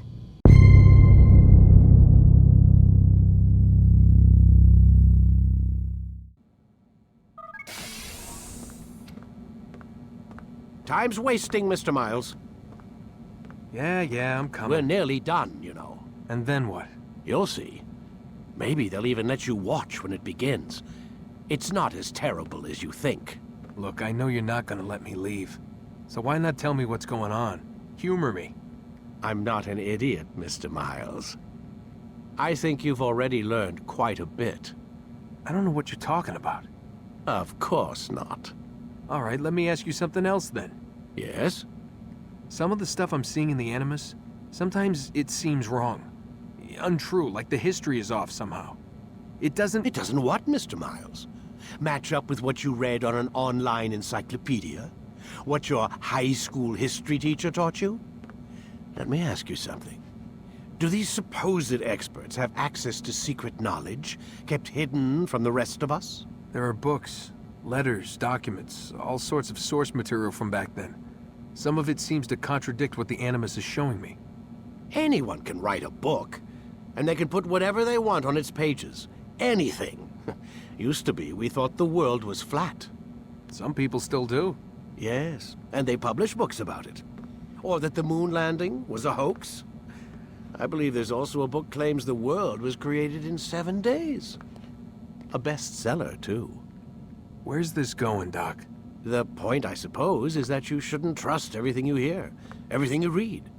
What's that your ancestors said? Nothing is true? Everything is permitted. Yes, exactly. It's part of what makes the Animus so spectacular. There's no room for misinterpretation. There's always room. Touché, Mr. Miles. Now that I've answered your question, can we begin? Use throwing knives to deal with distant enemies. Read, my student. We have much to discuss. We are close, Altaïr. Robert de Sable is now all that stands between us and victory. It is his mouth gives the orders. His hand pays the gold. With him dies the knowledge of the Templar treasure and any threat it might pose. I still don't understand how a simple bit of treasure could cause so much chaos. The piece of Eden is temptation given form. Merely look at what it's done to Robert. Once he tasted of its power, the thing consumed him. He saw not a dangerous weapon to be destroyed, but a tool. One that would help him realize his life's ambition. He dreamed of power then? Yes and no. He dreamed, still dreams, like us, of peace. But this is a man who sought to see the Holy Land consumed by war. No, Altaïr. How can you not see when you're the one that opened my eyes to this? What do you mean? What do he and his followers want? A world in which all men are united. I do not despise his goal. I share it. But I take issue with the means. Peace is something to be learned, to be understood, to be embraced. He would force it. And rob us of our free will in the process. Strange, to think of him in this way. Never harbor hate for your victims, Altaïr. Such thoughts are poison, and will cloud your judgment. Could he not be convinced, then, to end his mad quest? I spoke to him in my way, through you. What was each killing if not a message? But he has chosen to ignore us. Then there's only one thing left to do. Jerusalem is where you faced him first. It's where you'll find him now. Let this final offering lend you strength. Go, Altaïr. It's time to finish this.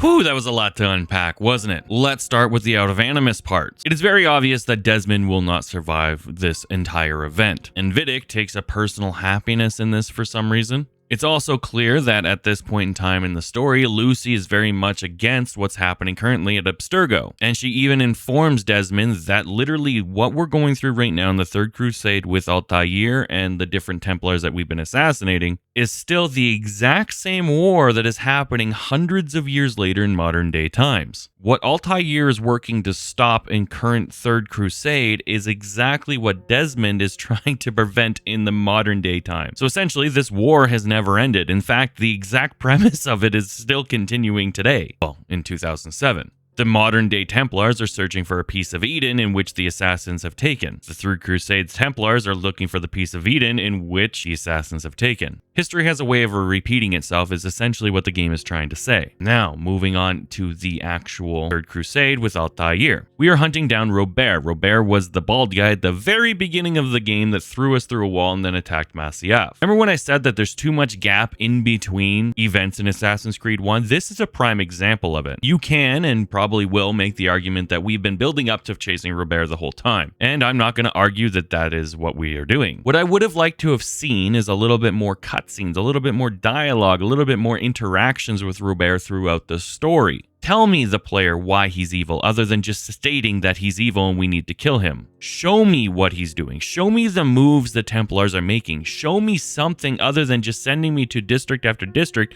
to repeat the exact same process over and over again. My exact complaints now are very much mirrored by the people who played Assassin's Creed in 2007. It's not that the story isn't good, it's how disjointed it is, how much there is in between events. You gotta think, this video is over 4 hours long, and I have cut out hours, almost 4 hours of just climbing towers and fighting to save citizens who could care less. That's the biggest issue. If we actually take the grand scale of the game takes between 8 to 10 hours to finish, meaning you will see Robert in the first 10 minutes of the game, and then you will not see Robert until the final 10 minutes of the game, meaning there is 10 hours of nothing to do with Robert in between. This all could have been very easily solved with some individual cutscenes, or like even just if it's a cutscene just to show what the Templars are doing or what Robert's doing in behind the scenes. Instead, we know nothing, and what makes this a little bit more frustrating is we're about to go to a funeral for one of our previous targets. Robert's supposed to be there. Now, obviously, he won't be. It's 20 years. I'm not really spoiling nothing for you, but it amplifies my point. If we had seen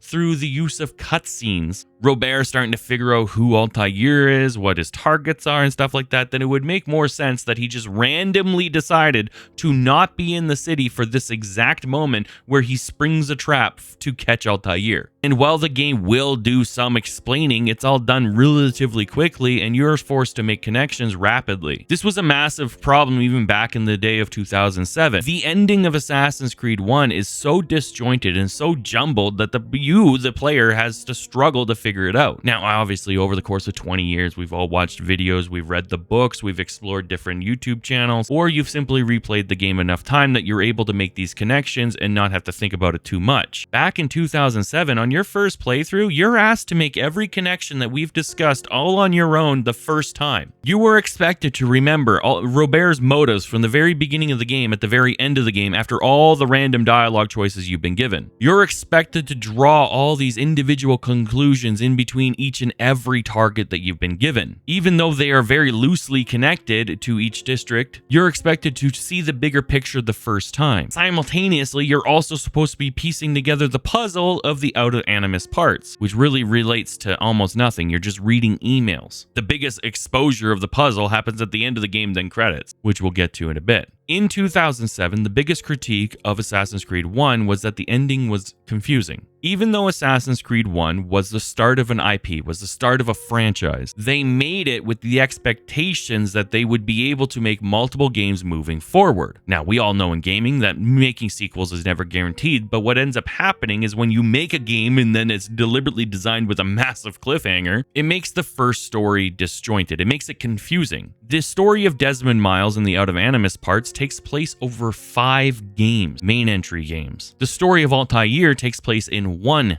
game, this game, as a main entry game.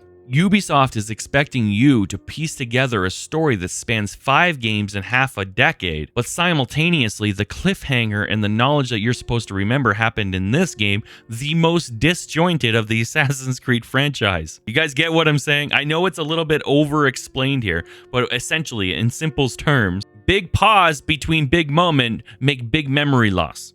Robert being in the very first 10 minutes of the game and then the very last 10 minutes of the game is extremely frustrating for the player. That being said, we're just going to go to the Assassin's Bureau. He's going to send us to the funeral. So we're just going to go to the Assassin's Bureau and then immediately to the funeral, and then we'll talk.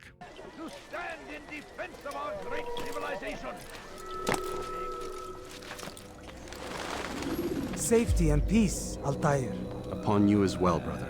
Seems fate has a funny way with things. Robert de Sable is in Jerusalem. I've seen the knights myself. Only misfortune follows that man. I won't give him the chance to continue his campaign. Do not let vengeance cloud your thoughts, brother. We both know no good can come of that. I have not forgotten. You have nothing to fear. I do not seek revenge, but knowledge. Truly you are not the man I once knew.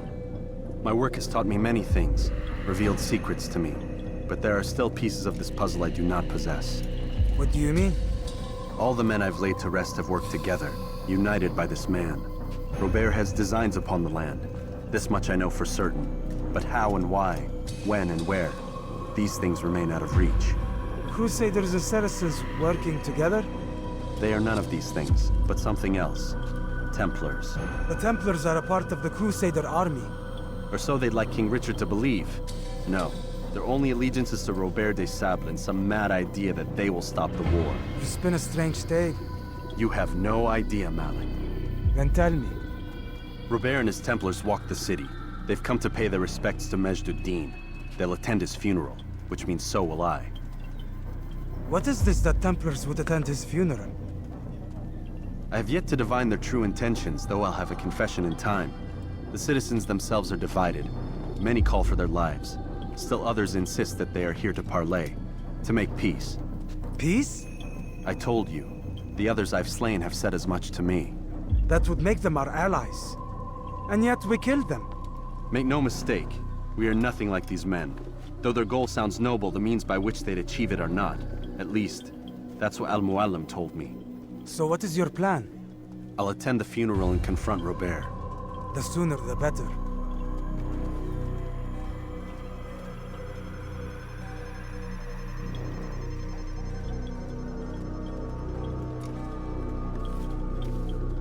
Fortune favor your blade, brother.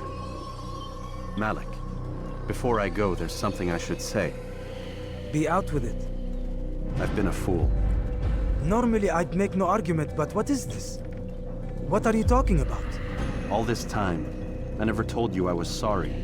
Too damn proud. You lost your arm because of me. Lost Qadar. You had every right to be angry. I do not accept your apology. I understand. No, you don't. I do not accept your apology because you are not the same man who went with me into Solomon's temple. And so you have nothing to apologize for. Malik. Perhaps if I had not been so envious of you, I would not have been so careless myself. I'm just as much to blame. Don't say such things. We are one. As we share the glory of our victories, so too should we share the pain of our defeat. In this way, we grow closer. We grow stronger. Thank you, brother. Rest if you need to, Altaïr, that you might be ready for what lies ahead.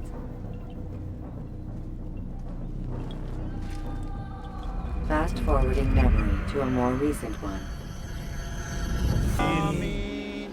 We gather here to mourn the loss of our beloved Majd-ud-Din. Taken too soon from this world. I know you feel sorrow and pain at his passing, but you should not. For just as we are all brought forth from the womb, so too must we all one day pass from this world. It is only natural, like the rising and the setting of the sun. Take this moment to reflect on his life and give thanks for all the good he did. Know that one day you will stand with him again in paradise.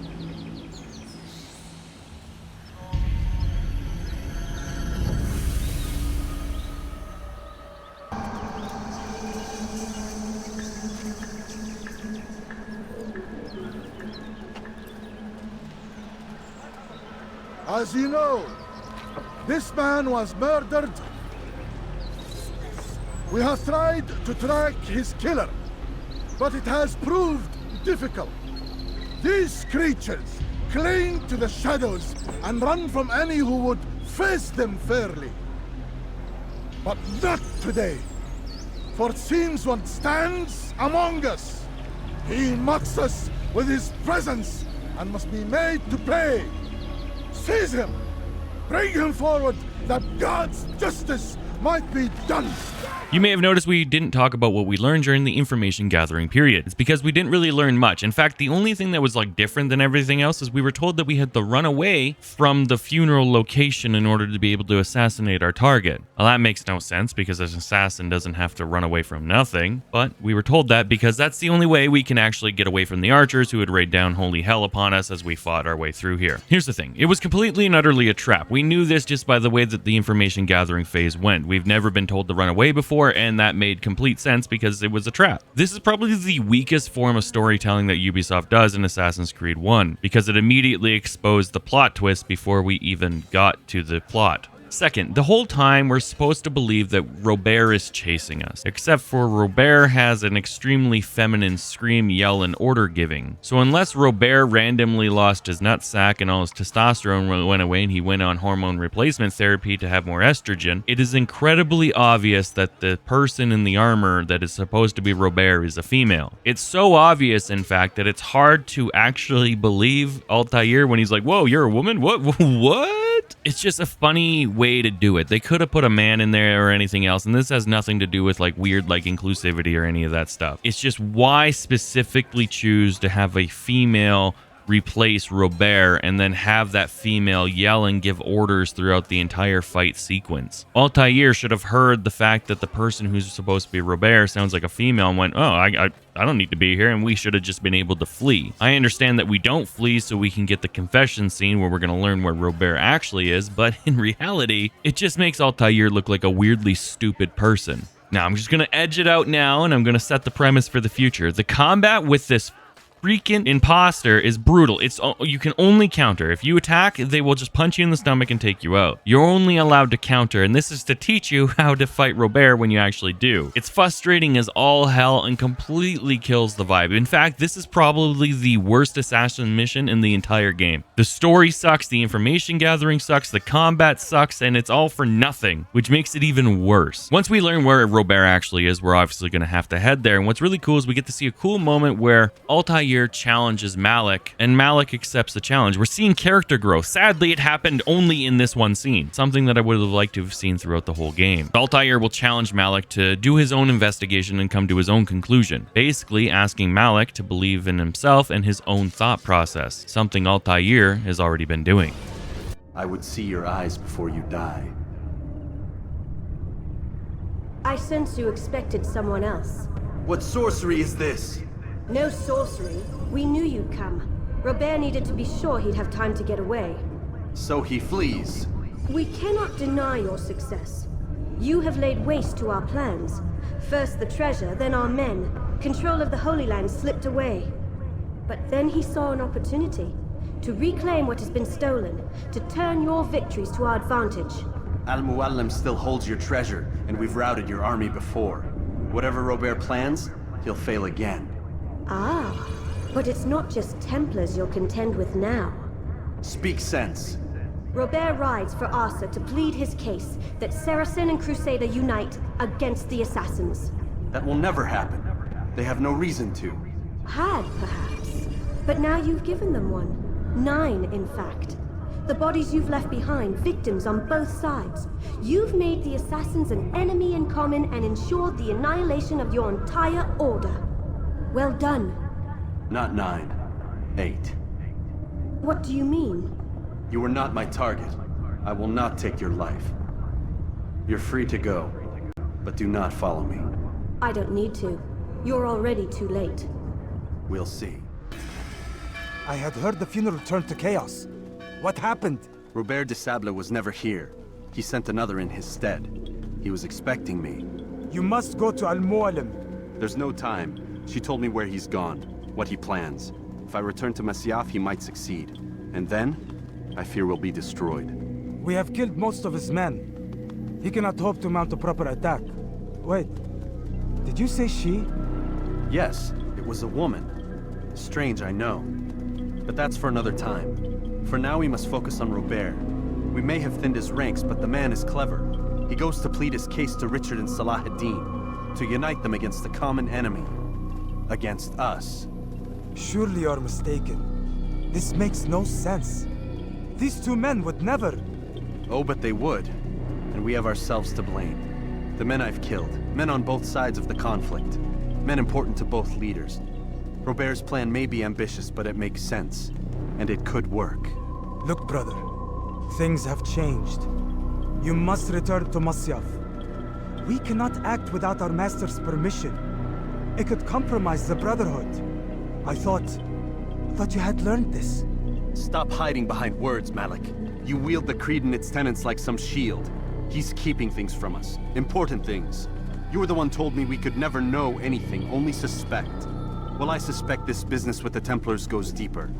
When I'm done with Robert, I will ride for Masyaf that we may have answers. But perhaps you could go now. I cannot leave the city. Then walk amongst its people. Seek out those who served the ones I slew. Learn what you can. You call yourself perceptive. Perhaps you'll see something I could not. I don't know. I must think on this. Do as you must, my friend. But it's time I ride for Arsuf. Every moment I delay, our enemy gets one step ahead of me. Be careful, brother. I will be. I promise.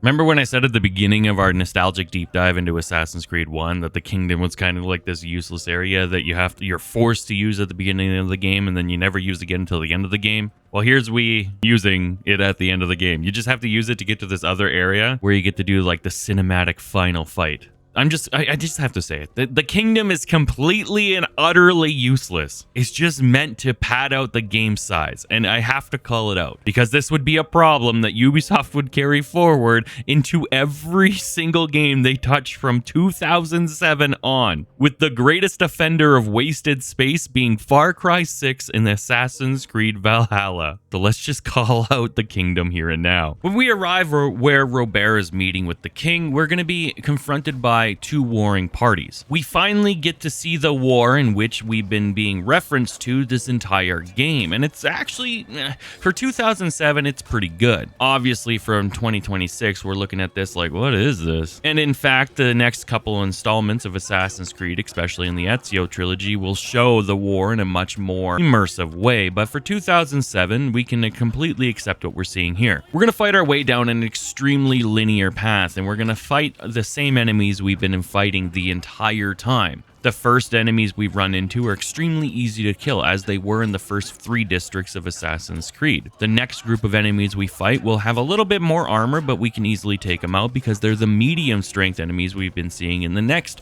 3 districts of Assassin's Creed. Then the final area we'll be in will be the superly heavily armored guys who counter every single one of your attacks, and you just basically stand there and wait till the perfect moment to click your button to do the counterattack. This would be the enemies from the 3rd districts of Assassin's Creed. Overall, the entire vibe of this area is pretty dang good in comparison to the rest of the game. Was it good for the time? No, because we had other games like Call of Duty and Battlefield making games with war feel way more realistic, way more intense. In fact, earlier Lord of the Rings games would even be better than this. But when we take in the scale and the actual grandiosity of the entire Assassin's Creed 2007 game, this section breathes a life of fresh air into what was overall a very repetitive story. So while in its simplicity, when we compare it to the rest of the game, it just truly does genuinely feel like a breath of fresh air, and it's exciting. But even this will get very, very fastly repetitive and boring as you just simply run up to a tower,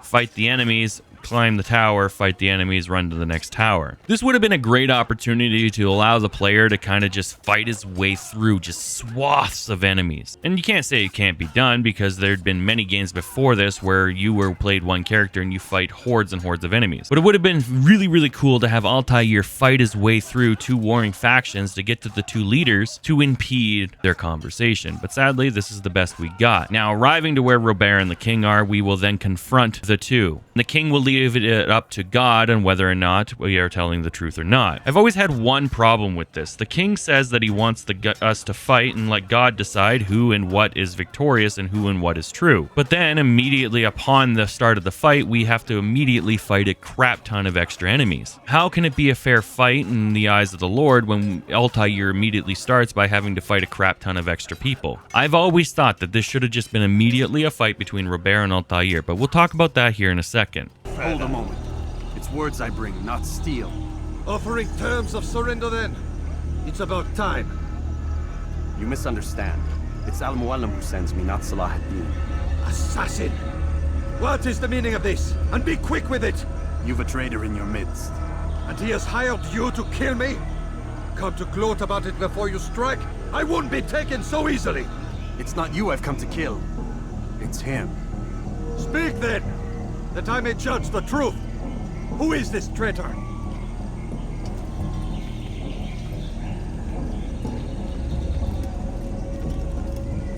Robert de Sabre. My lieutenant! He aims to betray. That's not the way he tells it. He seeks revenge against your people for the havoc you've wrought in Acre. And I am inclined to support him. Some of my best men were murdered by some of yours. It was I who killed them, and for good reason. Hear me out. William of Montferrat. He sought to use his soldiers to take Acre by force. Gagné de Naplouse. He would use his skills to indoctrinate and control any who resisted. Sabrand. He intended to block the ports, preventing your kingdom from providing aid. They betrayed you, and they took their orders from Robert.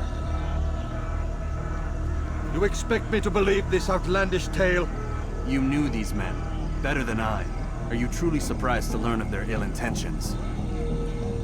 Is this true? My liege, it is an assassin that stands before us. These creatures are masters of manipulation. Of course it isn't true. I've no reason to deceive. Oh, but you do. You're afraid of what will happen to your little fortress. Can it withstand the combined might of the Saracen and the Crusader army? My concern is for the people of the Holy Land. If I must sacrifice myself for there to be peace, so be it. This is a strange place we find ourselves in. Each of you accusing the other. There really is no time for this. I must be off to meet with Saladin and enlist his aid. The longer we delay, the harder this will become. Hold a moment, Robert. Why? What do you intend? Surely you do not believe him? It is a difficult decision, one I cannot make alone. I must leave it in the hands of one wiser than I. Thank you. No, Robert, not you. Then who? The Lord. Let this be decided by combat. Surely God will side with the one whose cause is righteous. If this is what you wish. It is. So be it. To arms, assassins! See what I mean? It never made sense to me that it's a trial in front of our God, right? The God. And it's to see who's telling the truth and who's lying. Yet Robert immediately starts with a small army fighting against Altaïr. Now, obviously, it's because he's an assassin and blah, blah, blah, blah, blah. We can take all those arguments out. Let's just look at it from this perspective of, like, if it's in the eyes of God, then Altaïr and Robert should have fought immediately. I would have liked that a lot more, and I would have liked it if it didn't just boil down to a countering fest. The way it works when you fight Robert is if you attack him, he will just counter everything you do and throw you to the ground. So what you have to do is stand there with your sword in your hand and you wait for him to attack you, and then you counter what he's doing and you punch him in the stomach and he falls down. Or if you attack him, he will just do what you just did and punch you in the stomach and you'll fall down. It's so anticlimactic on so many fronts that's why a lot of people in 2007 were completely and utterly let down by what happened here. I just spent the last 10 hours of my life traveling through 3 different cities, 9 different districts, climbing 79 different towers, saving almost 100 citizens, gathering information on a ton of different targets who then all turned out to be traitors of the king and working for Robert, who happened to also be the king's ally. And my reward as a player for doing all of this work is to simply stand here and hold the block button, and then a second before the swords touch, I then hit the counter button. They could have done so much more to make this more impactful, and instead they chose to do this. This was a massive letdown, and now, to be clear, this wasn't uncommon for the time at all for games to have letdowns like this. In fact, we're going to be covering a couple more different games here in the future that have even worse endings than this, if you can believe it or not. In the end, what built up to this big treacherous moment is completely nullified by the terrible combat. We just spent 10 hours doing this exact same thing. We just spent 10 hours holding the blocking button, then hitting the counter button. We just spent 10 hours fighting the exact same enemies. It would have been nice to see Robert use something different, a different move, or to just be able to utilize the environment like we did the first time we met Robert, when we sprung the trap. Sadly, this is it. All that work, all that time, all that dedication, all those towers, all those information gathering segments, all those lives we took, all the stories we told, all boiled down to standing here. And what makes it funny is that Assassin's Creed 2 will immediately address this concern, but it's just, we have to acknowledge it. This is a deep dive of Assassin's Creed 1. And the biggest problem with Assassin's Creed 1 is the pacing and the combat. Both are simply just terrible. And when it all comes to a culmination here at the end, you can't help but feel a little bit disappointed. This is the ending of your story, or so you think. It's done then. Your schemes, like you, are put to rest. You know nothing of schemes. You're but a puppet.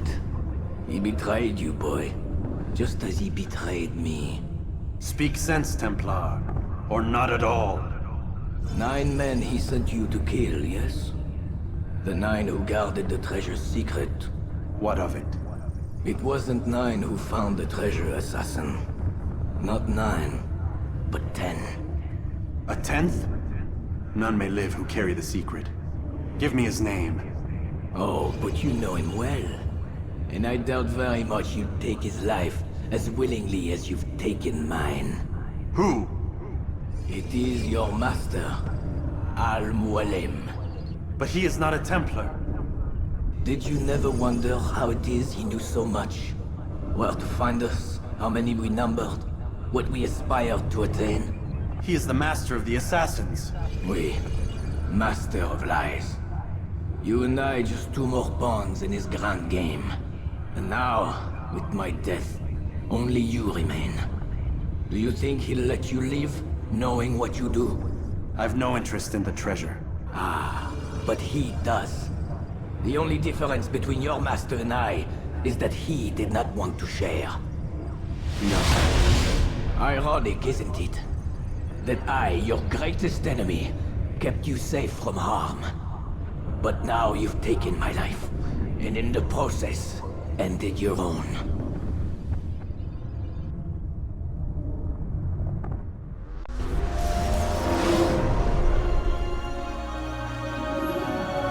Well fought, assassin. It seems God favors your cause this day. God had nothing to do with it. I was the better fighter. Ah, you may not believe in him, but it seems he believes in you. Before you go, I have a question. Ask it then. Why? Why travel all this way? Risk your life 1,000 times, all to kill a single man. He threatened my brothers and what we stand for. Ah, vengeance then? No, not vengeance. Justice, but there might be peace. This is what you fight for? Peace? Do you see the contradiction? Some men cannot be reasoned with. Like that madman, Saladin. I think he'd like to see an end to this war as much as you. So I've heard, but never seen. Even if he doesn't say it, it's what the people want. Saracen and Crusader alike. The people know not what they want. It's why they turn to men like us. Then it falls to men like you to do what is right. Nonsense.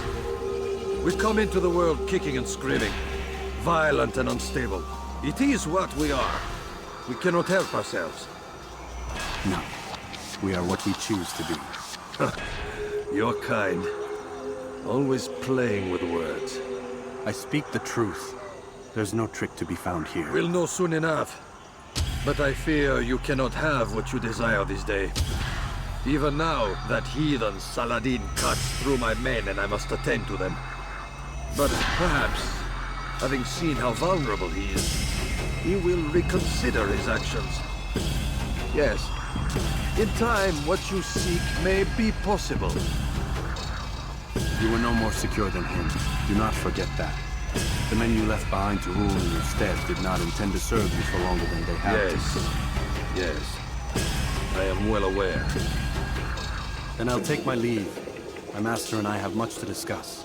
It seems that even he is not without fault. He is only human, as are we all. You as well. Safety and peace be upon you.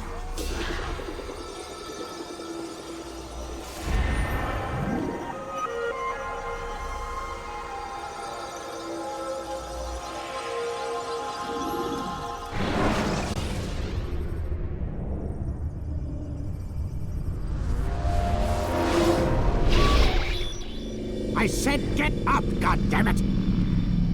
Listen! Oh no. Seems your assassin friends found us. What? How'd you do it, Desmond? Hey, look, I don't know what you're talking about, but whatever's going on down there has got nothing to do with me. They're here for you, and I sure as shit didn't invite them. What's the situation down there? We're taking heavy fire. Can you contain it? Or do I need to evacuate the prisoner? Only 5 or 6. We've got them outnumbered. Couple of wounded, but we'll pull through. We'll get it under control. God damn you, Desmond.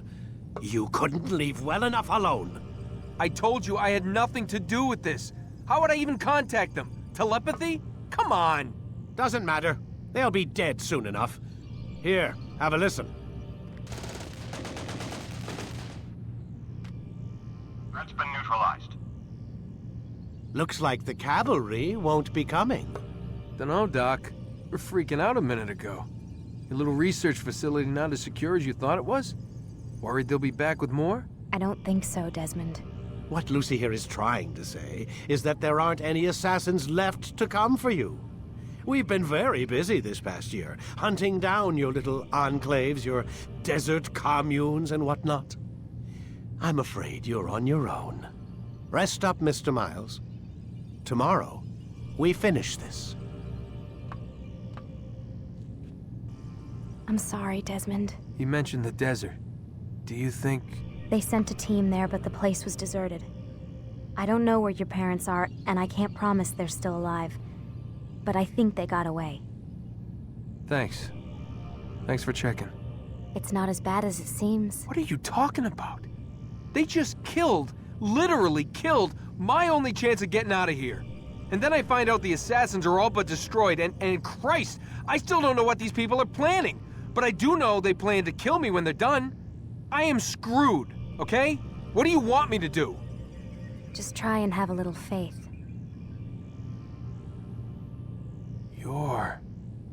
Have faith. Rest up, Desmond. You're gonna need the energy.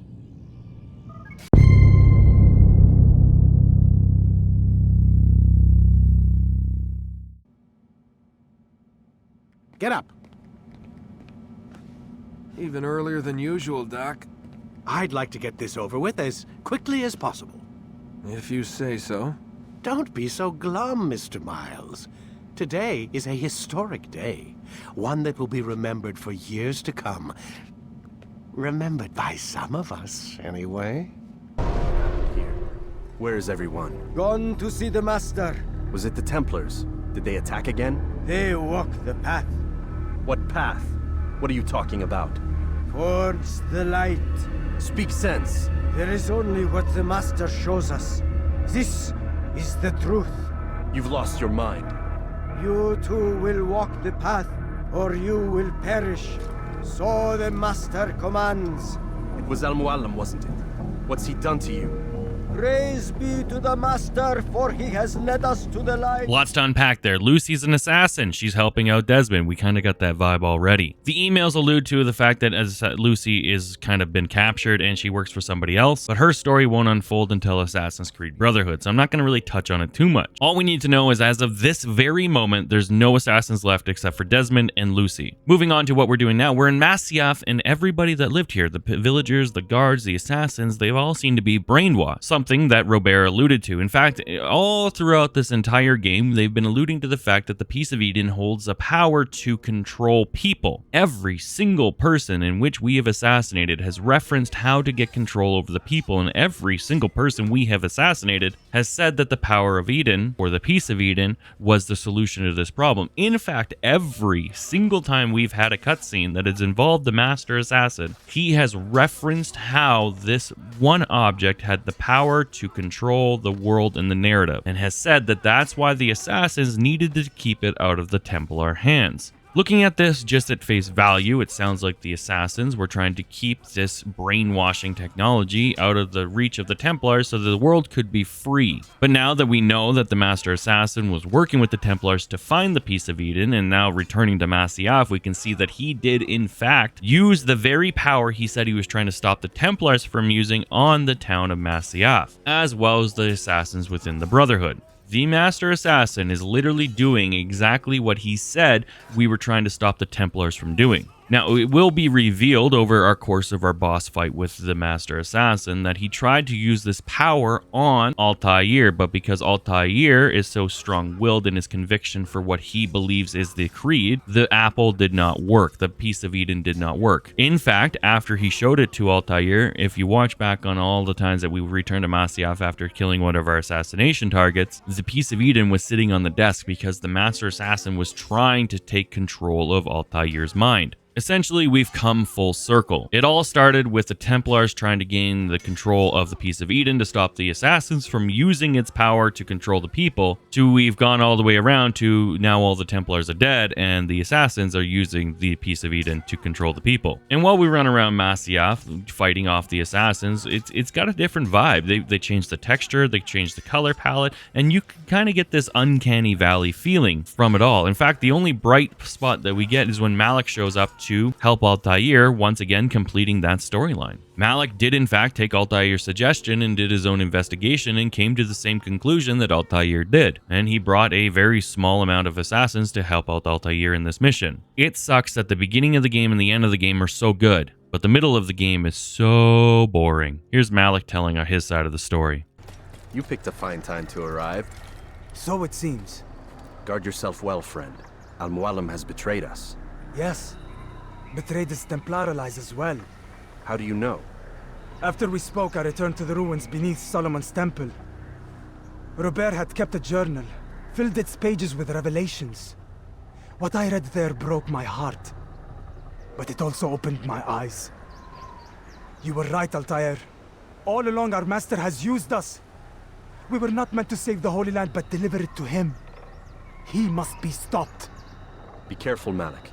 What he's done to the others, he'll do to us given the chance. You must stay far from him. What would you propose? My blade arm is still strong and my men remain my own. It would be a mistake not to use us. Distract these thralls then. Assault the fortress from behind. If you can draw their attention away from me, I might reach Al-Mualim. I will do as you ask, Dai. The men we face, their minds are not their own. If you can avoid killing them. Yes. Though he has betrayed the tenets of the Creed, it does not mean we must as well. I'll do what I can. It's all I ask. Safety and peace, my friend. Your presence here will deliver us both. It's nice to see the character growth between Altaïr and Malik, from the hatred that broiled within the two of them at Solomon's Temple to the friendship that they have now. It just sucks that the separation between those two events is 10 hours. It just feels so good to be a part of something. It feels so good to be running around with other assassins. It feels good to just feel like you're part of a team. When we were made to be a novice, we should have been surrounded by people teaching us, mentors, and helping us out. The truth couldn't have been the opposite. We've always been alone from beginning to end. And only now does the game go, hey, you have friends. And it kind of just sucks. Moving up to the castle, though, we're going to see how much control Al-Mualim has. What's happening?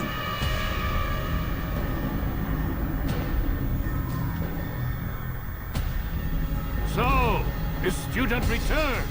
I've never been one to run. Never been one to listen either. I still live because of it. What will I do with you? Let me go. Oh, Altaïr. I hear the hatred in your voice. Feel its heat. Let you go? Well, that would be unwise. Why are you doing this? I found proof. Proof of what? That nothing is true, and everything is permitted. Come, destroy the betrayer. Send him from this world. Boy, do I remember in 2007 seeing all of my assassination targets standing around me. I was like, what? But now in 2026, I'm like, oh, it's the combat that holds it back. If each individual one of these assassination targets, the specters, if you will, decided to fight us in a different way, it'd feel a lot cooler. But because it's Assassin's Creed 1, all we have to do is stand here and block their attacks. Well, that is, unless Ubisoft decides that for some reason this time you're not blocking their attacks. More on that in a second. I understand that this was supposed to be this big crazy moment where Altaïr has to refight the people of his past, but it doesn't come across as that. It just comes across as kind of, for lack of a better word, cringy. Because of the combat, you can't help but just go, oh, we got to do another long drawn out fight. That's literally that's the literal thought that went through my head. The specters don't say anything, they don't reference anything, and even Al-Mualim yelling in the background does nothing to make it feel better. It just feels like yet another drawn out fight for no reason. And it's sad because this could have been so cool, right? Face me, or are you afraid? I have stood before 1,000 men, all of them superior to you, and all of them dead by my hand. I am not afraid. Prove it. What could I possibly fear? Look at the power I command.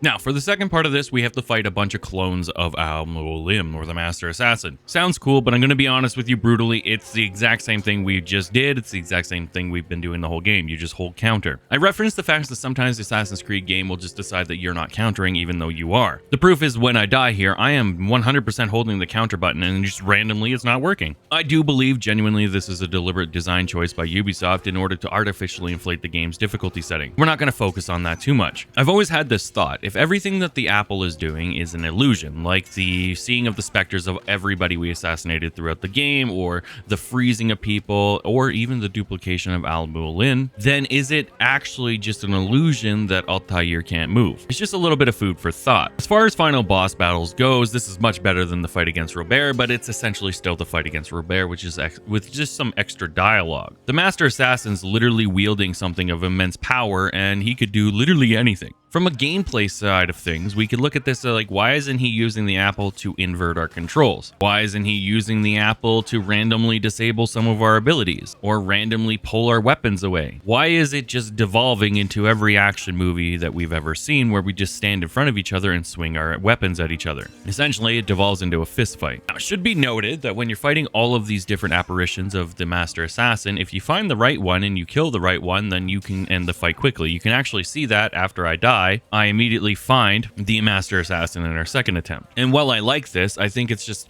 a little bit, I don't know, at this point you're just feeling repetitive. Even back in 2007, the #1 complaint was that the game is repetitive. And after this 5-hour long deep dive, I'm sure you're starting to see how repetitive the game is. Don't get me wrong though, the entire time I played Assassin's Creed, for over 20 years I've been playing this franchise, I always remember this boss fight. So if we're looking at this from a memorable experience point, this 100% hits the head. Remember, 2007 was a very different time in gaming. Graphics weren't as good, stories weren't as good, the expectations weren't there, so this, even though repetitive, was mind-blowing stuff we're looking at here. And yes, through our rose-colored glasses, it obviously appeals a lot better than it does in current day expectations, but in the grand scheme of things, I always remember this fight. I remember how it goes down, I remember the dialogue choices, I remember everything. Sadly, I also remember how terrible the next segment of this fight is, because it gets so much worse and boring. Have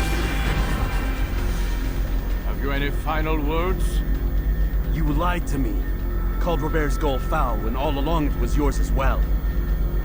I've never been much good at sharing. You won't succeed. Others will find the strength to stand against you. And this is why, so long as men maintain free will, there can be no peace. I killed the last man who spoke as such. Bold words, boy. But just words. Then let me go. I'll put words into action. Tell me, Master, why did you not make me like the other assassins? Why allow me to retain my mind? Who you are and what you do are twined too tight together. To rob you of one would have deprived me of the other. And those Templars had to die. But the truth is, I did try. In my study, when I showed you the treasure. But you are not like the others. You saw through the illusion. Illusion? That's all it's ever done. This Templar treasure, this piece of Eden, this word of God. Do you understand now? The Red Sea was never parted. Water never turned to wine. It was not the machinations of Iris that spawned the Trojan War, but this! Illusions! All of them! What you plan is no less an illusion. To force men to follow you against their will. Is it any less real than the phantoms the Saracens and Crusaders follow now? Those craven gods who retreat from this world that men might slaughter one another in their names? They live amongst an illusion already. I'm simply giving them another. One that demands less blood. At least they choose these phantoms. Or do they? Aside from the occasional convert or heretic? It isn't right. Ah, and now logic has left you. In its place, you embrace emotion. I am disappointed. What's to be done then? You will not follow me, and I cannot compel you. And you refuse to give up this evil scheme. It seems then we are at an impasse. No, we are at an end. I will miss you, Altaïr. You were my very best student.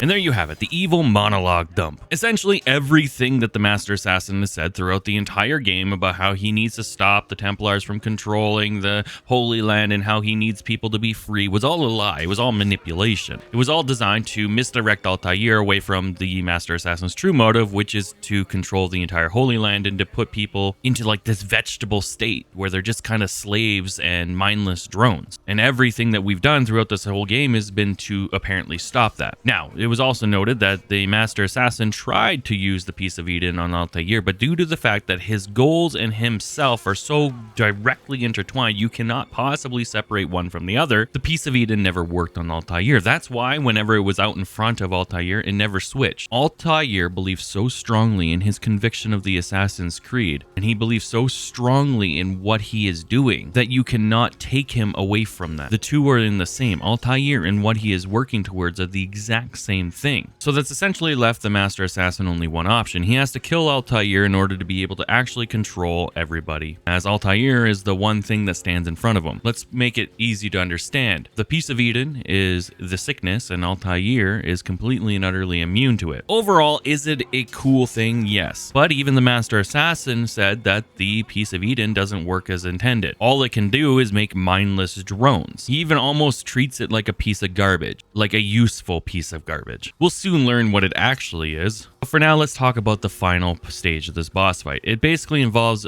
the Master Assassin teleporting around the map randomly. We hunt him down as Altaïr, and then we counter his attack and stab him in the stomach, and he'll just disappear. And we repeat this until the game decides we've done enough. Can we just take a moment to just say that this is fucking terrible? There is so many cooler ways they could have done this final boss fight using this apple. So many more inventive ways. So many, I could think of a million. Inverting controls, making it so he's really big, making it so our damn weapon does nothing, like teleporting us around and frustrating us. It just feels like we're playing a really terrible game of chase. Even in 2007, everybody was like, this is kind of dumb. What makes it worse is even though we'll stab him and we'll slice him a million times, there's no health bar, so there's no defined amount of damage we have to do. This could go on for forever. I fear this could have been a great opportunity to utilize all of our skill sets. Use the throwing knives to counter the apple by hitting it out of his hands. Using the dagger when we're up close, sword to do counter attacks. Like, we use none of our tools. It's just simply a hack and slash that isn't even a hack and slash. It's to stand there and wait till you get slashed, then counter that.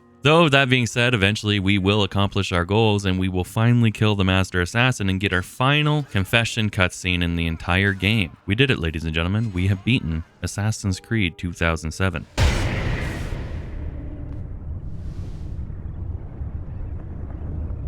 Impossible. The student does not defeat the teacher. الشيء واقع مطلق بل كل ممكن. So it seems.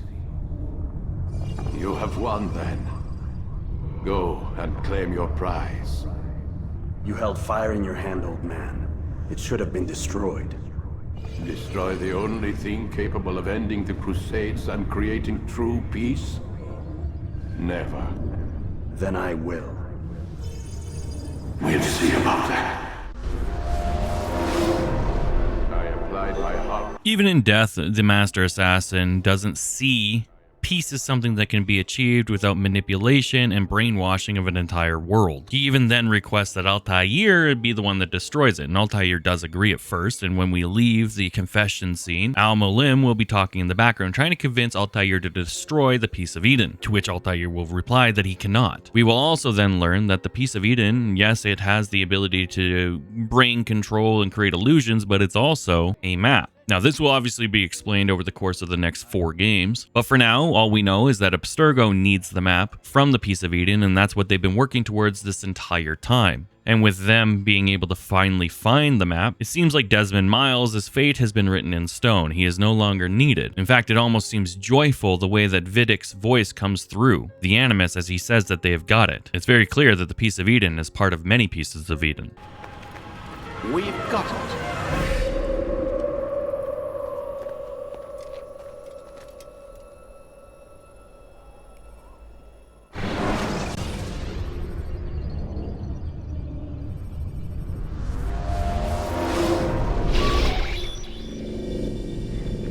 What the hell was that?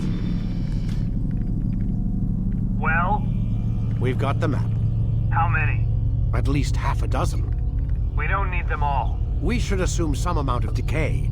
I can't imagine they'll all still be functioning. At least 2 appear to reside on land masses that no longer exist. We'll dispatch teams to each site and determine viability. We only need 1, after all.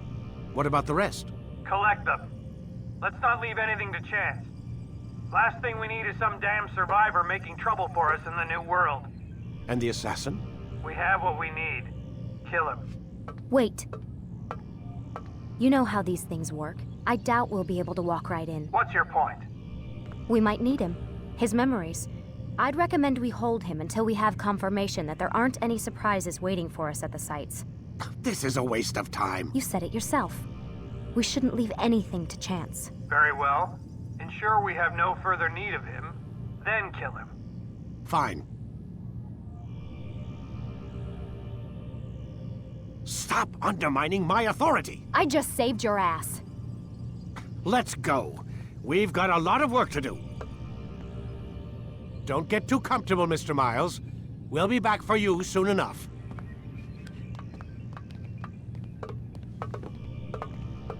What the hell is that?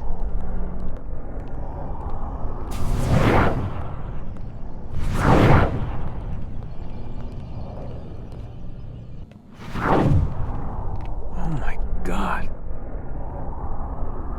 It looks like... Is that blood? What the hell were they keeping here before me? And what happened to him? What does it mean, I wonder?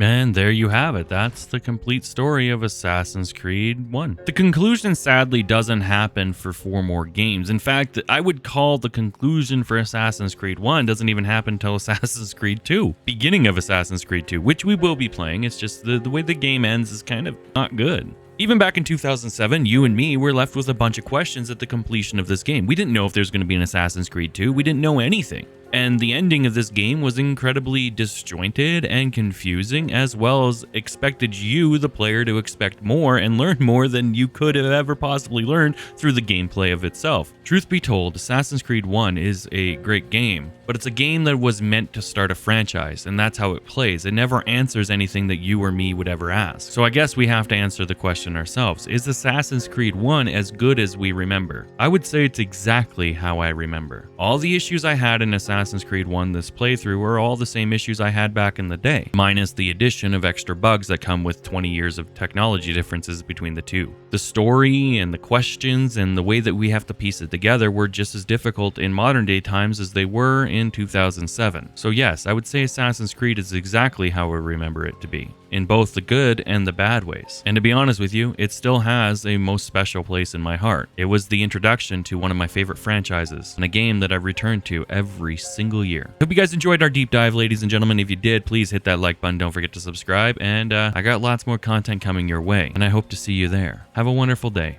and goodbye.